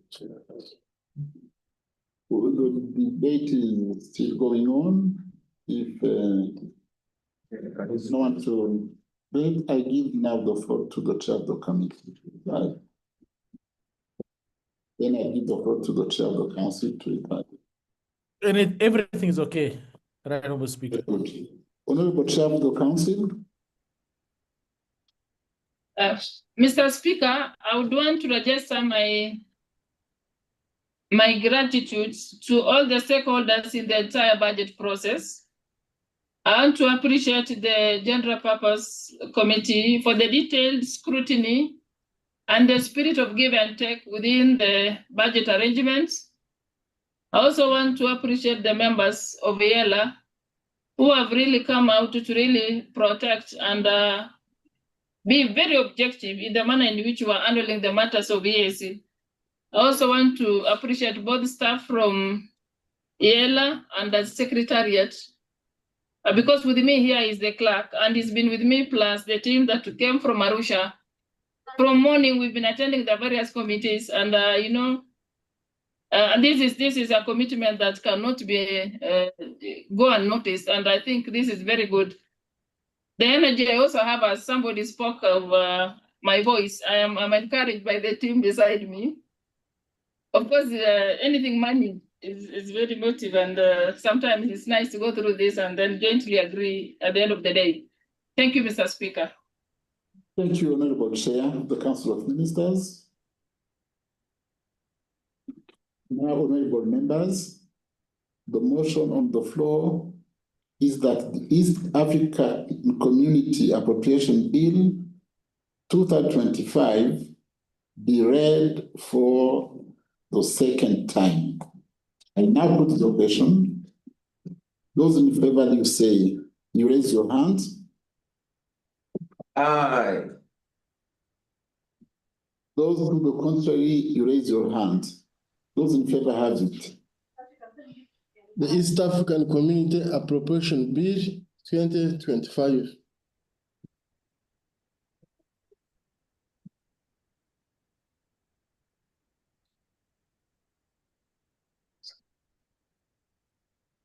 Honorable members, we now proceed to the next stage, the Bills Committee stage.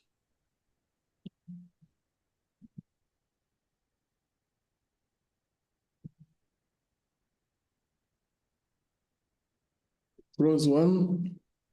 Close.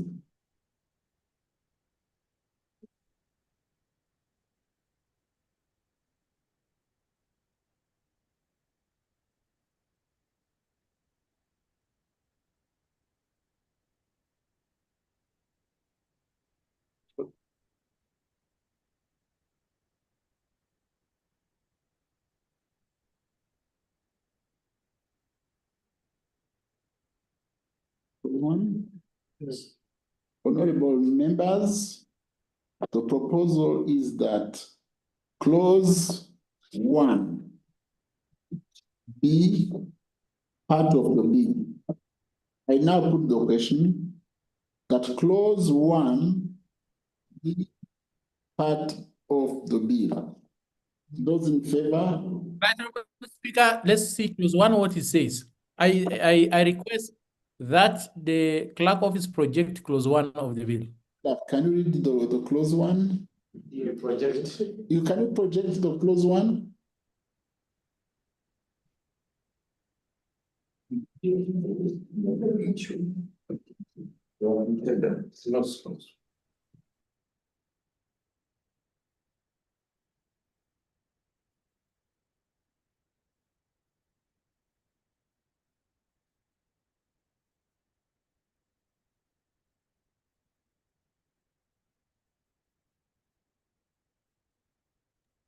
As clause 1 is there, can proceed to clause number 2. You put the question. Honorable members, I put the question With clause 1 to start. That clause 1 be part of the bill. Those in favor, you raise your hands. Those to the contrary, you raise your hand. Those in favor, they have it. Clause 2. Clause 2. Honorable members, the proposal is that clause 2 be part of the bill. Right, Honorable Speaker, I move amendment. With amendment, you have it? Yes. Right, Honorable Speaker, I amend that clause 2 be read like this, that a total sum of United States dollars 109,047,861 is allowed out of the budget of the community to meet expenditures for the organs and institutions of the community as specified in the schedule for the financial year ending 30th June 2026. I submit this amendment. Thank you, honorable members. I now put the question that clause number 2 be part of the bill as amended. Those in favor, raise your hands. Those against, raise your hands. Those in favor, they have it. Schedule. Honorable members, the proposal is that the schedule be part of the bill. Is the schedule there? That's the amended. The chair to amend. We call it a as amendment has been amended.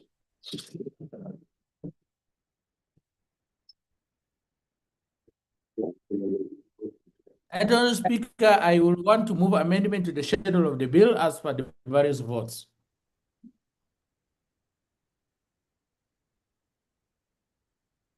Honorable members. And I will request that the clerk office project the amended schedule of the bill or the amended schedules. Can you protect this? Amended schedule. Honorable members.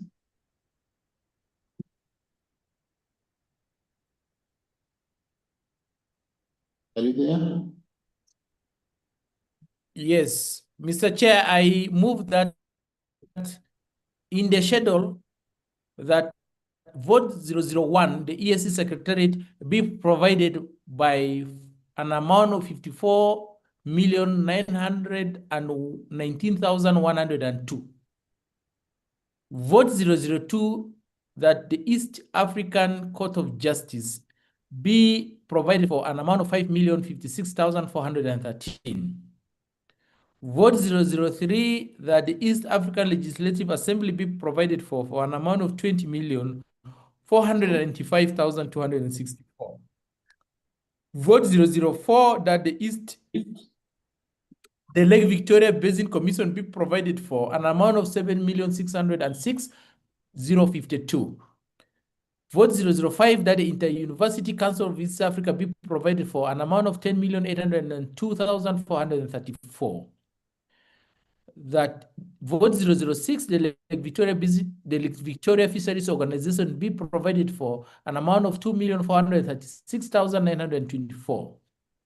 That vote 007, the East African Science and Technology Commission be provided for an amount of 2,210,511. That vote 008, the East African Kiswahili Commission be provided for an amount of 1,641,445. That vote 009, the East African Health Research Commission be provided for an amount of 2,354,504. And that vote 010, East African Competition Authority be provided for an amount of 1,525,212. And therefore, the total amount to be provided for the implementation of programs and activities of the community for the financial year 2025-2026 be an amount of 109,047,681. I submit.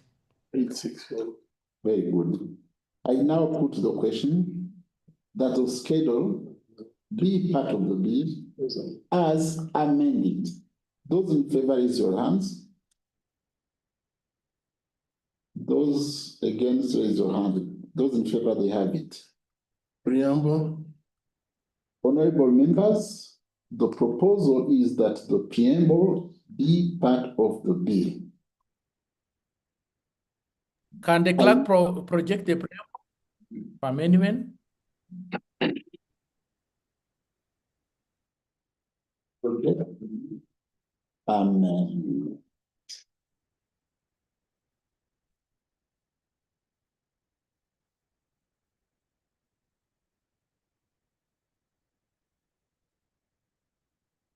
Page. Chair, the preamble of the bill be amended to say an act of the community to appropriate a sum of United States dollars 109,47,861 out of the budget of the community to meet the expenditure for the organs and institutions of the community for the financial year ending 30th June 2026. I submit. Thank you. I now put the question that the preamble be part of the bill as amended. Those in favor, raise your hands.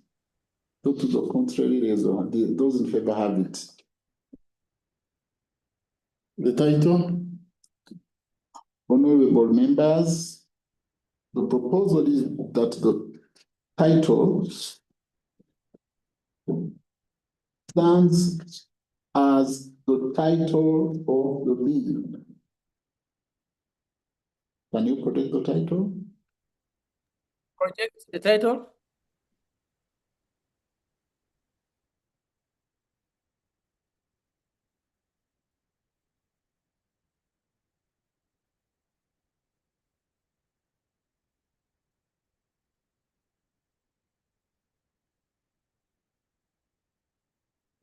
Title.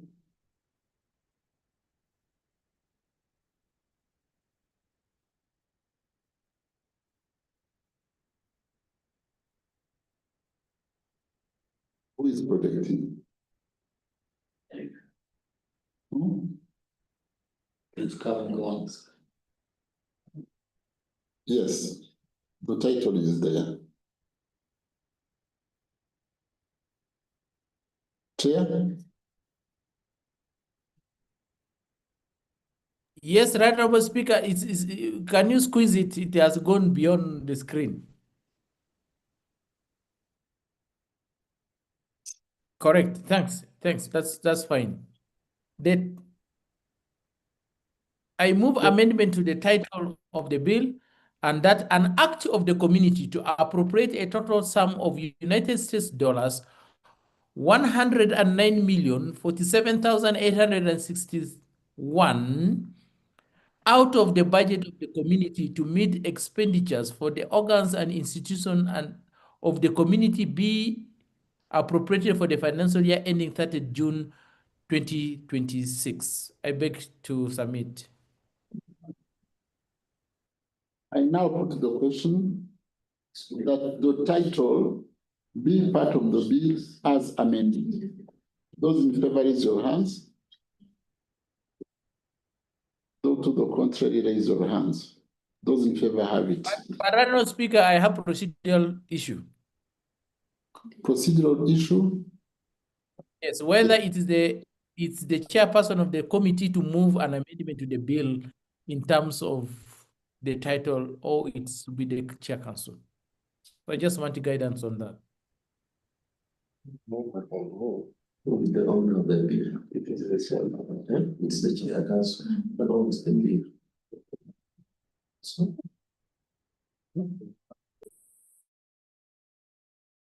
because the chair of the committee are moving proposal in terms of amendment, but if the council agrees with the amendment, so that's why I wanted that procedural matter.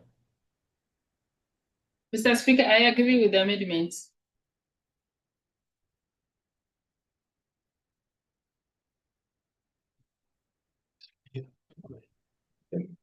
The final title will be the one at the third reading. We move to the next item, motion for the House to resume. Chair of the council, move the motion.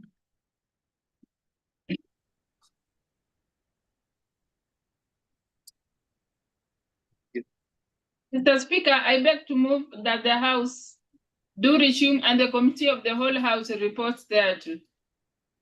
You have seconders? I second. You have seconders, you have Honorable Mamo, Honorable Dr. Woda, Honorable Tazana, Honorable Siranda. I now put the question that the House do resume and the Committee of the whole House report thereto. Those in favor, raise your hands. Those to the contrary, raise your hands. Those in favor, they have it. Chair of the Council.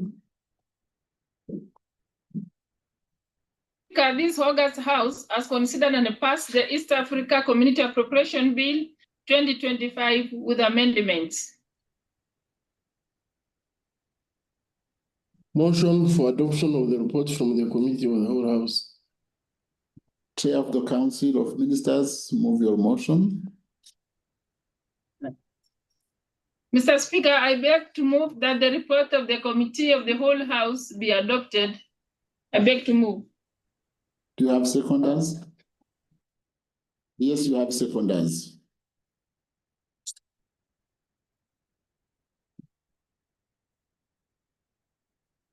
Honorable members, the motion on the floor is that the report of the Committee of the whole House be adopted. Debate is open. I now put the question that the report of the Committee of the whole House be adopted. Those in favor say, raise your hands. Those to the contrary, raise your hands. Those in favor, they have it. Item number 9 on the order paper, the East African Community Appropriation Bill 2025 by way of motion. Chair of the Council of Ministers, move your motion.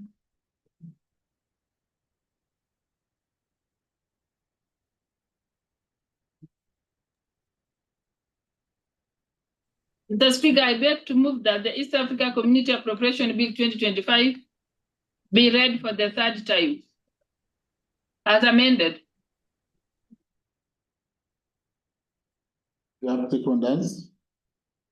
Yes, you have. Debate. Seconded. Honorable members, the debate is open. I now put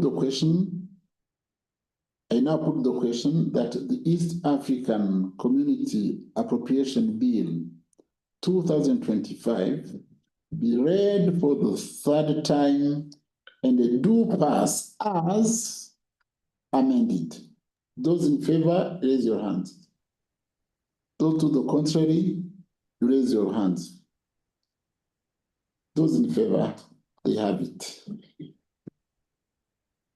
A bill for an act entitled the East African Community Appropriation Act 2025, an act of the community to appropriate a sum of United States dollars 109,047,861,000 out of the budget of the community to meet expenditure for the organs and institutions of the community for the financial year ending 30th June 2026. Honorable Chair of the Council, I have to congratulate you. Right, Honorable Speaker.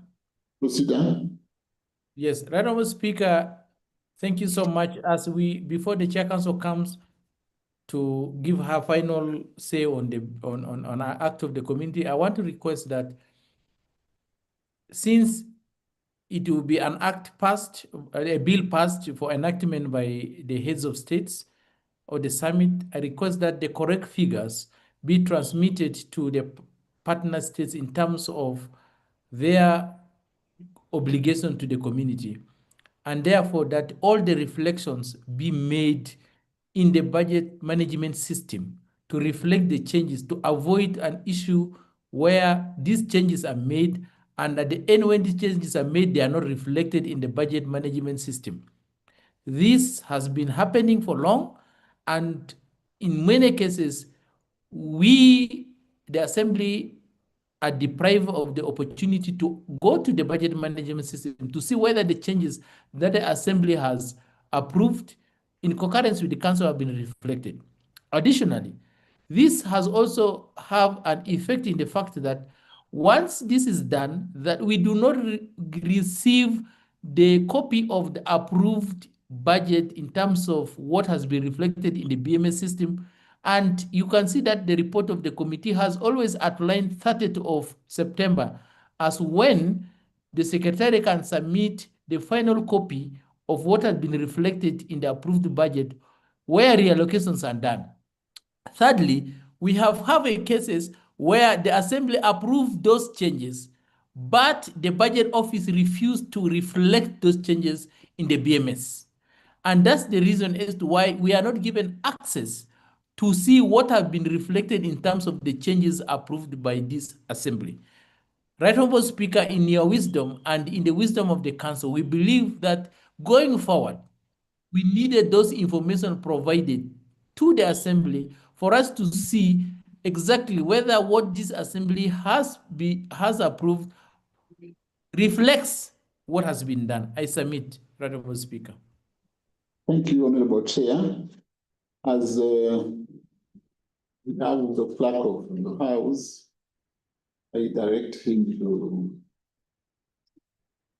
transmit the figures to the Secretary General as they are. With this, we have been coming so far. I have to congratulate the Chair of the Council of Ministers. She had to face this first experience of budget, and she did it well. I also have to congratulate the members of the committee. The condition in which you have been working were very tough. You told us that one day you had to finish your meeting at 2 a.m. in the morning when others were maybe resting. You have faced the challenges of virtual meetings, connections which have been sometimes not good, but thank you. You made it, honorable members, honorable chair of the committee. I also have to thank all the members that we are. We also have been contributing and have been participating so that this budget could pass to do. I also have to thank my clerks, all the clerks who have contributed, who have been facilitating your works, staffs, everyone who did something.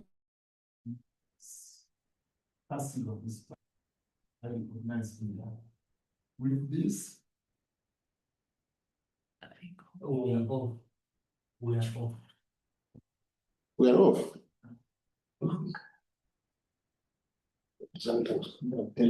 On is only that is somebody put you people off. With this, honorable members, I adjourn the House.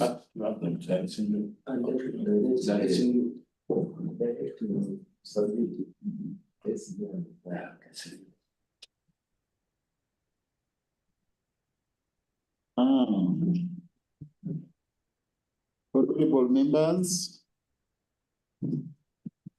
before I adjourn, I have a communication. We have business tomorrow, Friday. And I adjourn the House to tomorrow, Friday at 10:30 morning. Thank you and good evening.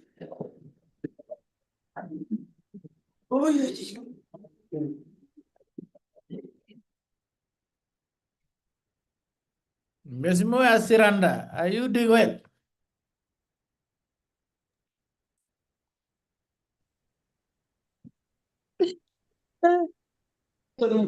Siranda traveled to Arusha. Eh? Traveled to Arusha to attend a virtual meeting. And they were questioning his submission as far as that travel is concerned. Has capacity to facilitate me. Your submission indicates your travel. Honorable members, I now put a question. Yes.